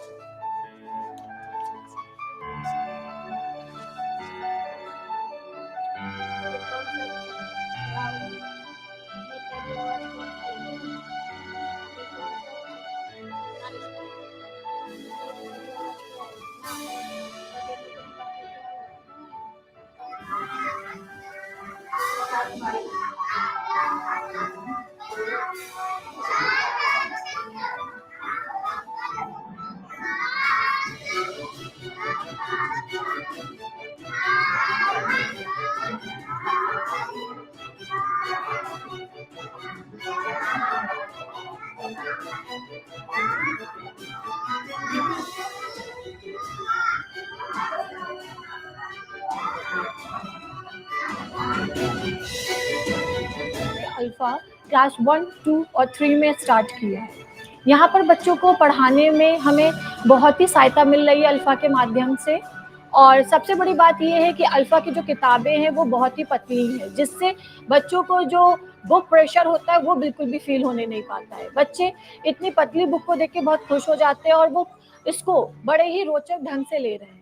अल्फा में बच्चों को नोन टू अननोन की तरफ ले जाया जा रहा है, उसकी टेक्निक को यूज किया गया है। बच्चे चित्रों को देखकर उससे वर्ण की तरफ बढ़ते हैं, फिर दो वर्णों को मिला के शब्द बनाते हैं। इसी तरीके से 2 अक्षर के शब्द, 3 अक्षर, फिर मात्रा की तरफ बढ़ते हैं। तो बच्चे इसको खेल खेल में और बहुत ही तीव्र गति से बच्चे पढ़ रहे हैं। हमें अभिभावकों से पता चल रहा है कि बच्चे इसको घर पर भी अप्लाई कर रहे हैं, वो अपने भाई बहनों के साथ में, क्योंकि इसमें पेयर स्टडी का यूज किया गया है, यानी कि बच्चों को जोड़े में पढ़ने को कहा जाता है। तो ये बच्चे स्कूल में जैसे उनको पढ़ाया जा रहा है उसी टेक्निक को वो घर में और खेल खेल करके वो बहुत ही अच्छे तरीके से पढ़ रहे हैं। क्या है? कछुआ। कछुआ का पहला अक्षर का। दोनों मिला के अब ये क्या है? चम्मच।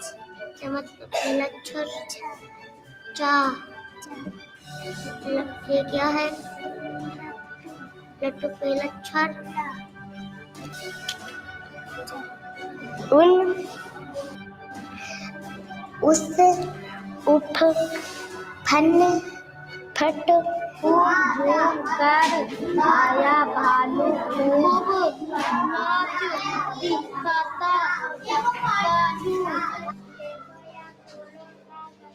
आओ मेघला आओ कमला, थोड़ा इसमें डालो पानी, तब महकेगी राती।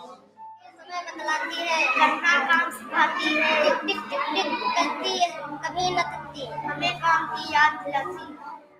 प्रशासन के सहयोग से NSS और NEC के कार्यकर्ता गांव और शहरों में जाकर निरक्षर लोगों को खोजेंगे, जिनकी पहचान के बाद उनके साक्षर बना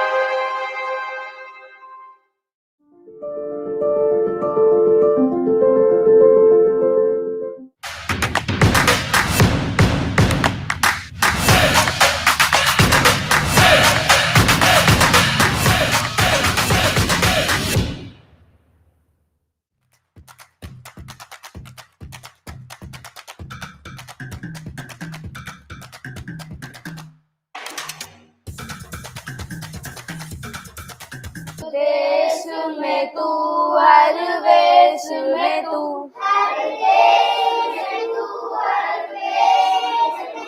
तेरे नाम अनेक तू एक ही है।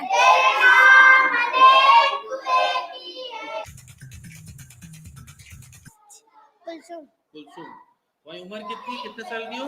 6 साल। पापा का नाम बताओ। टिंकू।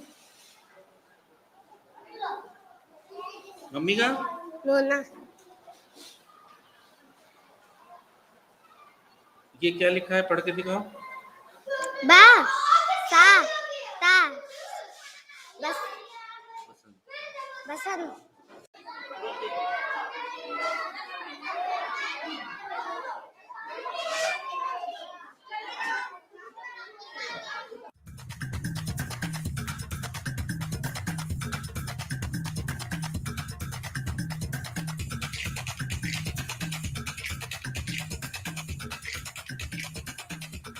किताब आज हम नंबर सीखेंगे। ये 100 को दिखाता है, ये 10 को, और ये 1 को। ठीक है, अब मैं नंबर बनाऊंगा, तुम बताना कितना है।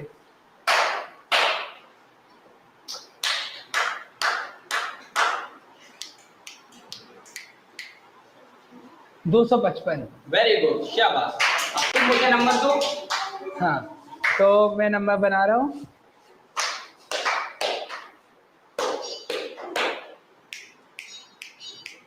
334। Very good, excellent. Thank you. अब बेटा, आप लोगों ने देखा हम लोगों ने कैसा किया। आप में से कौन कौन आना चाहता है, हाथ खड़ा करो। बेटा आप दोनों लोग आए।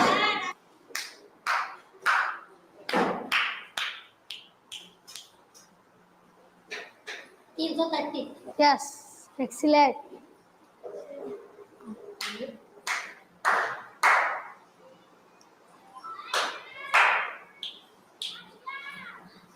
चार 422। सब लोगों ने देखा ना आपके साथियों ने कैसे किया। अब वैसे ही आप लोग भी आपस में पेयर में एक दूसरे से प्रश्न पूछ के जवाब दीजिए। ठीक है, चलिए बेटा स्टार्ट कीजिए। 432। सही है। 1 2 3 4 402। क्या नंबर हुआ है? 4।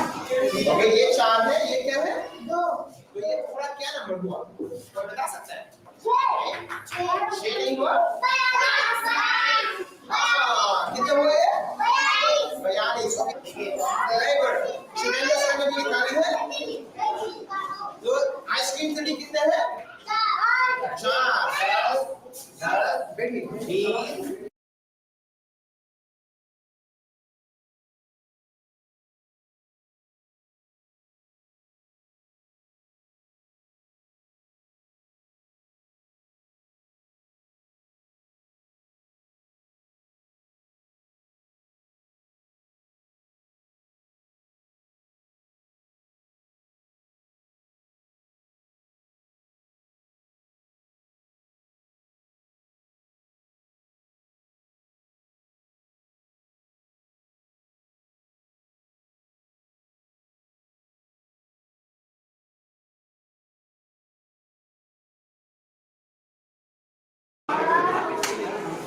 ये क्या है? ये घनाभ। घनाभ दिख तो नहीं रहा। घनाभ अभी बना के दिखाओ बना के। अरे अच्छा, ये घनाभ में कितनी साइड होती है? देखिए,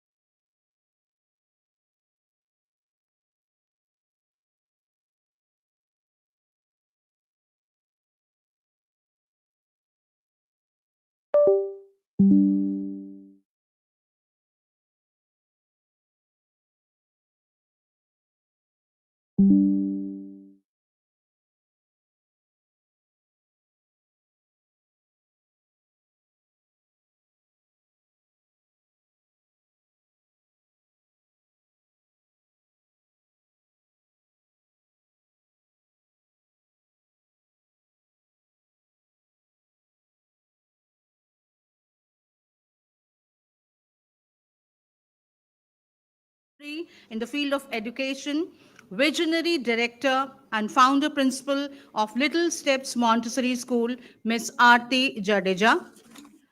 Rani Sahiba Aarti Kumari Jadeja hails from the royal family of Tera Kutch. She is a pioneer in innovative education and social work. Her contributions and ongoing work in the field of education, women's rights, and environmental conservation is commendable. She is the founder, principal, and director of Little Steps Montessori School, a prototype for the National Education Policy 2020. A visionary educator, Rani Sahiba, emphasizes on child-centric curriculum to a child-centric curriculum aligning with the modern educational principles that recognizes the importance of nurturing each child's unique qualities. By establishing a prototype of National Education Policy 2020, she has contributed to shaping the future of education in her region and potentially throughout the country. She is also a special educator, educational consultant, and career counselor, ensuring inclusivity and guiding students towards meaningful futures. Rani Sahiba Aarti Kumari Jadeja has inspired her community with her dedication to education, empowerment, environmental, and heritage conservation. We welcome you, ma'am, over here with these two lines. जो दिल के हो खूबसूरत खुदा ने ऐसे लोग कम बनाए हैं जो दिल के हो खूबसूरत खुदा ने ऐसे लोग कम बनाए हैं जिन्हें खुदा ने ऐसा बनाया है आज वो हमारी इस महफिल में आए हैं All yours.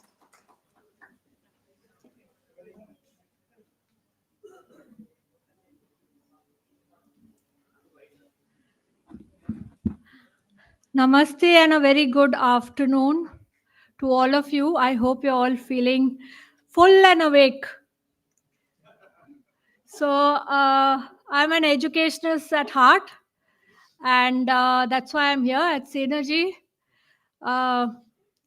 We live in Bhuj, Kutch, and somewhere Dr. Sunita Gandhi and me just connect at the heart and the mind and the soul with the child.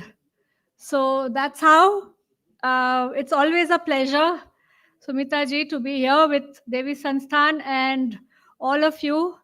And I hope and pray that Dr. Jagdish Gandhi gets well soon. It's a very, very difficult time for the family. And I hope he does get well soon. So I think I'll walk. So my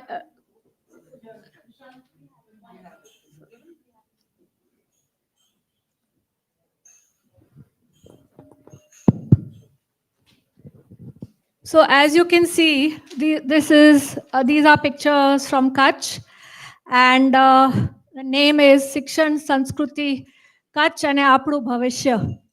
So the insistence on mother tongue. Apru Bhavishya is Hamari jo, I'll talk in mixed language because that's what I do back home because people don't understand English. So I use a lot of Kutchi, Gujarati, Hindi, जो भी जिसको समझ में आ रहा है. So how many of you are English literate? No English literate? Y'all are not? नहीं मैं पूछ रही हूँ इंग्लिश लिटरेट कौन है हमारे देश में बिकॉज कोई फॉरेनर्स नहीं बैठे हैं so common language in India is English and I think world over So that's where I'll just share with you my little life story. We started this school back in the year 2000. You can see some pictures from yesteryears. And it all started because of my son. As a frustrated mother who was in Bhuj, and there was no pre-primary education back then. And I was a Montessorian from Calcutta, done my training. And it was very disheartening to see that there was nothing for the pre-primary. Nothing of any sort of, nobody even knew that this kind of education exists in our country, not even the government. So when we went for permission, that's my husband sitting there, he ran around for permission, and they said, you write the permission for us, we'll sign and stamp it for you. And that's how the school started, because I refused to do anything without proper legality, and that's how it has been. So how does it flip? Okay, it's gone back. How does it go forward? I put it off. So I'm still a student, learning. Can anybody help?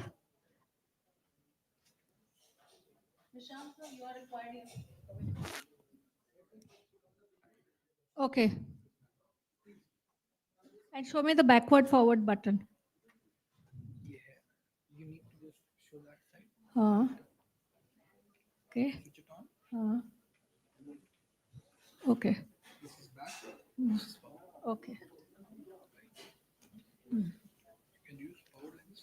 Okay. See, now I've got a good teacher. So if you get a good teacher, then the student's going to learn. So this is our vision. Our vision is to nurture and develop each child into a good human being who is courageous and compassionate, with the right values according to his age, his ability, interest, sense of inquiry, in a free, comfortable, caring, fearless, friendly, and healthy environment where joy and happiness have no bounds, without restriction of movement, with a positive attitude towards building self-confidence. We believe that a little progress every day adds up to big results. And this vision came about part because of the family I belong to, and seeing the world around me where there was so much of restriction, that Dandamar kind of education, where the child is only supposed to listen to the teacher and say 1, 1, 11 and 1, 2, 12, and there is no common connotation of what 1 tens means, or what is a number, or what is an alphabet. So it's just rote learning, writing, and moving on. So these are pictures of children working. We first build the fine motor and the gross motor. We work on the physical, emotional, whatever the holistic development of the child. And today I'm happy to share that we are a school going up to class 11. I started the pre-primary. We cater one-on-one. And over the years, I've just put some pictures so you can see the work which has gone in. And then we have the earthquake. So it just starts for a year and then we crash down. Lots of lives have been lost. And we pick up again and we move forward. And there's the first pre-primary conference which Dr. Gandhi invites me for. And I come to Lucknow and the whole world opens up. And there again, Ed Leadership. I was there for the first conference. And that's how my association started. And that too, the relationship has been a magical one. We met at a common relative's place in Baroda. And I was trying to go up to class 1. And I just refused to go up because I didn't believe in the Indian education system. And there is where Dr. Gandhi comes in with per books for my son. I told her that's very tough, the numbers, the alphabets, and he was a very playful child. He just refuses to sit and learn. So she gave me a set of per books. And then we progressed to Maxims. And today, since the last about, say, 20 years, I'm using her Global Me, her Inspire, and now so the Alpha. And I've already tried Alpha quietly after the last Synergy, and we've seen results at KG. So basically, innovation is there in every heart and every child, and we just curb the child somewhere and we don't let the child grow. So Little Steps Montessori School is about child-centric and super unique skills. Do you all believe that you've got super unique skills, or you're just like bhed bakri type? Everybody is unique and everybody is super. So we learn from each other. And there somewhere, I think as schools, majority as rote learning schools fail because it's one course and one curriculum for everybody. So well, what I've done, I've battled the system. And of course, with a lot of blessings from God, we're still surviving. It's 24, it'll be 24 years in May. And we work with multiple intelligence, creativity, critical thinking, and we work according to the need of the child. So jaisa bacha, vaisa curriculum. So there's no compulsion for everybody to do the same thing. So it's a lot of hard work from all teachers, and it's continuously, we're on our toes. We simplify everything. We work with special children. Ours is an inclusive school. We work with children who have LD, learning disorders. We work in mixed age groups. So every time over the 20 years, when I would bring in some new idea, it all came from the heart. And somewhere there, I would get the community, the probably other educationals telling me, you're mad. You can't do this. They have to write and they have to study and they have to perform, give exams. So our school has a flexible routine. It has a flexible timetable. It doesn't follow anything of the typical education system. We work with the learning styles of the children. They problem solve easily. We saw that in Corona. They just adapted so beautifully. They don't get perturbed with any situation because ours is a area which is calamity prone. We have a resilient community, and so we expect the children to bounce back after a cyclone or a storm or a flood. Temperatures go up very high. We work through the heat, and technology is poor, but now of course Kutch is opened up, and we work with life skills, building life skills. Children work at their own pace. They're never rushed. On a one-on-one, atmosphere is flexible, curriculum is flexible. We have a continuous curriculum. We do a lot of hands-on, as you saw in Alpha. That's why somewhere we connect. There's passion and so holistic learning. Because of this kind of... So here I am last year with Dr. Abdullah Rashid and Sunita Gandhi. And because of this work, somewhere when the NEP came out and it came into my hand, we just became a NEP prototype school. And we survived in Kutch. So these are the similarities. I won't go into each detail because now you get the gist of the school. Even the vision of the NEP matched with our vision. So this is how NEP is working towards child-centric individualized learning. It proposes, we've already done that. Sustainable development goal with inclusivity, we've done that. Out of the box, our school is totally out of the box. We have a program which we've developed for language. So children from the age of 3, they learn Sanskrit, Hindi, English, Gujarati, Kutchi. English is a foreign language for them. Most of them are first generation learners. And so it's a marathon task, but by the time they are in 6th standard, they are fluent in all languages, able to read and write and speak.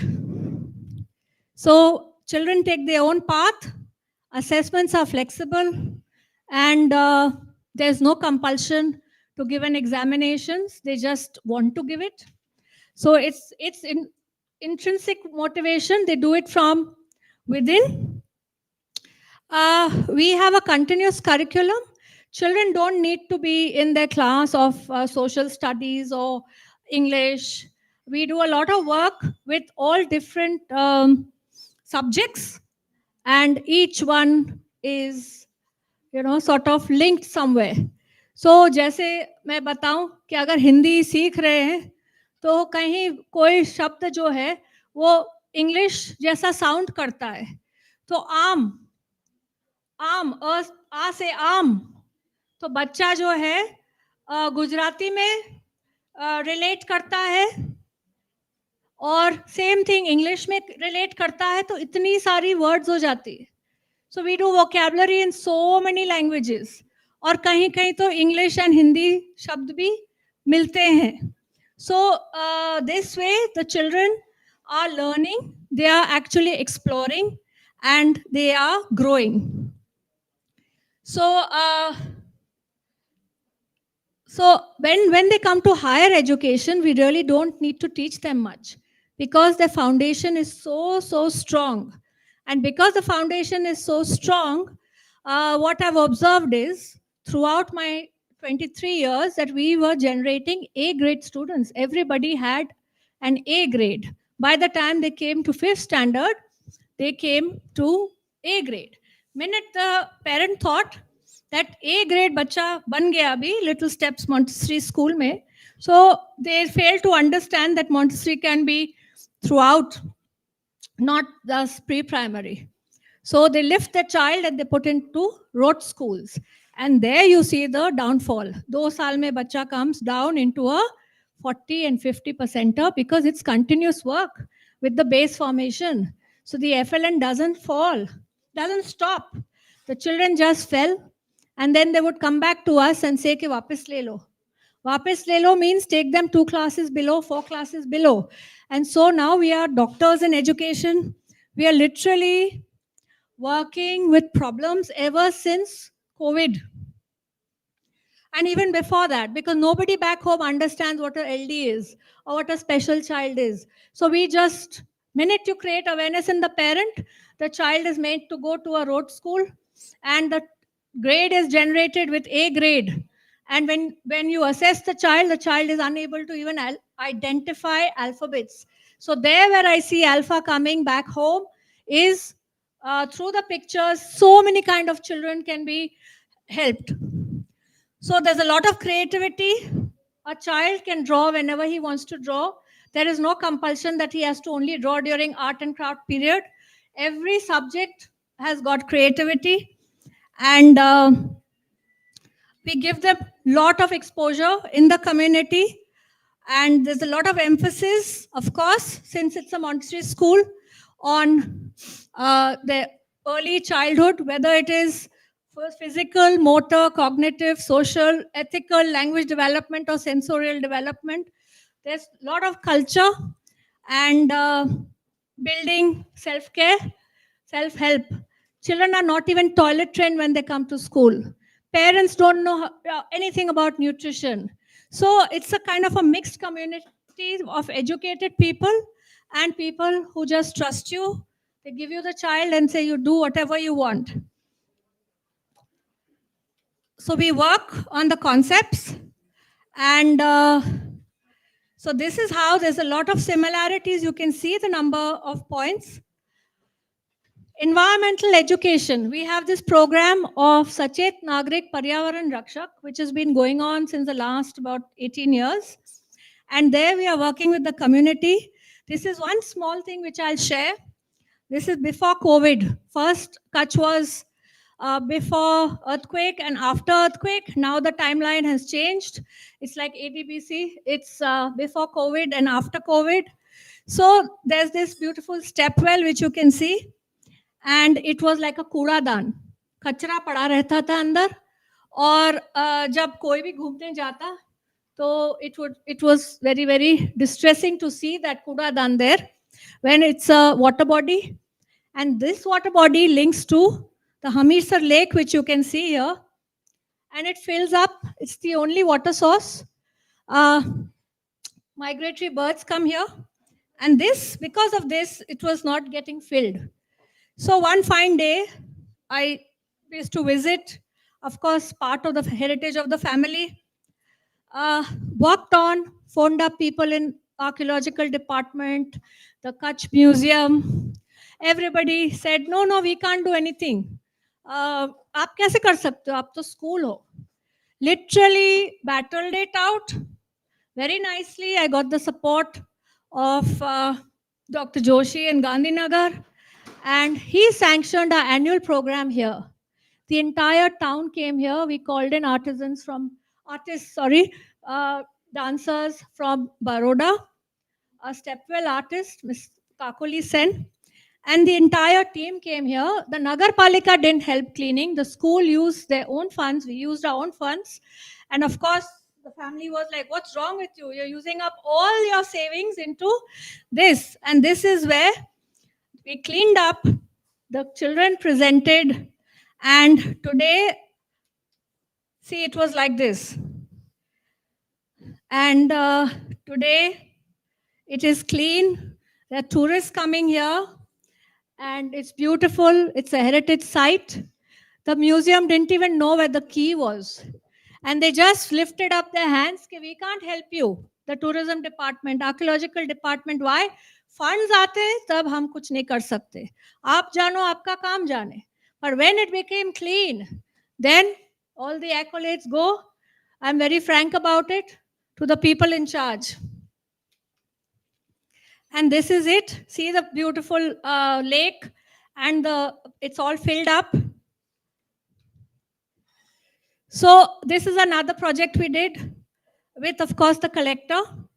And the Rajkot municipality wrote to us, felicitating us, congratulating us. They banned plastics, and the collector changed, and the plastics came back, and the garbage condition was the same in the town.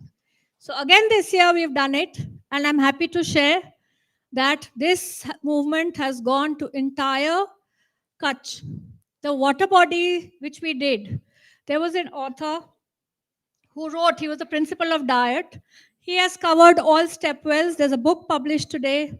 All the step wells are getting recharged in Kutch, and this is what a little small school can do. So when so many like-minded people are there, why can't we change the effluent situation in our country? We go around teaching composting to the community, whether it's in the temple or the community, around the bazaar, सब जगह जाके बच्चे सिखाते हैं. छोटे बच्चे, बड़े बच्चे नहीं है. नहीं तो ये सब काम 9th up से स्टार्ट होता है. हमारे तो 2nd standard चालू हो जाते हैं. And they go around telling their neighbors and community. So this is out. You can see that camel cart and ऊंट गाड़ी पे चढ़ के पूरा carnival and moving around. And so we get a lot of visitors who support us. And this lady had come in from London, teaching the children to recycle. So we teach them sustainable living. And there you can see we've got our psychologist who's on our board. She's giving a lecture on LD. This is how these are little things which children make, and they learn how to live sustainably. उनको बहुत ज़्यादा चिंता होती है कि रास्तों पे कुत्ते और गाय, दिल्ली में शायद नहीं दिखे, पर हमारे वहाँ तो बहुत कुत्ते और गाय दिखते और पपीज होते. तो ठंड में क्या होगा उनका? कुत्ते मर रहे हैं, गाय मर रही है. What is happening? Why can't we build shelters? तो अब बच्चे रोज आके, they have one disturbed question which comes to me. And there is where I feel very sad as an adult and as an educated adult, is living there with the government, with funds coming in. क्यों कुछ नहीं हो रहा है? Now I'll talk to you a little bit about disruptive education. जब बच्चे वापस आए after COVID, तो सहमे से थे, रो रहे थे. Many of them had forgotten to speak, especially first timers who were coming at pre-primary level. They were not being able to speak. Unki bhasha, language had not developed because they were born and during that year, and when they first time came to school, they were at a back footing. The parents had not worked onto it. तो बच्चा बोल ही नहीं रहा था. It took us about 2 years to get the child up to his age level in communication. Children had forgotten to read and write. They had forgotten to write. Even older children like 14, 15-year-olds. They are still battling right now. Abhi bhi mushkil ho rahi hai to write a page. They don't want to write. So we have changed everything from assessment into oral, hands-on, and nahi likhna, it's okay. You'll have to do it ultimately. But when you pressure them, then they don't complete work. So we've changed many things within the classroom scenario. When they came back, we had to work with clay, with sand, to see that their pincers were moving, they could hold a pen. नहीं तो बच्चा जो है वहाँ बैठा बैठा, he would be just blank. Say everybody had a attention deficit problem. They just couldn't concentrate. So we worked with that. Plus, they were very worried. मेरे को ऐसे questions आते थे कि मैम डायनासोर्स एक्सटिंक्ट हो गए ना, तो हम भी एक्सटिंक्ट हो जाएंगे क्या? What is the meaning of extinct? The depth of death and life nobody understood. Small kids, class 2, 3, ये आके पूछते थे सवाल. So we had this Princess Alia Babi of Balasinor, जिन्होंने set किया है Dinosaur Park in Balasinor. So she came on very nicely. We had a Zoom session. She took the children around the entire dinosaur park, explained दुनिया कैसी चालू हुई, दुनिया कब खत्म हो जाएगी, ये कोरोना तो सबको खा जाएगा. And we had so many families who had lost people. And it is like, it's giving me goosebumps to see those children. When we saw their faces, they were worried and sad. So we did a lot of work with that. And when they heard about extinction, they understood. We did the good and bad of corona, and it brought them back gradually. When they were locked up in the house, we celebrated Earth Day. They started valuing the nature around, because Kutch is beautiful. Of course, industrialization is coming in rapidly, but it's still very beautiful.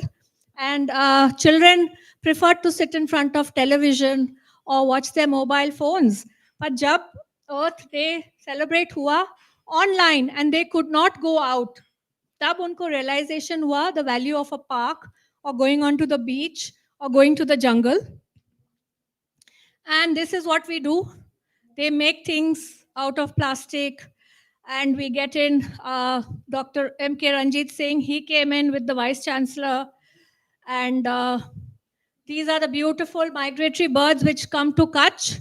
And because of industrialization and of course insensitivity on the part of many, it's becoming a worst case scenario. So we continuously work towards the environment. And this is a different kind of timetable which we did during COVID due to disruption in education. So we did only specific things, especially focusing on FLN. And we had classes like culture and explore the world and things like that instead of English, history, geography. And this is a minister who sent us a congratulatory note when I put out NEP 2020 prototype school. And these are some moments from Korea and from Dr. Gandhi's events during Corona. And here, so, and of course the Global Dream booklet, which is very, very precious. And I think it's very, very precious for each child and each teacher. And I think the gentleman is not there who said pre-primary teachers are underpaid. All teachers are underpaid. Teachers should be the first citizens of this country. After Corona, they gave rebates, flights were giving rebates to nurses and doctors. What about teachers? They were the crusaders keeping your child mentally sound. Otherwise, most of the children would have mental and emotional problems. I'm also a special educator, and I work with a school for the underprivileged with hearing impaired children, cerebral palsy, mentally retarded children. And wahan par I've given them Alpha and Gujarati to try out, because when hands-on material comes, how you gave that example of a hearing impaired child, it does wonders because they use their sight and they don't need to hear. So this is the latest. I studied as I went along, building the school. So I was a graduate. I did my B.Ed, my master's, my special education, and during the Corona time, I did career counseling. And why that? Why that, do you think? Do you think FLN is connected with careers?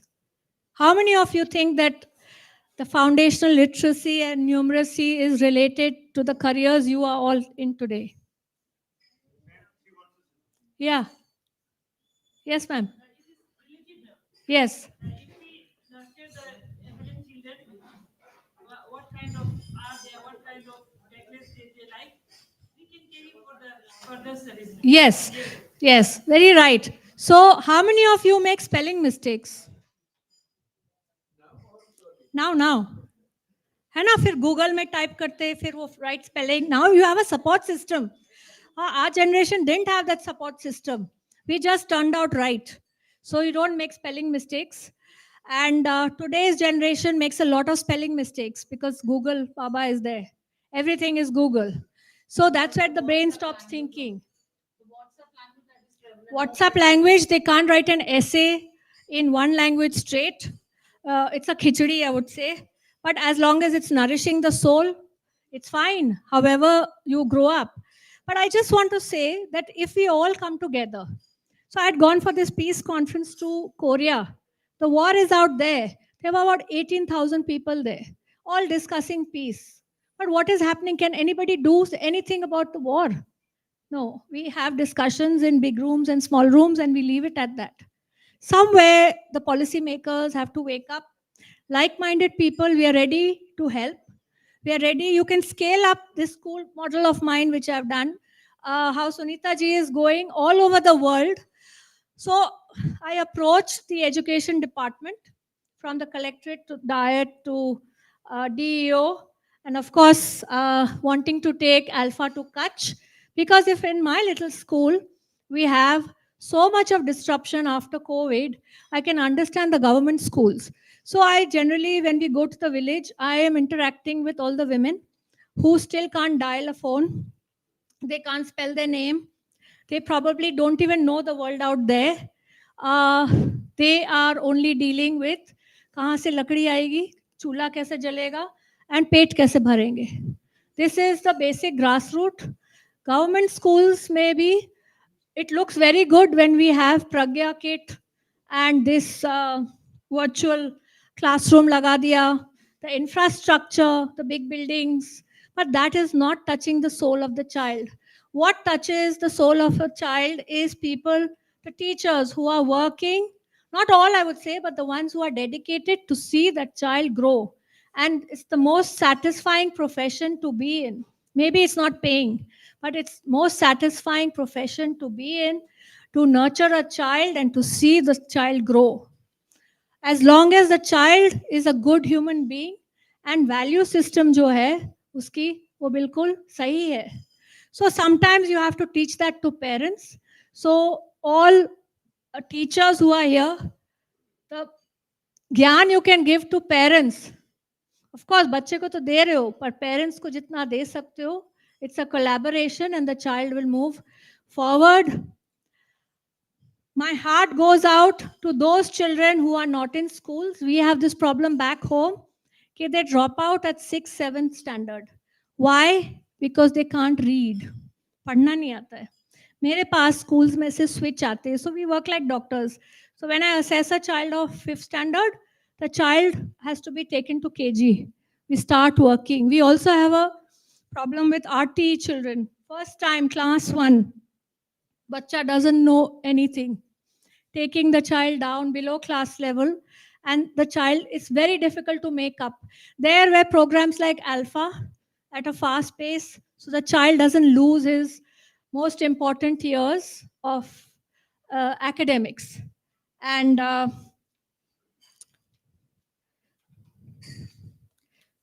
so I believe everyone is a winner.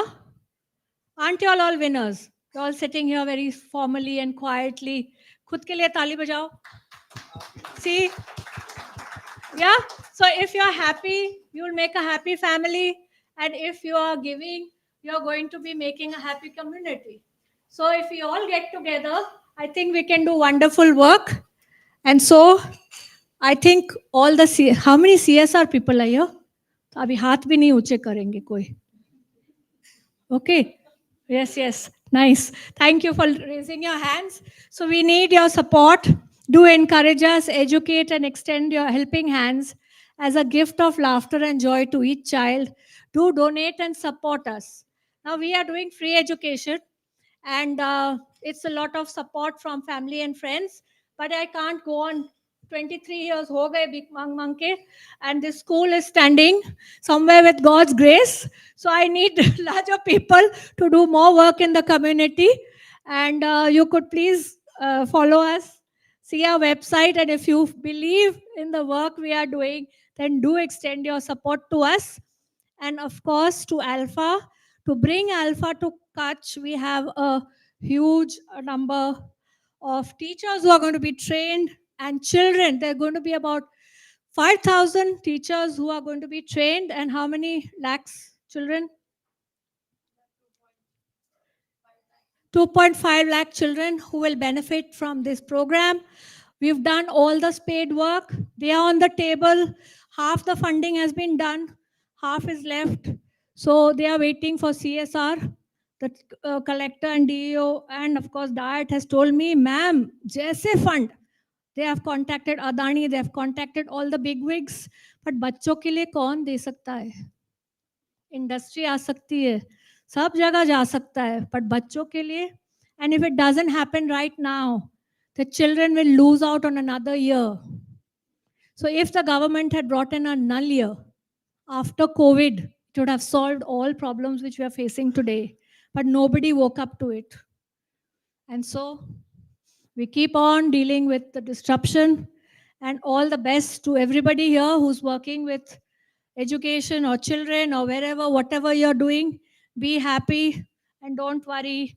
We will definitely be there, out there somewhere. Thank you.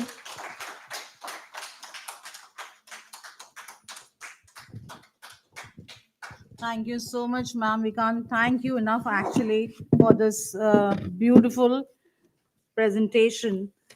Her commitment to innovation, creativity, and dedicated educational practices has sculpted a legacy that resonates with passion and excellence. A huge round of applause once again. Can we hear it for her once again? Thank you so much. And now I request Yusra ma'am to kindly do the honors. Ma'am, you'll have to come once again over here, just 5 steps ahead of your table to receive this token of appreciation from us. A shawl and a certificate. I request Asit sir to please do the honors of thanking Ma'am Aarti Jadeja from Kutch.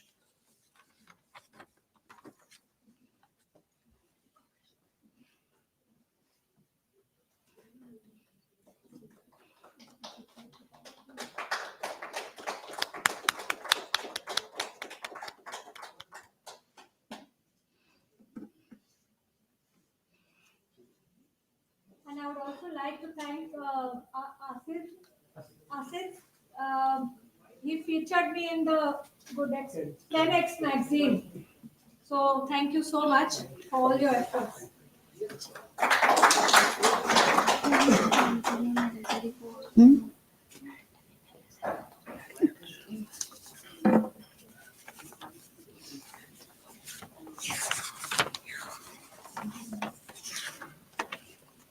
So before moving ahead with our session discussions and asking our eminent speakers for the next session to join us here on the table, I request Mr. Anthony, Vice President CSR Sterlite Power, to address the gathering.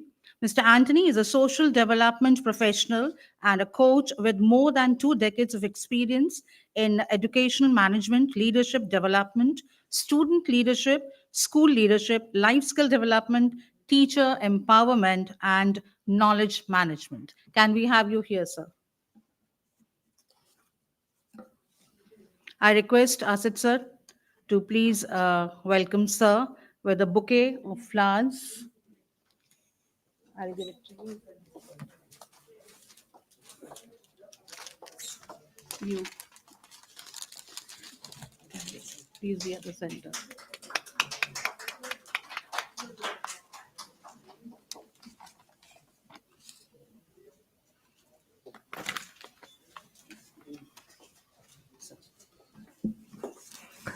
Good afternoon, ladies and gentlemen.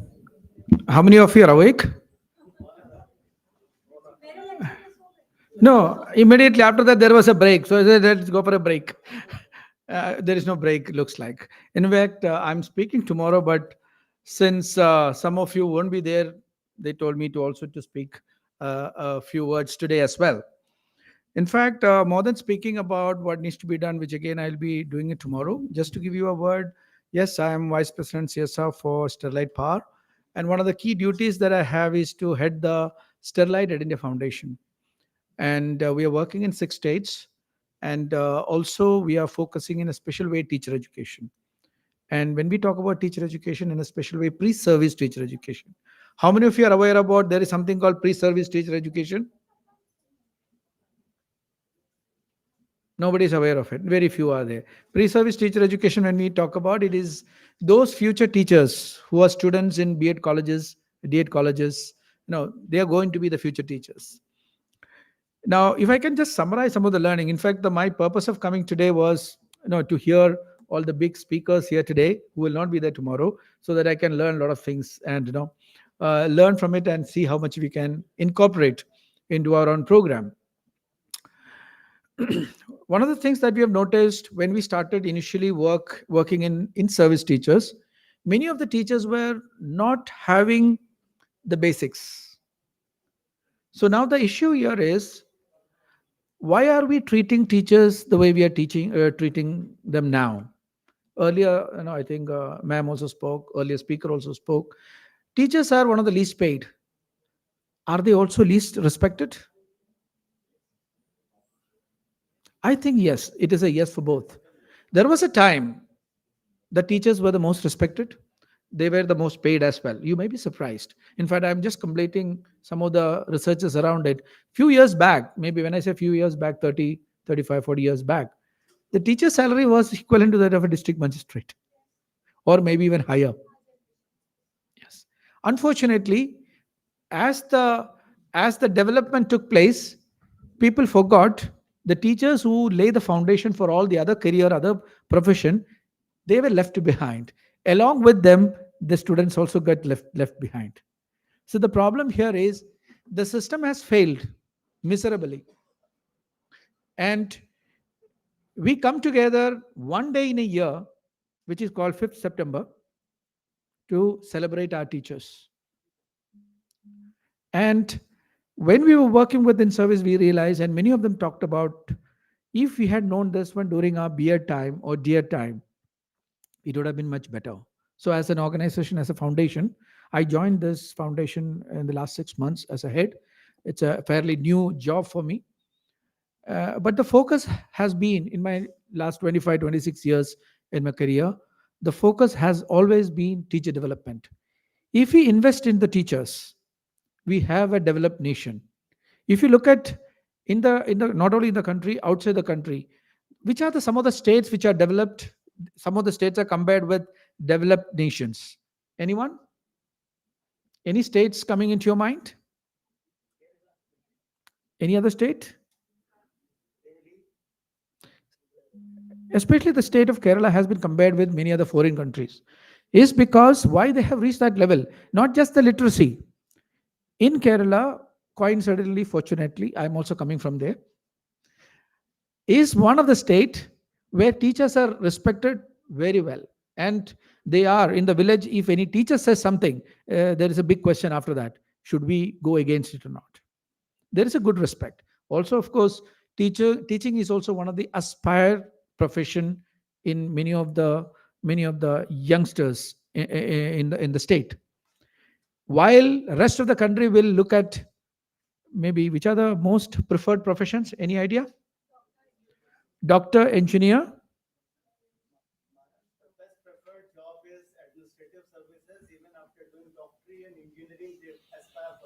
And they don't have a problem in failing 5 times because there is a sixth attempt possible, because they need UPSC, they need to pass and they need to get into that, IAS or IPS, whichever the bureaucratic jobs that get it, followed by doctors, engineers, maybe CS.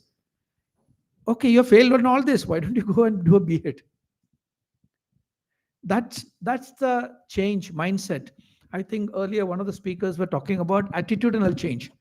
Unless and until the attitudinal change happens, our education, whatever the FLN acceleration mission, it's quite interesting. When I was reading some of the papers earlier, this accelerating FLN, or this what do we call foundational literacy and numeracy, it is not something new. Do you agree with that? Earlier, what was it? MLL. Any of you know what is MLL?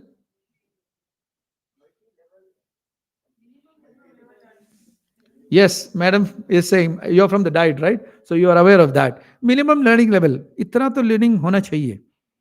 Then came DPP. In the 90s, those who were born, I think many of you were not born that time. In 90s, it started DPP, right, ma'am? District Primary Education Program. And we were talking about universalization of primary education, where quality and all the basic literacy numeracy was done.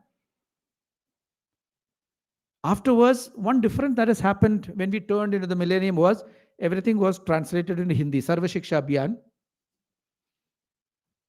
Correct? It went into other one, then Nipun Bharat. But, sorry? Samagra Shiksha has gone into that, when they realized Sarva Shiksha Abhiyan, then we started what is it? Rashtriya Madhyamik Shiksha Abhiyan, and they merged everything into Samagra Shiksha Abhiyan, again back to SSA. Everything got, instead of saying anglicized, it got Hindiized or Sanskritized. But the problem remains the same. Children are not benefiting it. Children are becoming literately poor, or we can say. Children's status have not changed. How many of you are feeling making a difference? Raise your hand. And how many of us have made a difference in children's life? That's the focus that we are looking at it. All of us are working towards that particular goal of child development. But unfortunately, the organizations grow, individuals working in the organization grow, and they get a lot of awards, but the children do not get any award. All of us are doing a perfect job. We all get A and B grade, but children are still in D and D grade. That's why they can't read, they can't write. Even at class 8, they are not able to read the basics of class 2 and 3. So, and I'm happy that, Davis and Son has come out with this Alpha program, which is giving a lot of good results. And apart from Alpha giving FLN, that is literacy numeracy, one thing I really appreciate in Davis and Son's work is they have not just sat on literacy and numeracy. They're also looking at other skills, because FLN focus becomes a kind of, again, a silo effect. You cannot have literacy numeracy without the other skills of critical thinking, collaboration, and other basics, life skills that are required. If you notice, 8 years back, there was a study conducted. 1 in 5 engineers are employable. 1 in 4 MBAs are employable. 1 in 10 graduates are employable. That means 90% are not employable. So sometimes when people say there is unemployment is decreasing, I have a problem with that. Not necessarily there is unemployment. Problem is we are not having sufficient graduates who can be employed. Recently, there was another study that has come out. 60% of MBAs and engineers are employable. So quite a big jump. But still 40% are not employable. It's not that they are not passing. It's not they are not passing. But they are not fit for any employment. Ma'am, in the previous session was talking to you about how many of you can read, right? No, I think the earlier speaker from Davis and Son talking about how many can read that Bengali letter. The same thing is happening. We may be illiterate with regard to the Bengali language or any other language, But what happens to the basic skills that has to be provided by the schools and colleges? Somehow they are not able to get that particular requisite skills and competencies from the schools and colleges. And so when they come out, what happens? They are going to be very average or below average.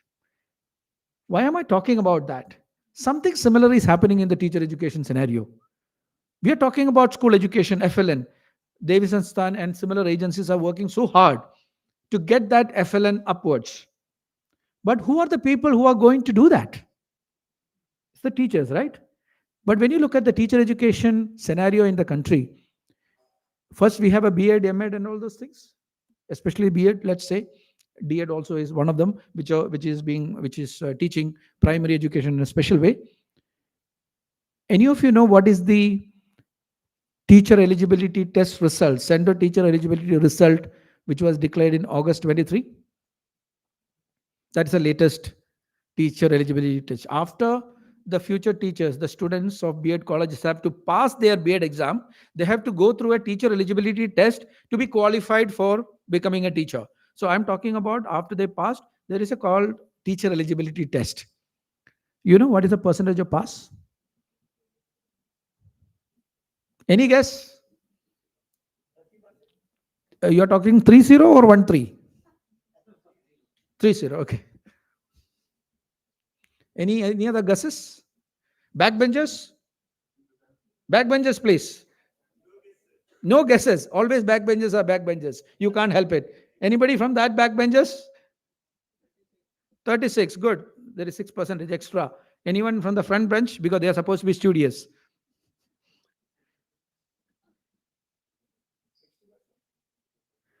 It's just, sorry?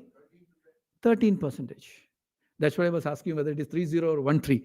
It was just 13%. And 29 lakh so-called B.Ed, D.Ed graduates applied for that test.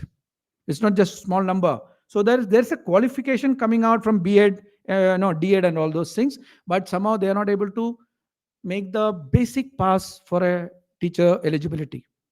Now, these are the type of teachers coming into our schooling system, trying to take all this FLN program upwards.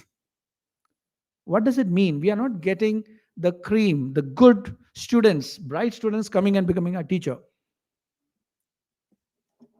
As you are saying, in our generation, if I may, in our generation, we had good teachers, because the teachers who had 80%, 70%, 60% pass mark in 12, it's considered as 99.99 this year. Because if you don't get in class 12 99%, that means you're not good for studies, because CBSE, every board is competing to not to fail you, to give you 100 marks. If you have given a paper, the way it has reached many of our assessment board system is, if you have written your name and some basic line, you will get 80%. Unfortunately, I'm exaggerating a bit, but if you have gone for exam, it is very difficult to fail you. That is the meaning of it. If I don't exaggerate, people don't wake up, especially after lunch. I need to wake up people. That is also one of my duty. So, of course, 80% may not get it, but definitely it's very difficult to make you fail. Because everybody wants to say, every board wants to say, our students pass is 90%, 95%, 100%. Nobody wants to say, many of our students don't know how to read and write. I was visiting one of the schools, I don't want to name the school in the state. There is something called fifth board exam there. Very strange, but there is a kind of a board exam type of thing. Sorry? Oh, हमारे जमाने में sir. अभी नहीं. Now also there's some kind of board exam, annual exam and all those things. After that they distribute laptop, those who get in this percentage, that percentage and all. After class 5, they couldn't read. So with the laptop in front, they're wondering, what karna kya hai? So the type of, I think even Professor Pranda also was talking in the beginning, we have enough policies and processes with us. Guidelines are there. We don't need new policies. We need the implementation of the policy. So whatever the points that we have discussed so far from the beginning, there are system level, lot of things can be done. System level policy making, guidelines and assessment. I think one of the speakers, I forget the name, they were talking about making the rule and the assessment is the same. So we need to have a separate independent assessment agency who can really make the system accountable, whether the performance is there or not. If I am making the rule, and if I am implementing, and if I am also assessing, don't worry, it is going to be 100% in all the three. Good policy, good implementation, good result as well. So we need to bifurcate these things. That is a system level. And as agencies, implementation level, I'm also, though I am from a CSR agency, we are also implementing a program in 6 states. We are working with various teacher education institutions, and we provide not only the curriculum support, we also try to give the skill building along with it. So implementation level, broadly, there are 3 people, 3 stakeholders: government, which is the largest implementation agency. We have NGOs with that to support, maybe support the government, and sometime also do a parallel work. Then we have the corporates through their CSR. These are broadly, if you can classify, NGOs, INGOs, everyone, I'm putting into one bracket. These are broadly 3 people implementing agency. Government is already doing the largest implementation in the country in terms of education. And with regard to the NGOs, like earlier speaker, ma'am was talking about one model that has been created in Kutch. It is scalable. Now, that has to be institutionalized into that existing system in the district, in the state. Then it is easier for scaling up in the country. That cannot be scaled up in other states. It has to be, the model can be scaled up once it is scaled up in the cluster, in the district, in the state, then it can be scalable to the other states. If NGOs, INGOs, and along with CSR and other implementing agency, if you are able to create good models which can be scaled up and help government to institutionalize rather than having a parallel system, I think that is one of the things which can really, really help this particular program. The work that is being done with all of you here with regard to foundational literacy and numeracy, FLN, which is the topic of the day, it's a good work. The students who are there currently will definitely benefit. What happens after we stop these projects? Will it continue? Will the children in that particular school continue to get the benefit of that literacy and numeracy? Is the question that we need to ask. That means, are we working in such a way that our program is sustainable? Our program, is it sustainable? Many of the NGOs who are here, even including me, we are part of the culprits. CSR, 3 years project, 4 years project, 5-year project. After that, you withdraw. What happens after that in that education program? Are we able to ensure there is a sustainability in the program? If we are able to make that sustainability, then I think we are making a big difference in the lives of the children currently working and who are going to come in the future. In one of the earlier morning sessions, we're talking about, I think even the chief guest, Ambassador Fabian, also talked about the climatic change that we are talking about. One of the reasons that climate is getting degraded, yes, pollution is there, no doubt about it. Why there is a pollution? Because there is no proper awareness and education. And why that is not happening? Because at the school level, that is not being taught. In the earlier times, we did not have any qualms of conscience to clean our classroom, to make sure all the school buildings and everything is clean. Now it's not happening. Now there are enough and more maids, domestic staff, maybe even a separate agency for cleaning the school. If you look at other countries like Korea or Japan, the first thing they come and do is to clean the school. The aspect of cleanliness is taught in the classroom. Aspect of various value system, respect, everything is taught in the classroom. And I think if you are able to get those models which are sustainable, scalable, and value driven. Now in the recent past, when we had this NEP 2020 and the respective various documents which Professor Panda was talking about in the earlier session, all these documents are very good, well intentioned. And I'm happy that after NEP 2020, very quickly the other documents came. If you compare earlier, I think 1986 was the education policy, national education policy was there. It took how many years? 19 years to get NCF 2005. Then after that, it took another 2 or 3 years to get the National Curriculum Framework for Teacher Education. But here, I think I can see the speed. It came in 19, the National Education Policy 2020 came in. and then already NCF is out. A curriculum framework, a teacher education in the process in a gap of 3 to 4 years. So there is a kind of an intention, good intention is going on in terms of we have the education policy right. As many of you are aware, education policy has accepted what is wrong. Even if you look in the teacher education arena, you will find out of 16,000 plus odd teacher education system, education institutions in the country, 10,000 teacher education institutions are selling certificates. God save that school where we have teachers from those 10,000 schools. So government policy have accepted what is wrong. That's a very, very good step forward. But we as a civil society organization contributing to the system of education, we cannot stay low. We need to make sure, apart from coming together and working collaboratively, we need to go forward, supporting wherever we are working in the state government. Be a contributor to sustaining and institutionalizing the program. Work with those particular government system, because that's the only thing that can sustain.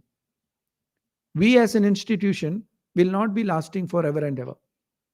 Maybe after 5 years of donors supporting in one area, they will say, why don't you go move to the another area? So we move to another area. And from a corporate also, we insist, okay, how long we can support you? How long we can support you in terms of 5 years, 10 years? How long? So in considering all this, yes, system level, a lot of changes have happened, a lot of reforms have happened. It may not be sufficient, but it has started, it has happened. But the implementation level, it has not reached yet in many of the areas we are looking at. Unless and until we get those implementation right, no matter how the good policy is, our children will be left behind. And those demographic dividend that we are talking about, we are proud about. You know, our working population is so young. And in another next, how many years? 10, 15 years, we are going to be the youngest nation in the world. We are not going to get the demographic dividend. Why? Only 60% are employable who are coming out of graduation. Not by graduation, engineering and other MBS. All the others are unemployable. So how do we get that dividend? So I wish all the best to all the educationists who are there. I came with the interest of learning today, but I ended up speaking. So thank you for this opportunity and wish you all the best for the day. Yes, sir. There is a question. Oh my God.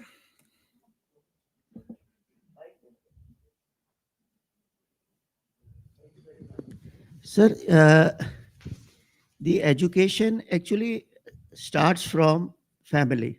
Very true, sir. Parents are the first teachers. Yes.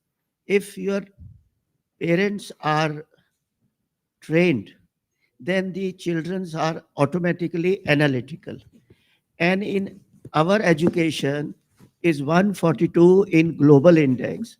So there is something basically we lack. We send our children abroad, maybe to Singapore, Australia, where they are teaching everything from practical level. You know, one of the diploma holders or engineers came to my father and said, you stop unlearning what you have learned in your university. Now you have come to the field, you should learn how I am doing my job. So I am just saying the practical aspects is missing in our education system, and people like you can help to create some sort of basic ethics. As you have said, in Korea and Japan, they clean the place before they start. So that is very important. Thank you, sir. No, thank you for lovely- bringing up that point and raising a kind of a question and at the same time a comment. In fact, one of the points that I wanted to tell is, yes, parents are the first teachers, definitely, no doubt about it. And what happens when a child comes to LKG, UKG, or class 1? They're so bubbly, they're so talkative, right? Many of us who are parents, how many of the parents here with a kid? Okay. When they are young, sometimes we'll say, yaar, ye kab muh band karenge? They're so talkative. Now, it's very difficult to make them stop. After 1 week of in the class, they stop talking. So the speaking skill was okay there. We're talking about LSR, listening, speaking, reading, and writing. Speaking was there. School education has done what? कितना था वो भी खत्म किया. So you're right, sir, bringing up that point. Parents are the first teachers. But there are many examples which are there already now, like the recent case study that we saw in the previous speakers talking about Montessori system and the experiential learning. There are various examples taking place. But at the same time, unless and until assessment system change, no matter you give pedagogy, storytelling pedagogy, art integration pedagogy, any other pedagogy, it is going to be like some places in the village we have 5G, right? When you go to some of the village, 5G bhi nahi hai, 4G bhi nahi hai, 3G bhi nahi hai, 2G bhi nahi hai, sirf GG ही है. वही हो रहा है in our education system. Experiential learning, what we are talking about, the point that we are talking about, it has to be practical. It is not getting ripple effect. If you look at the policy document, all this are there to be done. But unfortunately, when we look at, I'm sure many of you know about flipped classroom. How is flipped classroom taught? I have not brought a presentation because I am supposed to present tomorrow. There is a presentation. This is the meaning of flipped classroom. And we give a definition on flipped classroom, and all of you are trained on flipped classroom. So even those practical aspect of training is going to be, need to be relooked at it. So if I were there to do the training on flipped classroom, I would tell the participant, please read on flipped classroom and come back and we will discuss about it. What is happening in many of the school education system, I'm not saying everywhere, many places, we are teaching in the classroom the lower order thinking skills. And we are expecting the students, when they go home for homework, for the higher order thinking skills. But flipped classroom is reversing. The basic reading, you do it. After that, for hearts, come to the classroom where we have a peer learning, collaborative learning, and the teacher becomes a facilitator. I am dreaming of that day where all our schools in the country gets into that flipped classroom style, where all teachers become facilitator, not a person who just fill up the student with knowledge. And that's one of the reasons I'm in an organization I've just joined 6 months ago, where teacher education is key and very important. Sir, you had a point. Things we discuss, but we forget basic things in the current scenario. That today's scenario, what Aarti Jadeja was talking the basics, which needs to be recognized where we are failing. Why? Because we are in the seller's market today. And whatever is being sold is being bought. That is the biggest challenge. I can give a total lecture on this, but I think most of the people, everybody can understand that how the sellers market are working. The education from schools have shifted to coaching classes, from basic school to teachers outside. Why? All these things we're not trying to address. Basic thing, what we talked about is that teachers, you spoke that 30 years back, 40 years back, teachers used to have respect.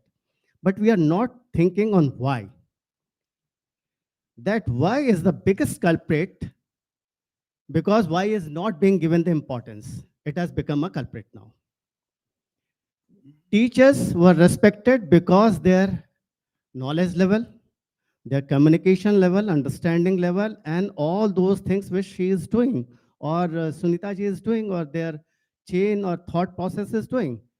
But we have gone into a system which is totally damaging the society, us plaguing. We are playing with the tool as a reservation. Why education requires reservation? Nobody can talk about it. Nobody dares to talk. Education is above reservation. Anybody can have knowledge. The basic concept of knowledge is to be understood. I think there we have to work, where all the people have to join. And special thanks to Aarti ji, the way she is working. Wonderful. Yeah, it's a good work. And thank you, sir, for that comment. Yes, you have another comment. I have from Montessori to university level of education. I am asking you one question. We have seen out of many teachers, some teachers had the knack of teaching a subject in a very easy way. You can learn the things in a very, just in a play you can learn. But sometime a teacher used to come we used to listen carefully, but we could not understand. So what is the problem with the quality teacher education? Oh my God. As sir was talking, it's another one-day lecture. Anyway, the question is again, I'm not, because I am working in an organization where we are focusing on teacher education. That's not the reason I'm speaking the response to you. The issue is, how do we select our teachers now? Earlier, there were a system where everybody want to become teachers. Many people of the so-called, the good students wanted to become teachers. Gradually, that it has not more aspirational profession. Teaching is no more an aspirational profession. In the process, what are we getting? We are getting, what is the pass marks for, entrance marks required for B.Ed colleges? 55, 50? Or in some places, I see 45. Some of the places 36, 37 So, percentage. there you go. Now, how many of you are connected with CBSE or any other government schools or any board school where you have gone for board correction? Any of you have gone for board correction? Whichever the board, CBSE or some. Tell me, sir, you're a teacher? If 36 means, have the student failed or passed? Are you sure? No, you have, tell me honestly. Don't give me diplomatic answer. I am not a diplomat. I'm too straightforward, because of which I'm not sure that next time I'll be called or not. That is already announced. After that, 36 with the grace. He's saying, 36 pass with a mark grace. is with a grace. It is a pass technically, but have they really passed? They have failed. They have failed. Actually, they fail because just No, pass. because is different. But the failed students have been passed because board percentage has to go up.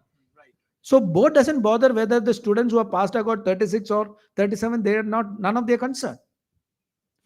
I know many of the teachers who have gone to the board exam. If a student gets 16, that student will pass. Because I am a teacher correcting 16, you are a teacher. No, there is something wrong. You correct and say, give 4 marks extra. 4 marks there extra. Goes to the assistant examiner. Examiner, by the time it reaches final, 36 mil jata hai. And of course, 36 is including the internals. So for the external, that 80 marks, it doesn't need 36. It's much lower. 22 and a half. So from 16 to get 22 is not a big botheration. So just imagine some of the students who are just passing 36, and you are rightly saying 36% is a pass mark required to attend B.Ed colleges. You look at the type of teachers. Unfortunately, if the student passes and gets to the teacher eligibility and become a teacher, what is the type of teaching that can happen? In fact, many of the conferences I've attended, they talk about Finland. We need to follow Finland. But nobody is ready to change the reforms there at the teacher education at the entrance. In Finland, only the top 10% who are past 12th can even attempt to go for teacher education. Not those who have just passed 36 or 40%. Even So the problem Switzerland- is at the recruitment of B.Ed colleges. Why so many B.Ed colleges and so many students are passed, only 13% have passed the teacher eligibility test? That also tells you the volume of the quality of students who are coming in. So the first problem is the quality of the source. You are talking about 21st century skill of students, right? And you are trying to manage with the curriculum of 20th century. But the teachers are preparing for 18th century. So how does it happen? It doesn't happen. So if you want a 21st century skill students coming out of your school, we need to have a teachers developed similarly who can prepare the students for 21st century. So these are some of the debate we can continue. I think the time is running. I guess I can see that organizers are saying, okay, when will this guy stop? I think organizers have done a great job to interact and have a question answer session. Kudos goes to them also, because their We have time for more interaction? Some more things. Whatever you have said, again, we are missing on the basic things. Why the teacher should go to that area? Why the students should aspire for that? Why? We always forget why they should aspire. when the things are being talked about, civil services and all those things, which basically are the servants.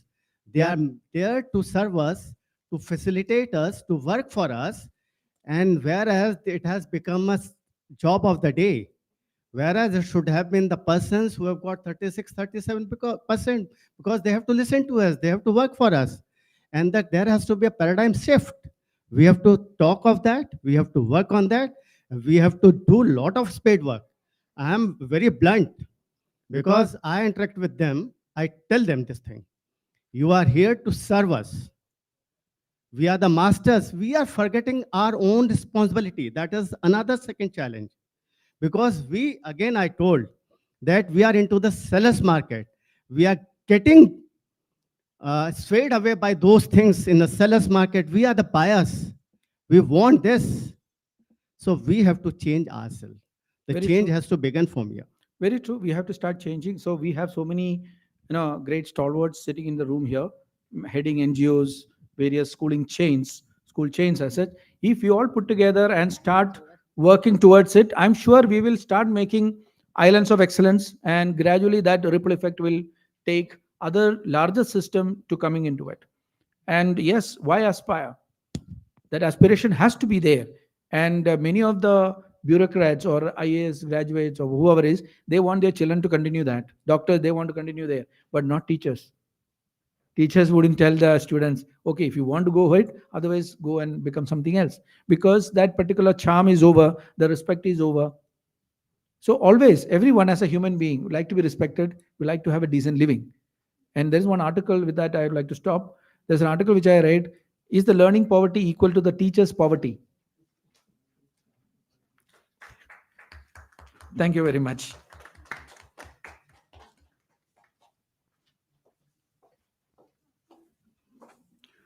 Thanks a lot, Mr. Anthony, for this very captivating thought delivery that you gave right now away. And of course, tomorrow, irrespective of whether it's pre-lunch or post-lunch for you, I will still advocate a post-lunch session with you because it was highly engaging. So we will be needing you post-session, but let us see. We will definitely have you tomorrow here as one of our eminent speakers, Mr. Now we move ahead with this last session over here, inviting our speakers for this session, Mr. Gambhir Agarwal. Can we have him here? And I request Zeba ma'am to please give away the bouquets to welcome our speakers. Mr. Gambhir Agarwal, Group Head CSR, Relaxo Footwear. Ms. Gauri Malviya from Tinkerbell Labs. And Mr. J.P. Mahato, co-founder, World Climate School, India.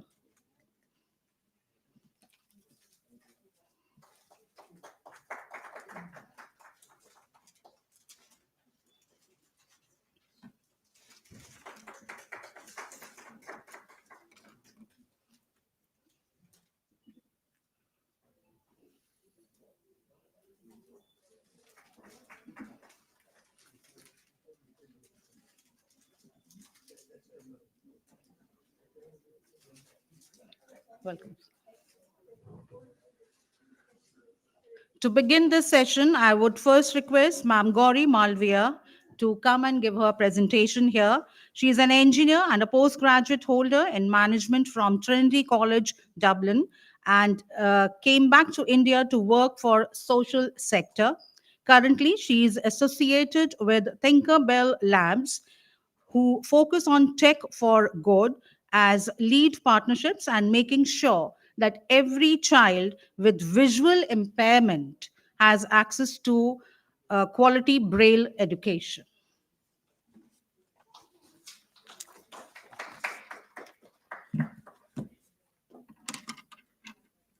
Good evening, everybody. First of all, I would like to thank Devi Sansthan for having us here. And I was a bit late to the event, but the kind of speakers that I've heard, I'm quite impressed at the kind of work that is happening in the FLN sector. But this is a question I ask everywhere, and I ask here again, that when is the time to work for FLN, for children with disabilities. And I had an incredible answer in one of the other summits where somebody said that the time was yesterday. And what we do exactly is that we have created the world's first self-learning, remote-enabled braille literacy device for children with visual impairment. But why did we create the device was because we realized that braille literacy in India was less than 1%. And this is based on whatever data and statistics is out there. So 1 in 1,000 children need what we make. But it is not an India problem, it's a world problem because braille literacy is less than 10% across the globe. In India, there are 2.7 million children with visual impairment, and 1% is what we are talking about. And we've been talking about teachers, and there is a special educator with us here, and she must know the kind of problems special educators face and the number of special educators that are present when you talk about the ratio between the student and the child. And we're not talking about sighted children, we're talking about children with visual impairment who need constant supervision, constant hand-holding, and they are being taught in a similar manner where in a classroom there is one teacher who's teaching 20 students, 50 students, and also 100 students. How does that education happen? How will be they at par with their sighted peers?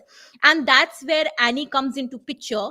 Annie is a device which teaches a child in a gamified and interactive manner. So you can also call it as an assistant of a teacher. So if there is one teacher present in a classroom and you set up Annie's just like a computer lab system, every child can learn on an Annie, and a teacher can basically make sure that the child is learning braille. There is a sort of increase in efficiency and speed. Now, when I talk about understanding learning outcomes on the part of the teacher, how does that happen? So Annie as a device is part of an Annie ecosystem, which comprises of a companion app named Helios. And Helios is for a special educator, for a regular educator, for a parent, or anybody who is taking care of the child's education, who can actually see on the dashboard as to what kind of progress that child is making. The problem always existed. With NEP 2020 and Nipun Bharat, we've started and the focus is coming back on foundational literacy and numeracy. It is very difficult for the sighted children on their own. But there are segments for which it is harder. And the struggle and the number of days that have to be put in to make sure that they come at par with their sighted peers is required to be much more, and the number of days and the input has to be much more to make sure that they also get the benefits of all the schemes and everything that is being created at the moment for foundational literacy. We are happy to announce that our device was launched this year in the United States as well, and every child with visual impairment in the States is and will learn braille on a made in India product. Just a few discussion on where we have reached and what kind of achievements we've gotten. So again, a made in India product was identified by Time as Best Inventions 2022, and Massachusetts Institute of Technology has also does basically an MIT Solve challenge, which is a global challenge, recognizing institutions that working on global social problems. And Tinkerbell Labs won that challenge last year, and we were part of the Solver team. Annie is a Niti Aayog recommended intervention, and we won the National Startup Award in 2021. We're working towards SDGs 4, 8, and 10. And we hope that very soon, with all our efforts, even every child with visual impairment gets the correct foundational literacy and numeracy to make sure that they become independent and they are contributors to the economy like all of us. I would just like to also add that last year I had a conversation with Mrs. Gandhi, and I was very delighted because I am from Lucknow. And I was very delighted when Devi Sansthan and Tinkerbell Labs came in contact, and they said, listen, we are doing such a program for sighted individuals, and we want to also enter the disability sector, and I want to do something and make a difference. Very proud moment, same city. So I'm sorry, I have that. We are doing something for our city and then the whole country for sure. And we have started and we've taken the initial steps with Alpha to do something and probably bring along a device which could be called like an Alpha Annie, which has the Alpha curriculum, but for children with visual impairment. And I hope we have a long, long way to go together. Thank you.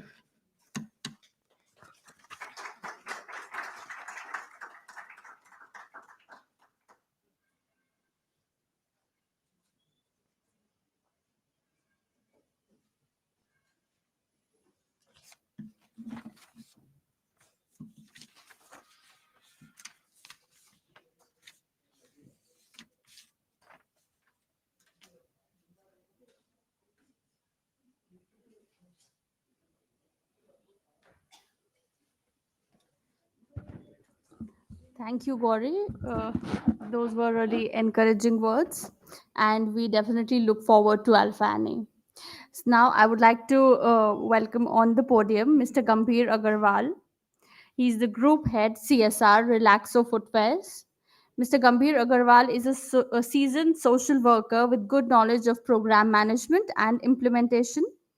He has so far managed many programs at local to national level and managed highest team size of 46 persons. His commitment of doing something for someone in need brings him in the field of social work, managing the programs under the health community, health mobile medical units, wash, safe drinking water, hygiene, sanitation, education, infrastructure, material support, TOTs, health, LSE, personality development, differently abled inclusion, environment, neighborhood development, activities to enhance strength, uplift the lives of nearby communities. You're very warmly welcome, Mr. Gambhir Agarwal. A huge round of applause for him. Thank you very much. So we had a very good session of Mr. Anthony Nalisari, awakening session, and then Ms. Gauri. So here, on behalf of Relaxo Footwears Limited, I would like to thank Devi Sansthan, first of all, and all of you for giving me the opportunity to speak over the works which we are doing. And as we are discussing, the today's topic is FLN, that is Foundational Literacy and Numeracy. So I would like to bring in what actually we are doing under the education field. Relaxo is doing some programs over education, some are on health, some are on environment sustainability, but today I will focus more on the education area. So can I have the presentation, please, Mr. Nishant?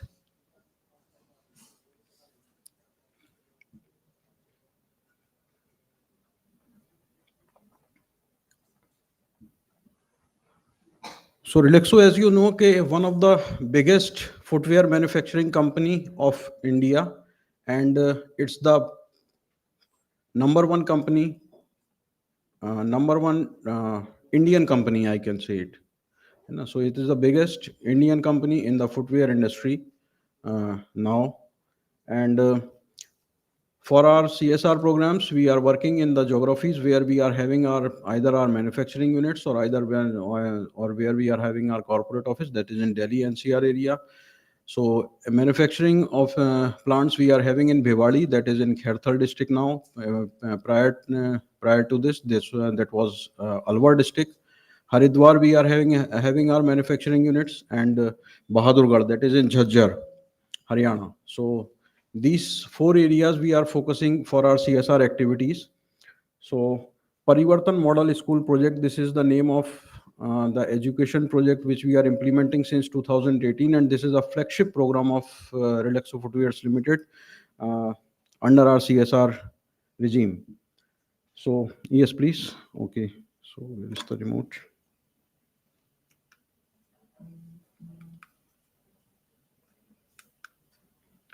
Okay.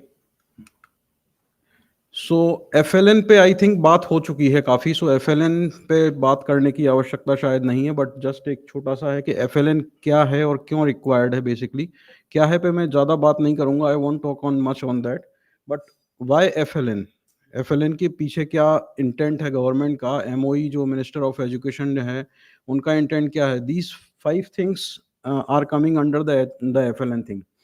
So first is reach, कि बच्चे की reach कैसे बढ़ानी है, how to increase their reach to the education system or the school. Second one is the capacity building of teachers. Third is the quality learning environment, facilities and material as well. Fourth one is the tracking the outcomes. And the last fifth they have listed is कि बच्चे का मानसिक स्वास्थ्य कैसे अच्छा होगा, उसको nutrition कैसे अच्छा मिलेगा, बैलेंस डाइट की चीज़ें हैं इसमें, और उसका जो ओवरऑल हेल्थ है ताकि वो एजुकेशन को उतने ही अच्छे से ग्रास्प कर सके. If he is not healthy, आप सब जानते हैं कि यदि हमारी फैमिली में यदि कोई हेल्दी नहीं है तो पूरा का पूरा परिवार जो है वो कहीं ना कहीं व्यवस्थित नहीं होता. So these are the 5 things which are coming broadly under the FLN. So we can skip this also, grade 1, grade 2, grade 3 में क्या क्या चीज़ें हैं. So now I am directly coming over our program of education. That is, the name of the program is Parivartan Model School Project. This is started from 2018 with 13 schools only. So why we have started this program, and one more thing I would like to bring here, that this program we have started in Haridwar district, which is an aspirational district as well. And from Haridwar also we have started the remotest area of the Haridwar district, which is almost 70 kilometers far from the district headquarter. जब अभी आप इसमें आगे schools के picture देखेंगे तब आपको शायद वो फील आएगा कि yes it is very remote, and क्या रिक्वायरमेंट्स होती हैं एक रिमोट एरिया की. नॉर्मली जो मैं देख पा रहा हूँ, जितना मेरा एक्सपीरियंस है और जो मैं काफ़ी लोगों को देखता हूँ जब CSR एक्टिविटीज़ में या उसमें, तो मोस्टली जो काम हो रहा है वो हो रहा है हमारे डिस्ट्रिक्ट हेडक्वार्टर के आसपास के एरियाज़ में, with in 10 kilometres, with in 5 kilometres, with in 15 kilometres. और उसमें जो है वो मोस्टली जो है वो सेमी अर्बन एरियाज़ होते हैं, या तो अर्बन एरिया हो गया है वो, या फिर वो सेमी अर्बन एरिया. जो रिमोटेस्ट एरिया है वो कहीं ना कहीं आज भी छूटा हुआ है. और जैसे यदि हम यूडाइस की यदि हम बात करेंगे तो there are approximately 14 lakh schools हैं ऑल ओवर इंडिया. 14 लाख में से 12 लाख से भी ज़्यादा स्कूल्स जो हैं वो रूरल एरियाज़ में हैं. सो इस प्रोजेक्ट का जो हमारा मेन गोल है, जो हमारा मेन इंटेंट है, वो ये है कि सभी बच्चों को, स्पेशली जो कि रिमोट एरिया में रहते हैं, जो कि दूरस्थ एरिया में रहते हैं, बिल्कुल जहाँ पर कोई फैसिलिटी नहीं है, जहाँ पर कोई उनको कोई इक्विटेबल फैसिलिटीज़ जहाँ पर नहीं है, वहाँ पर हम ऐसे एक फंक्शन या ऐसा हम एक मॉडल हम डेवलप कर सकेंगे कि जिससे कि उनको एटलीस्ट कम से कम एट पार की फैसिलिटीज़ उन बच्चों को भी मिलें कि जो कि उस एरिया में रहते हैं.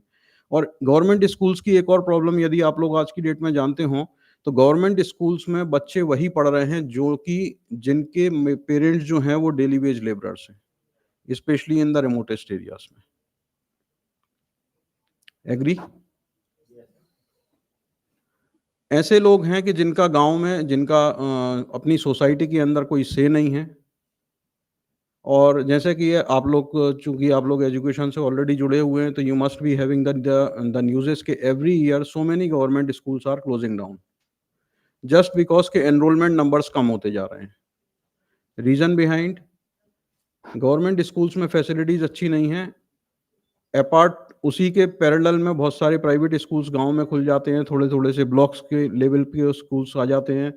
जो ब्लॉक लेवल के जो तालुका है या जो गांव है, बड़ा गांव, उसमें 2-3 स्कूल्स आ गए, गवर्नमेंट स्कूल के बच्चे वहां पर शिफ्ट हो गए. So there is a peer pressure also, या सोसाइटल प्रेशर भी है उन पेरेंट्स के ऊपर. और जिसके पास भी थोड़ा सा भी रिसोर्स है, जिसके पास थोड़ी सी भी पेइंग पावर है, they don't want to send their children to the government school.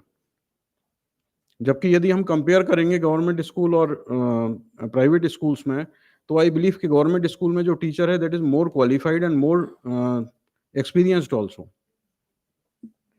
So this is our intent कि हम गवर्नमेंट स्कूल्स के साथ हम काम कर रहे हैं, रिमोटेस्ट एरिया में हम काम कर रहे हैं, ताकि उन बच्चों को जिनके पास में कोई रिसोर्स नहीं है, जिनकी कोई सुनने वाला भी नहीं है, गवर्नमेंट भी नहीं सुनती because they are not the vote bank, तो ऐसे बच्चों को कैसे हम इक्विटेबल एक लर्निंग मॉडल हम एस्टेब्लिश करके हम उनको दे पाएं.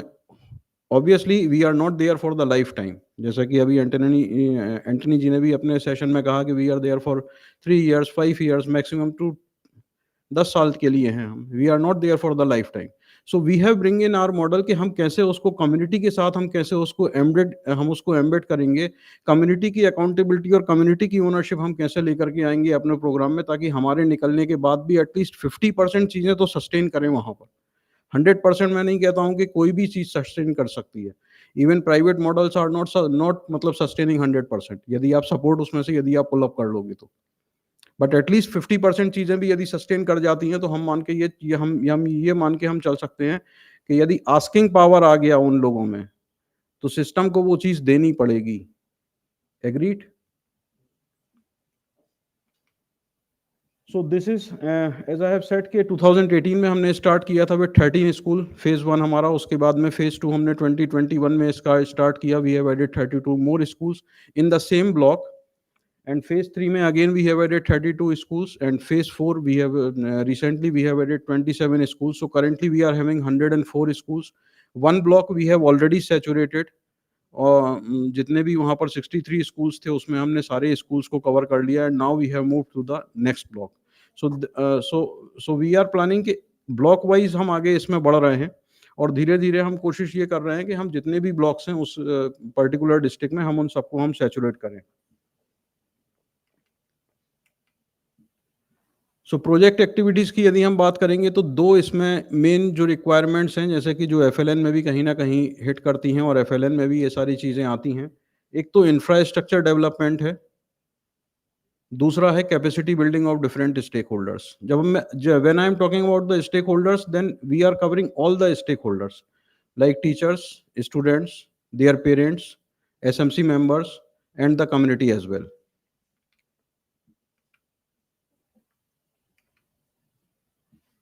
सो जब हम इंफ्रास्ट्रक्चर की बात करते हैं तो this is the kind which we are doing in these schools, developing their infrastructure as well as the Bala concept on the concept of the Bala, that is building as a learning aid concept, which comes under the NEP as well.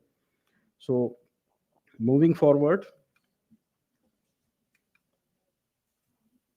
so these are some glimpses of the works which we are doing. We are constructing a hand washing station or a water station, toilet blocks as per the enrollment numbers, midday meal sheds if there are more enrollment according to the school capacity, stage and flag post for the activities, etc. Or this is the standard format which we are developing in all the schools, ताकि उस school के अंदर, जब government school में जब आप अंदर जब कोई पैर रखे या बाहर से उस स्कूल बिल्डिंग को जब देखे तो उसको वो फील ना आए कि ये तो यार गवर्नमेंट स्कूल है। एकदम नॉर्मली हमारे दिमाग में यही फीलिंग आती है कि एक भूत बंगला जैसा कुछ होता है और वही गवर्नमेंट स्कूल होता है। तो we are trying to change that perception.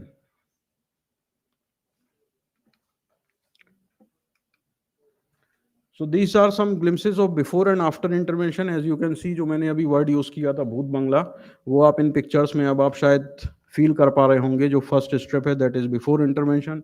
तो पहले की स्थिति ये थी और बाद में हमने इसको जो जब रिनोवेट किया है तो वहीं के गांव वाले आकर के हम लोगों को उन्होंने उनके जो कमेंट्स थे वो ये थे कि वी हैव नॉट इमेजिन कि ये स्कूल कभी ऐसा हो सकता है।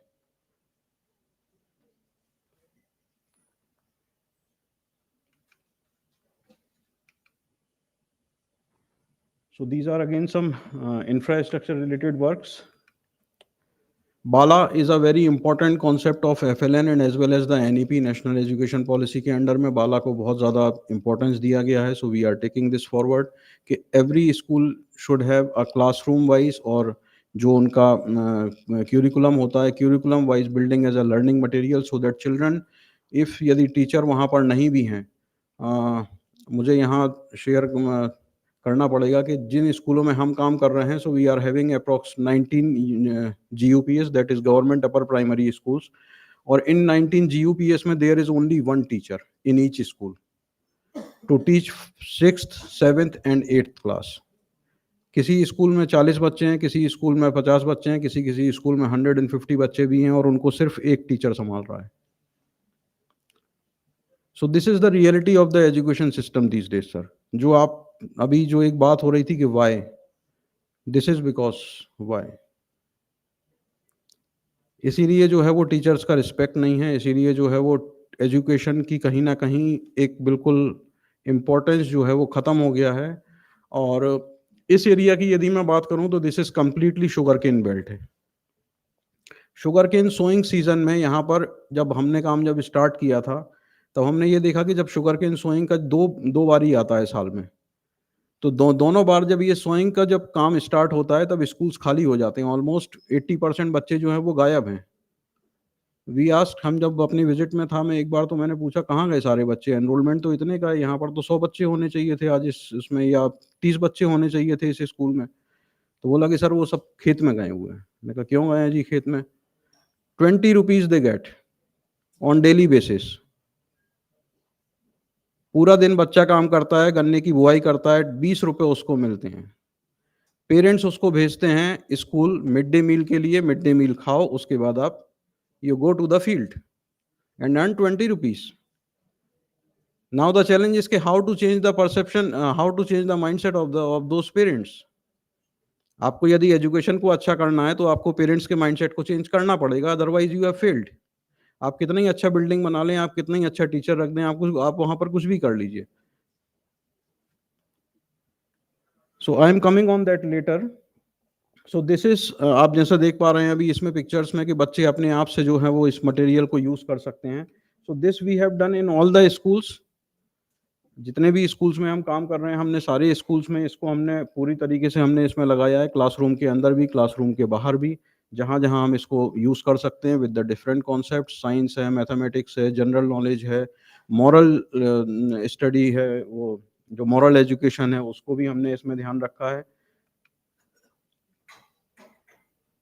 So this is something we have done with these schools now, कि जितने भी स्कूल्स हैं उसमें प्रॉपर एक बाउंड्री वॉल हो, प्रॉपर एक गेट हो, प्रॉपर उसमें जो है वो बाला का वर्क हो, पेंटिंग्स हो, ताकि वो स्कूल बच्चे को भी अच्छा लगे, पेरेंट्स को भी अच्छा लगे, गांव वाले को भी अच्छा लगे। जब वो उस स्कूल बिल्डिंग की तरफ देखे तो वो एक रिस्पेक्टफुल तरीके से उसको देख पाए।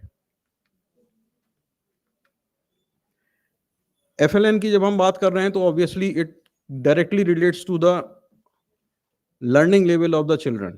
अब लर्निंग लेवल को हम कैसे इम्प्रूव करेंगे, तो हमने यहाँ पर जो नॉर्मली जो हमारे प्राइवेट स्कूल्स में होता है, एक्स्ट्रा को करिकुलर एक्टिविटीज़ को हमने यहाँ पर कोशिश की है कि हम उसको भी जितना ज़्यादा हम उसको करा सकें यहाँ पर जितने भी स्कूल्स हैं हमारे। So we have started doing these activities with students and through the students as well, like quiz competitions हैं, ऐसे राइटिंग कॉम्पिटिशन्स हैं, क्राफ्ट्स हैं, और भी कई सारी एक्टिविटीज़ हम यहाँ पर करा रहे हैं, रीडिंग कॉम्पिटिशन्स हैं। We have provided them some games as well, कि आप गेम्स में फन लर्निंग विथ फन का जो कॉन्सेप्ट है उसके थ्रू भी वी आर ट्राइंग। इसमें जैसे आप देख सकते हैं कि बच्चे अपने आप से बहुत सारी एक्टिविटीज़ कर रहे हैं हेल्थ एंड हाइजीन को लेकर के, या फिर also we are doing the sessions over the menstrual hygiene etcetera. बाल मंत्रिमंडल या बाल संसद का कॉन्सेप्ट, इफ यू नो के this is again under the NEP के बाल संसद, हर एक स्कूल में इट इज मैंडेटरी कि एक बाल संसद होनी चाहिए, that is by the student, for the student and of the student. Yes, correct. So बाल मंत्रिमंडल को हमने सारे स्कूल्स में रिफॉर्म किया। बाल मंत्रिमंडल को हमने ट्रेनिंग्स दी। बाल मंत्रिमंडल की आज की डेट में हम जितने भी स्कूल्स में काम कर रहे हैं 27 हमने अभी ऐड किए हैं, but other than those 77 schools में every बाल मंत्रिमंडल is having a monthly meeting. Every बाल मंत्रिमंडल is having its registers of the meeting. They are writing कि उन्होंने आज क्या बात की है। और जैसा कि आप एक फोटो में आप देख पा रहे हैं कि this is health and hygiene minister है, जो कि चेक कर रहा है कि हम उसके स्कूल में आज कौन बच्चा है जो नाखून साफ नहीं है, या बाल ठीक से नहीं कटे हैं, या नहा करके नहीं आए हैं, या प्रॉपर ड्रेस में नहीं आए हैं। इवन देखिए, बच्चों को जब आप लिबर्टी दोगे या बच्चों को जब आप प्लेटफॉर्म दोगे तो they have a lot of potential, they have lot of creativity. और इसमें हमने ये देखा है कि जब हमने बाल मंत्रिमंडल को जब हमने एम्पावर किया, और कुछ मीटिंग्स के बाद में कुछ बच्चे they have started reporting to the teachers के this particular student is not coming school from the last 5 days, या हमारा जो टॉयलेट है उसमें पानी नहीं आ रहा है। टॉयलेट में हैंड वॉश खत्म हो गया है. So now teachers is having kind of a compulsion कि हाँ जी हमें इसके बारे में कुछ करना है.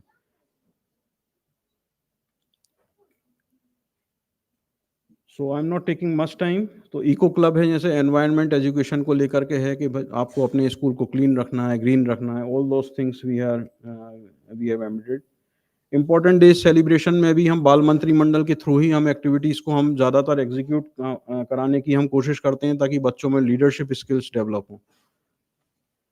So you can see, so there are so there's as you can see there are lot of activities. Environment day है, टीचर्स डे है, इंडिपेंडेंस डे है, अलग अलग डेज पे, ताकि उनको उनका इम्पोर्टेंस भी मतलब समझ में आए. अदरवाइज होता ये है कि छुट्टी हो जाती है, बट क्यों छुट्टी हुई, उसका क्या इम्पोर्टेंस था, बच्चे को तो पता ही नहीं है.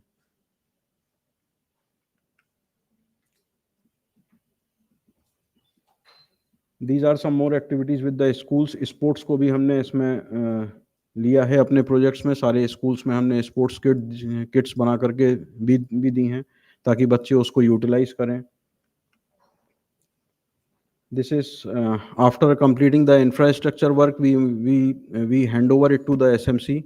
So recently we have handed over 38 schools. This is something I want to discuss.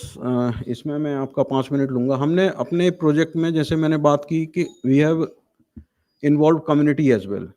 So community को हम इन्वॉल्व कैसे करेंगे. So this school was the reason कि हमने कम्युनिटी इन्वॉल्वमेंट का हमने सोचा.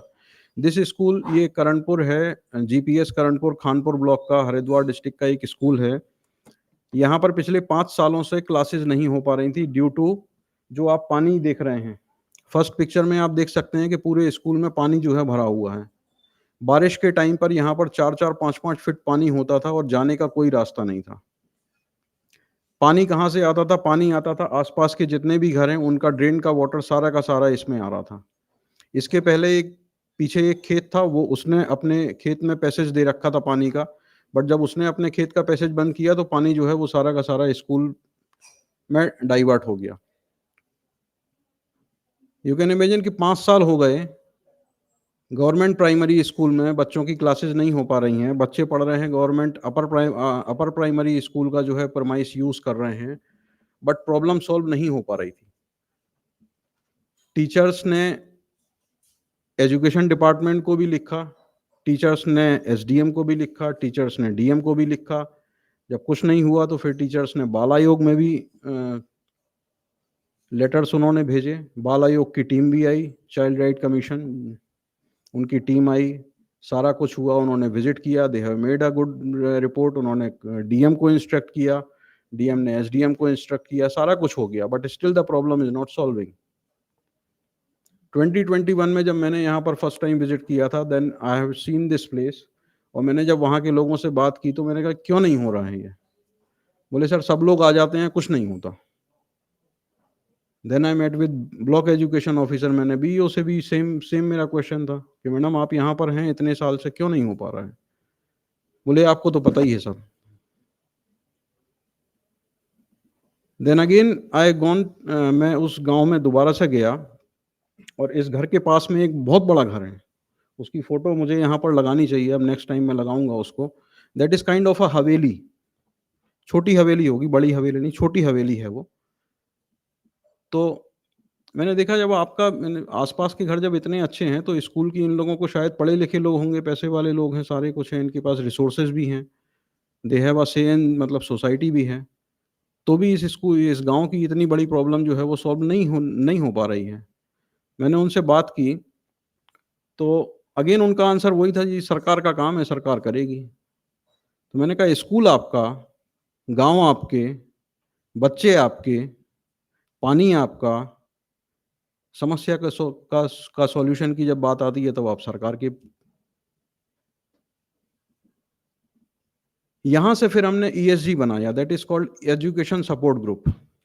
एजुकेशन सपोर्ट ग्रुप में we tried to bring up retired government employees और द फोर्स से जो रिटायर्ड लोग हैं, ऐसे लोगों को हमने क्लब इन किया, या ऐसे कुछ लोग के जो कि अपने गांव के लिए या अपने बच्चों के लिए, गांव के बच्चों के लिए कुछ अच्छा करना चाहते हैं, ऐसे लोगों को हमने जोड़ा. आज की डेट में हमारे पास 63 ESGs हैं. 63 ESGs में 984 मेंबर्स हैं, और अ गुड थिंग इज कि फीमेल पार्टिसिपेशन अप्रोक्सीमेटली 45% का है। ESG हमने यहाँ से स्टार्ट किया और ESG को हमने इसमें लगाया, ESG की हमने इसमें मीटिंग्स करवाई और ESG को हमने इसका ओनस दिया कि it's your responsibility to sort this problem, to find the solution of this issue, nobody can. मैंने कहा DM भी आ गए, आपके विधायक जी भी आ गए, आपके SDM साहब भी आ गए, बाल आयोग भी आ गया, मीडिया भी आ गया, रिपोर्ट भी बन गई, पेपर में भी छप गया, but what is the solution? मैंने कहा यदि आप लोग सॉल्यूशन इसका नहीं करोगे तो कोई भी नहीं कर सकता। मैंने कहा प्रधानमंत्री तो आएंगे नहीं यहाँ पर। कुछ लोगों के दिमाग में बत्तियां जली और उन्होंने फिर इसका रिस्पॉन्सिबिलिटी ली। जो छोटा सा आप एक वॉल देख रहे हैं रेड से जो मार्क है, that is the game changer. One of the person and the gram Pradhan of the village, जो कि हमारा ESG मेंबर भी हैं, उन्होंने इसकी रिस्पॉन्सिबिलिटी ली कि बोले सर आप ये दीवार आप बनवा दो, बाकी सारा हम देखेंगे। आप दीवार बनी, पानी रुका, पानी स्कूल में जाना बंद हुआ, सड़क के ऊपर जाम हुआ। यू वॉन्ट बिलीव 3 दिन तक वहां पर as a kind of a छोटा सा मतलब कर्फ्यू जैसा स्टेट था। विधायक को अंदर नहीं जाने दिया गांव वालों ने। विधायक को मजबूरी में ड्रेन वहां का चालू कराना पड़ा विद इन आई थिंक 2 और 3 डेज टाइम। और अभी जो है उसके बाद फिर जब ये प्रमाई से सूख गया, लास्ट वाला फोटो आप देख रहे हैं, 16 मार्च 2023 को हमने वहां पर काम स्टार्ट किया है स्कूल में। और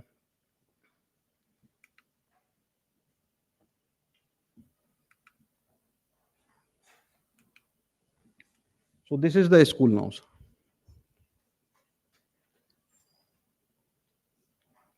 ऑलमोस्ट 3 साल लगे हमको ये काम करने में, but luckily we have succeeded in doing this with the support of community.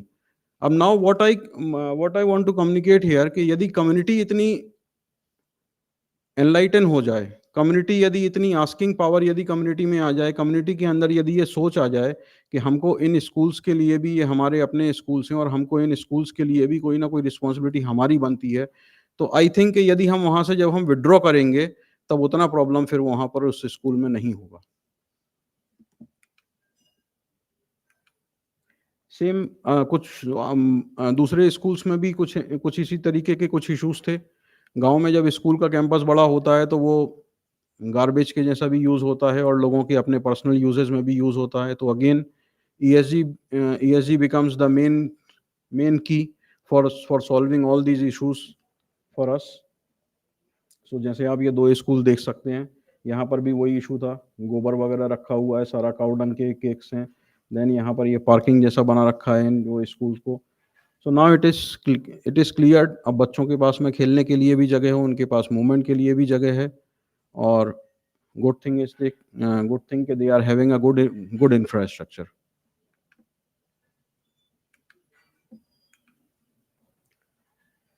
Teachers के साथ हम कुछ एक्टिविटीज़ हम लोग रेगुलर लेवल पे हम करते रहते हैं। टीचर्स को सपोर्ट के अलावा टीचर्स की जो ट्रेनिंग्स हैं उसको हम करते रहते हैं। सो आनंदम क्यूरिकुलम हो या फिर TLM की जो ट्रेनिंग्स हैं, we are organising for all the teachers on annual basis. School management committees जैसा कि सभी लोग जानते हैं कि मोस्टली डिफंक्ट होती हैं, इसको भी हमने सारे स्कूल्स में थ्रू ESG हमने इसको रिवाइव कराया है सारे स्कूल्स में। और now these SMCs are having quarterly meetings, regular quarterly meetings they are having. School development plan in सारी कमिटीज़ ने अपने बनाए हैं और स्कूल डेवलपमेंट प्लान्स को now they are following as well. Parents की जब हम बात करते हैं, जैसे मैंने आपको बताया कि गन्ने के लिए 20 रुपए के लिए parents are sending their kids to the fields. Now we have tried to bring these parents to the school. महीने में parents teacher meeting we have fixed the dates for each school कि इस पर्टिकुलर डेट को parents teacher meeting होगी। And the good thing is कि आज की date में यदि हम जब मैं आपसे बात कर रहा हूं तो आज की डेट में एटलीस्ट 50% पेरेंट्स जो हैं वो स्कूल में आना शुरू हो गए हैं। पेरेंट्स को हम सिर्फ एक ही बात कहते हैं कि आप कुछ मत कीजिए। पेरेंट्स के साथ हम सिर्फ एक ही बात कर रहे हैं कि आप कुछ मत कीजिए, यू आर नॉट एजुकेटेड, आप पढ़ नहीं सकते, आप लिख नहीं सकते, दैट्स ओके, दैट्स फाइन। आप सिर्फ अपने बच्चे से एक सवाल कीजिए जब वो स्कूल से घर वापस आता है कि आज आपके स्कूल में क्या हुआ। और जब आप स्कूल जाते हैं तब आप टीचर के साथ में 2 मिनट का आप इंटरेक्शन आप जरूर कीजिए। तो इस लेवल पे हम पेरेंट्स के साथ भी हम हमारा इन्वॉल्वमेंट है इसमें प्रोजेक्ट के अंडर में, ताकि पेरेंट्स सेंसिटाइज हो सकें कि मेरे बच्चे को गन्ना फील्ड में जाने से ज़्यादा इम्पोर्टेंट मेरे बच्चे के लिए एजुकेशन है।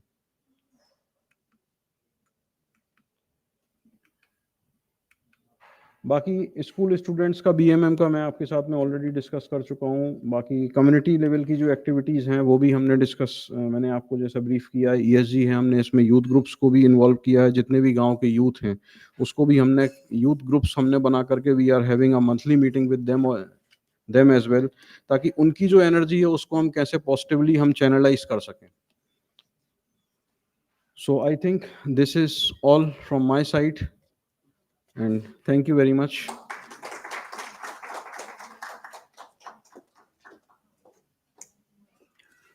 Thank you very much, sir, for sharing your experiences and some insight into the government school functioning and the infrastructure that is normally expected to be there, but usually we do not find it over there, which is a bitter truth and an unpleasant reality, which we all have to accept, but at the same time deal with. And we do acknowledge the untiring efforts of all CSRs at the grassroots level by giving charge to the students, where you said that students, are given the responsibility and ownership to deal at their own level, at their own student level, with different bodies of students taking charge of various responsibilities. On that note, I would now like to invite the last speaker of the day, Mr. JP Mahato, co-founder of World Climate School India, who has a wide experience of 44 years nationally and internationally in thermal and renewable energy, oil and gas. Sir has also worked with central government undertaking, state corporations, American and Australian multinational companies, Reliance Infrastructure, Hindustan Power, to name a few. We welcome you, sir.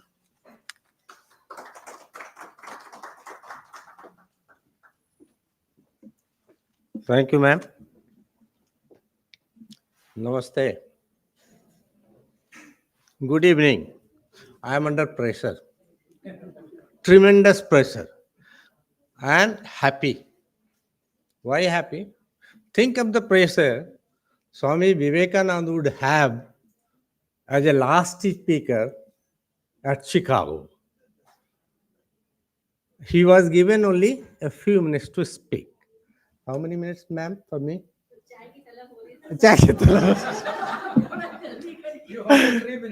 Notice is there. Okay. Good part, I have nothing to present. So time short. So nice of you. However, I would like to cut short, speak to the point only. I have been hearing and more learning. Each speaker has enriched me today by something or other. The realistic, the real world. Perchance, I'm an engineer. How many of you are engineer here or architect? Okay. Engineers are boring people.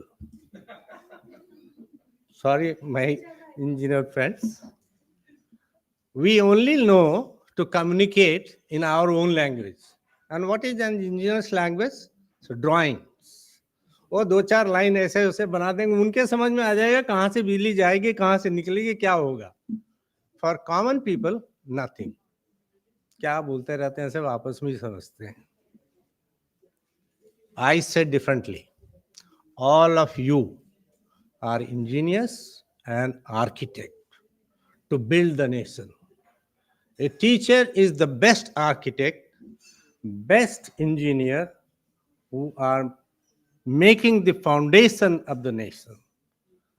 One of our colleague told 40 years, 2040, the students who will be taking the responsibility are entering the college education system now. It's a serious matter he or she has communicated. We ought to think about it. Number one. Number two, perchance I have some hobby, so I also did something. I call myself a gemologist. The gems, they identify gems. Perchance, I find all the gems are here. All precious gems are here. All of you. Mind it, your own value, your own capacity and capability can make a lot of change. And I tell you, I got opportunity to address 300 people, 500 people also, and a small groups also, but I prefer to chat. And that's why I would prefer to chat rather than one-sided communication. Okay? Many people have talked here very serious things. The last speaker, when he was talking, I was just observing. A gemologist has to observe also. No? People are waiting for the tea or mobile because he is talking so serious a matter which is not getting due attention कि ये तो होता ही है. No, ये होता ही नहीं है होने देना. इसी को change करना है. That's why we all will be called change makers. We use the word change makers. And I would request all of you, before I further proceed, a round of applause for those who are teaching and those who are creating the atmosphere for everybody. As Maharani साहिबा ने बोला ना, अपने लिए ताली बजाओ, तो हम अपने आप के लिए फिर से बनाए एक बार ताली. Yes, I have almost passed through that stages what most of the speaker has spoken here. Because I worked in a different industries, different time, and I have experience, adopted certain villages, developed them as a model village, fighting with the local leaders, sending children to school, sending back the dropouts, all these things I got opportunity to understand. So I am able to communicate with you and receive you. Now what makes most important is government makes policies. They are made to make. In our home, who makes the policy?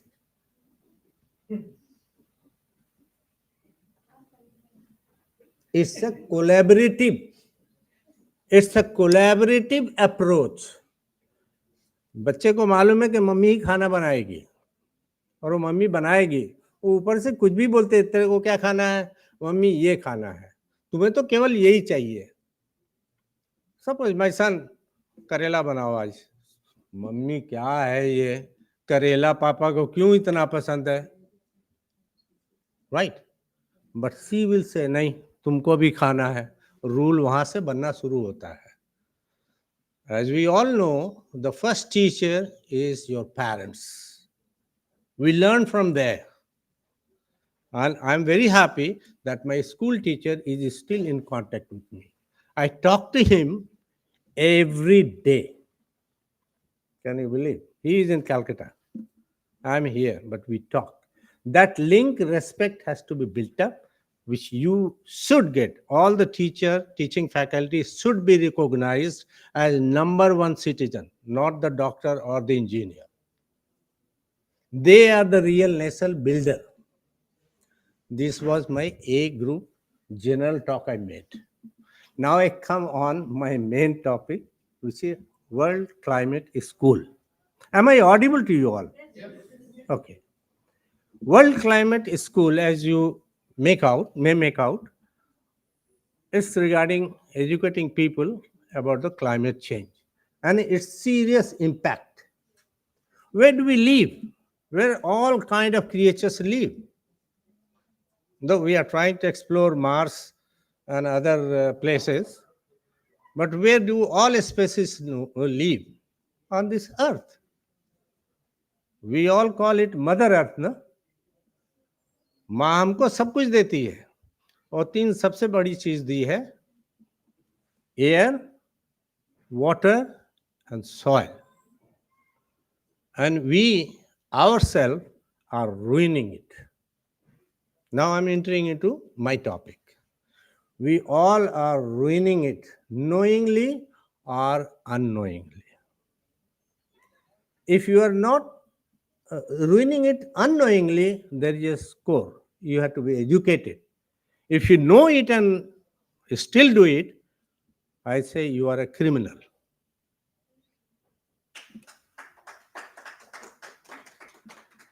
Don't take it otherwise. This is nothing personal to anybody. Every seminar you go or workshop you go, you will have all the arrangement. Many tables have got plastic bottles. I just giving you some examples. You know how much the plastic bottle, why you are taking? The good water, drinkable water. You open and drink it. One bottle of water, this good water what you are consuming, how much plastic are you consuming, you know? If somebody would have watched the TV yesterday night, NDTV, one report says 2.4 lakh particles, microparticles, of course, in one bottle of water. And we very happily drink it because we don't know. Government says plastic ban. NGO says plastic ban. I also say plastic ban. I'm going home. My home minister calls. थोड़ा वो ले आना, क्या लाना? धनिया लाना है. धनिया, मिर्ची और नींबू. Common, very common. अब कहाँ से जाएगा? उतरो आप ही दे दे. That is small pack I also bring. I am a criminal. Now I'm not doing that. I'm keeping one bag in my car. And yes, I'm keeping. Coming here, I talk to you air, water, and soil. Water, one example I gave. Another example. We all know about Antarctica, Arctica, all ice, no? Snow. Which one is the third largest chunk of frozen water? Some people have come from that place here. Himalayas. All are melting. All are melting to a level where I can say it's not alarming. Alarm is when you can do something. यहाँ है, निकल लो बेटा. Now you are here. If you don't try to come out, finish. One of the data says, I will not disclose data or discuss on data, that's boring. But the gist I will communicate. One of the data says, if you do your job as you are doing, carry on, no issues. By the end of this century, we all will end. You are getting my point.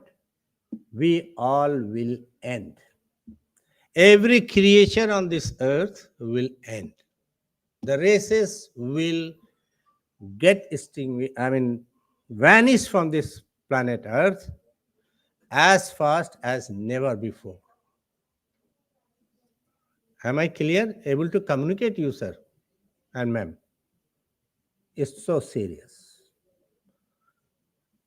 When I was a child, I heard or I was educated. Rajasthan में पानी नहीं होता है. आज राजस्थान में बाढ़ आती है. तमिलनाडु में अभी भी बाढ़ आया हुआ है. केरल का भाई साहब आया है ना, और बहुत आया है. बंगाल और बॉम्बे बारिश में पानी जमता था. That was a normal phenomena. Nowadays, most of the places are getting underwater. the rate by which the ice is melting, glaciers are melting, the coastal part of India is going to sink very fast. Some of the speakers said Maldives will be gone, vanished. It's not only Maldives. Many countries will vanish. It's highly alarming. Wake up. Now I come to air. All of you are from different places. How many are you here from Delhi or Delhi NCR?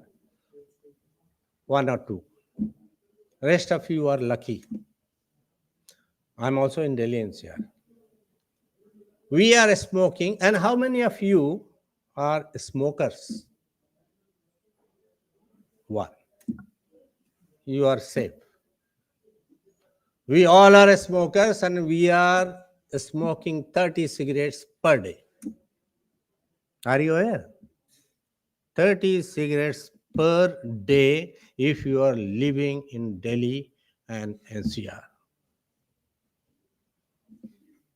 Every house, the third or fourth person will have asthma or is having asthma. These are alarms. Child operated, doctor says the lungs is black. You sneeze in the morning, you see the carbon coming out. You are polluting. बहुत बढ़िया बढ़िया भाषण देते हैं, odd कर देंगे, even कर देंगे, डीजल गाड़ी बंद कर देंगे, पेट्रोल गाड़ी बंद कर देंगे. अरे भाई, बंद करना तो गाड़ी बंद ही कर दो ना. हमारा गाड़ी भी बंद हो गया. डीजल का बढ़िया गाड़ी था, मुझे बंद करना पड़ा इस डर से कि मैं दिल्ली में घुस नहीं पाऊंगा, तो पेट्रोल का गाड़ी खरीद लिया. What is that? Petrol is also emitting, no? It's fossil fuel.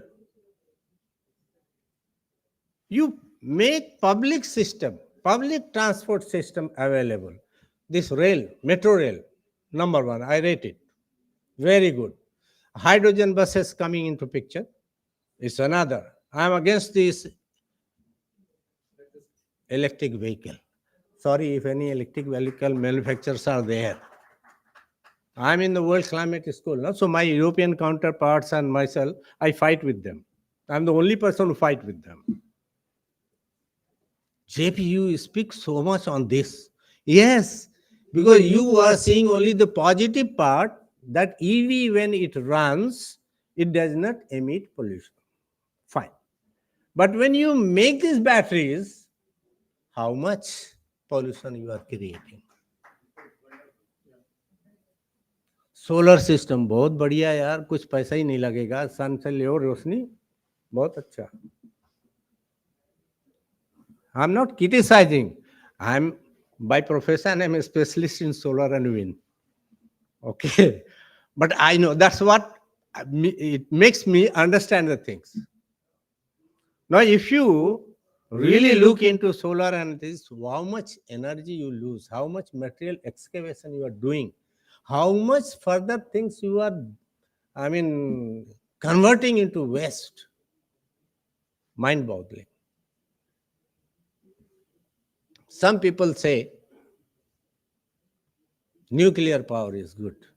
It is really good, provided you don't become Russia and Ukraine, or don't become Israel and other things, whatever is happening. If you are using things for the betterment of the human race or any other race, it's good, not for destruction. This is just a glimpse I am giving you. Now I come third on soil. In the childhood I seen, लौकी होता है ना, वो टेढ़ा मेढ़ा आता था. Mother मेरे को बोलती थी, क्या ले आया, सीधा सीधा क्यों नहीं लाता है? So I used to find थोड़ा सीधा वाला मिल जाए. Nowadays, if you go to the market, टेढ़ा मिलेगा ही नहीं आपको, ढूंढो ना. सब एकदम streamlined, Katrina Kaif. Where from? All using pesticide and insecticides injections, अभी बढ़िया बढ़िया डेवलपमेंट है. ये सब डेवलपमेंट है, निगेटिव में कहाँ? Earlier, each fruit has to be injected. Now only in the stem you inject, and every fruit gets. Have we heard cancer train in India? Yes.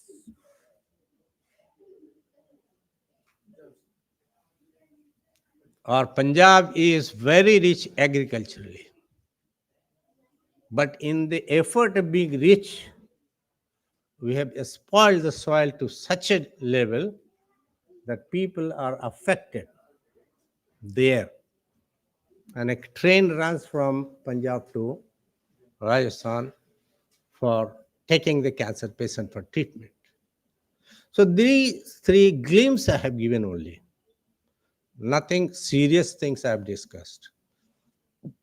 But last session mila, last chance mila, बोलने का कोई सुनेगा ही नहीं. But anyway, thank you. All of you are listening. Now I tell you what we do. We share knowledge with people like all of you. Maybe institutions, schools, NGOs, organizations, wherever we can click. Systems will be yours. We will provide the knowledge. Right? We have 12 models prepared very concisely. Each module will be approximately 1 hour. So you can say 12 hours. But digestion is to be given a little bit more time, no? So every week one. And then you have your own study at your will. That way we can. Any organization, any institutions, any NGOs, I have left my contact details with Devi Sansthan. Contact them. We can be in collaboration with each other. I had not prepared, so I noted down something whenever I was sitting there. Yeah. Have you heard about Jadav Pang, the jungle man of India? More than 40 years he has of his life, he has converted barren island, you can say, Brahmaputra mein, in forest.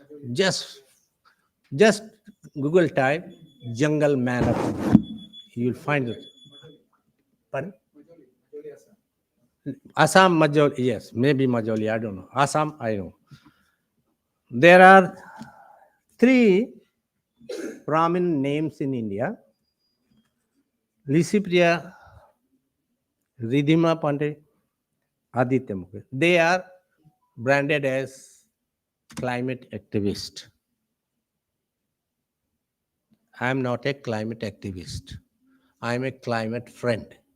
And I want climate friends to be there to collaboratively and collectively work. Not to take झंडा हाथ में और ऐसा करना होगा. No. ऐसा देखने का मतलब एक उंगली आपके तरफ है ना, 3 तो मेरे तरफ है. Why not you bring this one also like this and work together? As ma'am cited one, अपना दिया खुद ही जलाना होगा. क्यों मैम? है ना? अपने हिस्से का दिया खुद ही जलाना. We all owe to this society to do our bit. And why I am doing it? Because throughout the career time, I was mesmerized by Maslow's triangle, you know. Basic needs पूरा होगा, फिर society में होगा, मेरा promotion हो गया, मैं director हो गया, ऑल दोस थिंग, ये सब. और नाउ आई गॉट ज्ञान चक्षु खुला. यार मैं सब गलत काम करता था.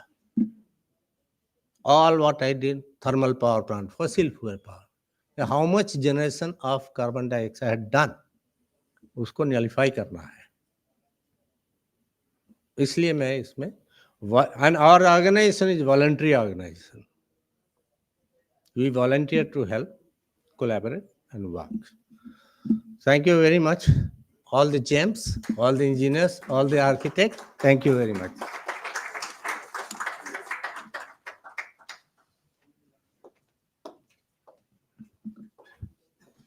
Thank you so very much, sir, for sharing your thoughts and making the conclusion of today's session so very interesting for all of us by sharing your concerns over climate change and keeping in mind particularly the our vulnerability to it, to the climate change, and how deeply it can influence and impact us. So on that note, I would now request Ashutosh ji to please honor our speakers for the last session today with a shawl and a certificate from Devi Sansthan. And at the same time, I request Asit sir to do the honors.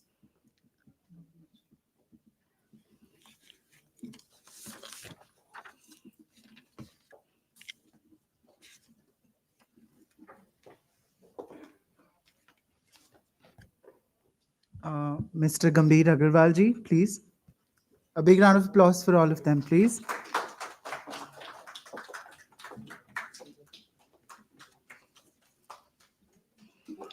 Mr. Gambhir Agarwal, Group Head, CSR, Relaxo Footwear,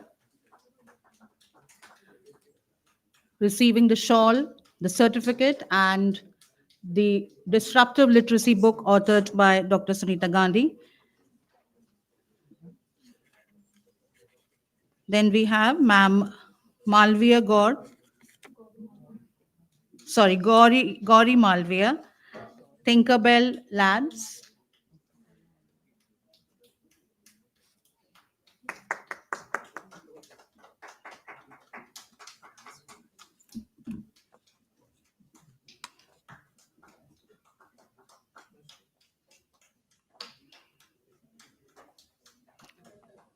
I think we all can join this beautiful girl still clapping for all of us. Thank you, Beta, for reminding us our duty at this point of time when it's about to get over. And now, last but not the least, again, sir.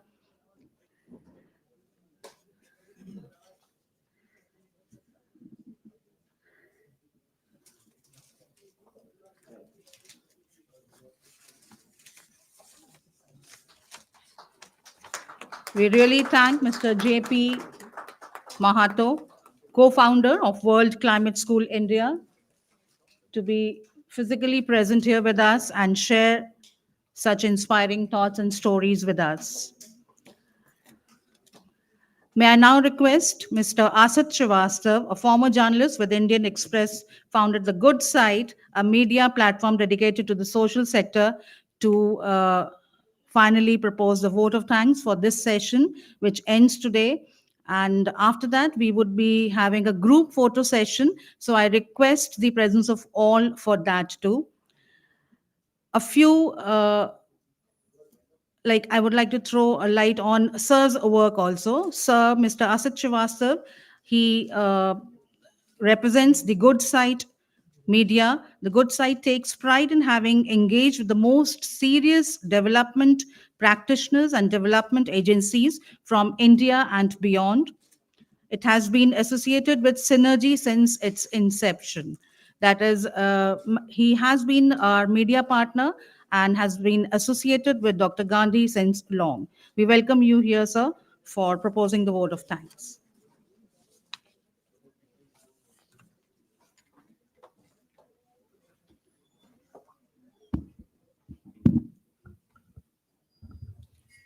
Thank you, Sumita ji. Good evening, everyone. So day one of Synergy comes to a close. On behalf of Dr. Gandhi, Devi, and the Good Side, which is a knowledge platform for Synergy, I would like to thank each one of you who braved the chilly weather of Delhi and made it to this event. It has been a great day indeed, great in terms of learning, great in terms of, in fact, cross-learning to be precise. It was great to see people from academia, NGOs, international NGOs, grassroots organizations, and of course, CSR verticals to be here. We debated, we discussed, and to an extent, we dissected different aspects of FLN. It's good to see Synergy evolving. the first edition of Synergy happened in 2022. So ideally, it should have been this Synergy Summit should have taken place in 2023, but due to some reasons, we are doing it in 2024.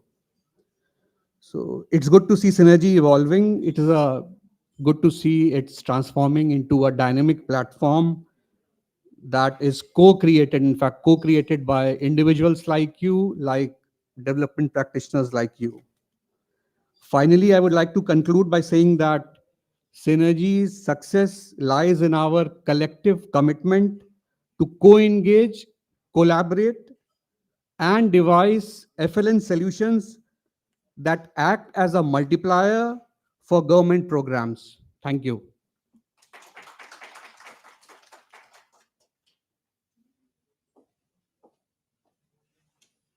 Thank you very much, Asit sir. And on that note, we wind up day one session of Synergy Summit, Accelerating FLN. And as Devi Sansthan is located in Lucknow, and though we believe in being world citizen, we hail from Lucknow. The headquarters is in Lucknow, and we belong to different walks of life. But जो लखनऊ की नफासत और नज़ाकत से सराबोर हम लोग जो आज यहाँ दिल्ली में आए हैं, तो दो पंक्तियां, दो लाइन तो बनती है to close the session. So here I go. With that, I'll wind up the session today. And these beautiful lines from some anonymous poet says, जीत की खातिर बस जुनून चाहिए, जीत की खातिर बस जुनून चाहिए, जिसमें उबाल हो ऐसा खून चाहिए, यह आसमां भी आ जाएगा जमी पर, ये आसमां भी आ जाएगा जमी पर, बस इरादों में जीत की गूंज चाहिए. So saluting the efforts of all the educators who joined us today, all our eminent speakers who joined us today in this day one session. With that, with these lines, I wind up the day, hoping to see and anticipating to see all of you with the same zeal, same josh tomorrow in the morning. No matter how cold the climate, how shivering the chills of Delhi are, we were being warned by our partners over here, but still that zeal, that josh is there in all of us, and we'll have our very enlightening session. Looking forward to that session tomorrow, day 2 of Synergy Summit. You all are most welcome to join us tomorrow at 10 a.m. We'll see you then. Thank you very much, everyone.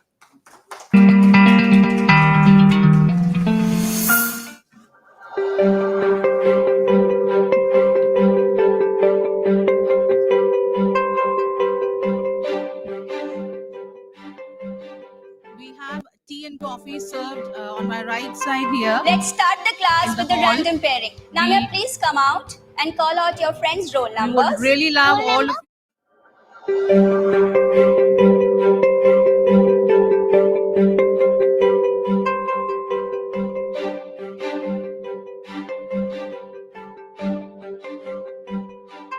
Let's start the class with the random pairing. Now, may I please come out and call out your friends' roll numbers? Roll number 44 and roll number 5. Yes, roll number 44 and 5, please come. Good morning, Farah ma'am. Good morning, Suruchi ma'am. How are you? I'm very well. How are you? I'm good. Farah ma'am, do you know what we're going to learn today? I don't know that. So, we are going to cover module 4. All right. We know about tens and ones, but we are going to learn it in a different way. Oh, what's that? Can you please tell me? I'll just explain you. All right. All so right. what do you have to do? You have to be attentive and to Okay. observe me carefully. Okay. Right. So, now see. What is this? What do we call it? We call it snap. Right, snap. So, one snap means 1 ones. Okay. Right. And then One one clap. clap means 110. 110. All right. Right? So here we go.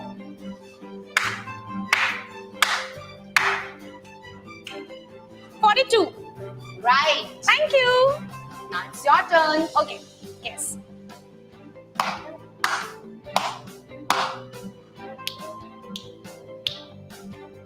Is it 44? You're right.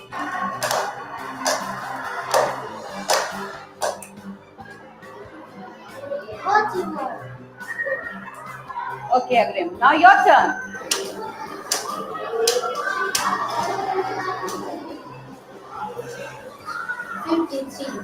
Good.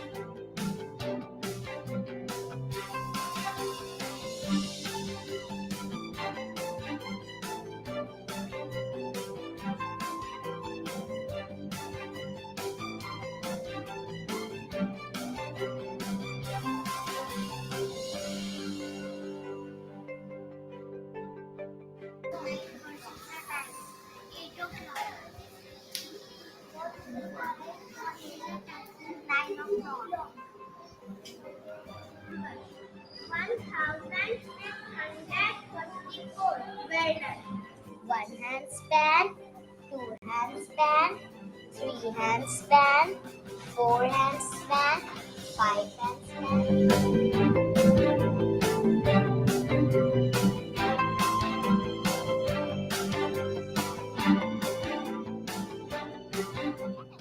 Hi, my name is Anupati. My name is Samriddhi Singh. Some moon, sky and star.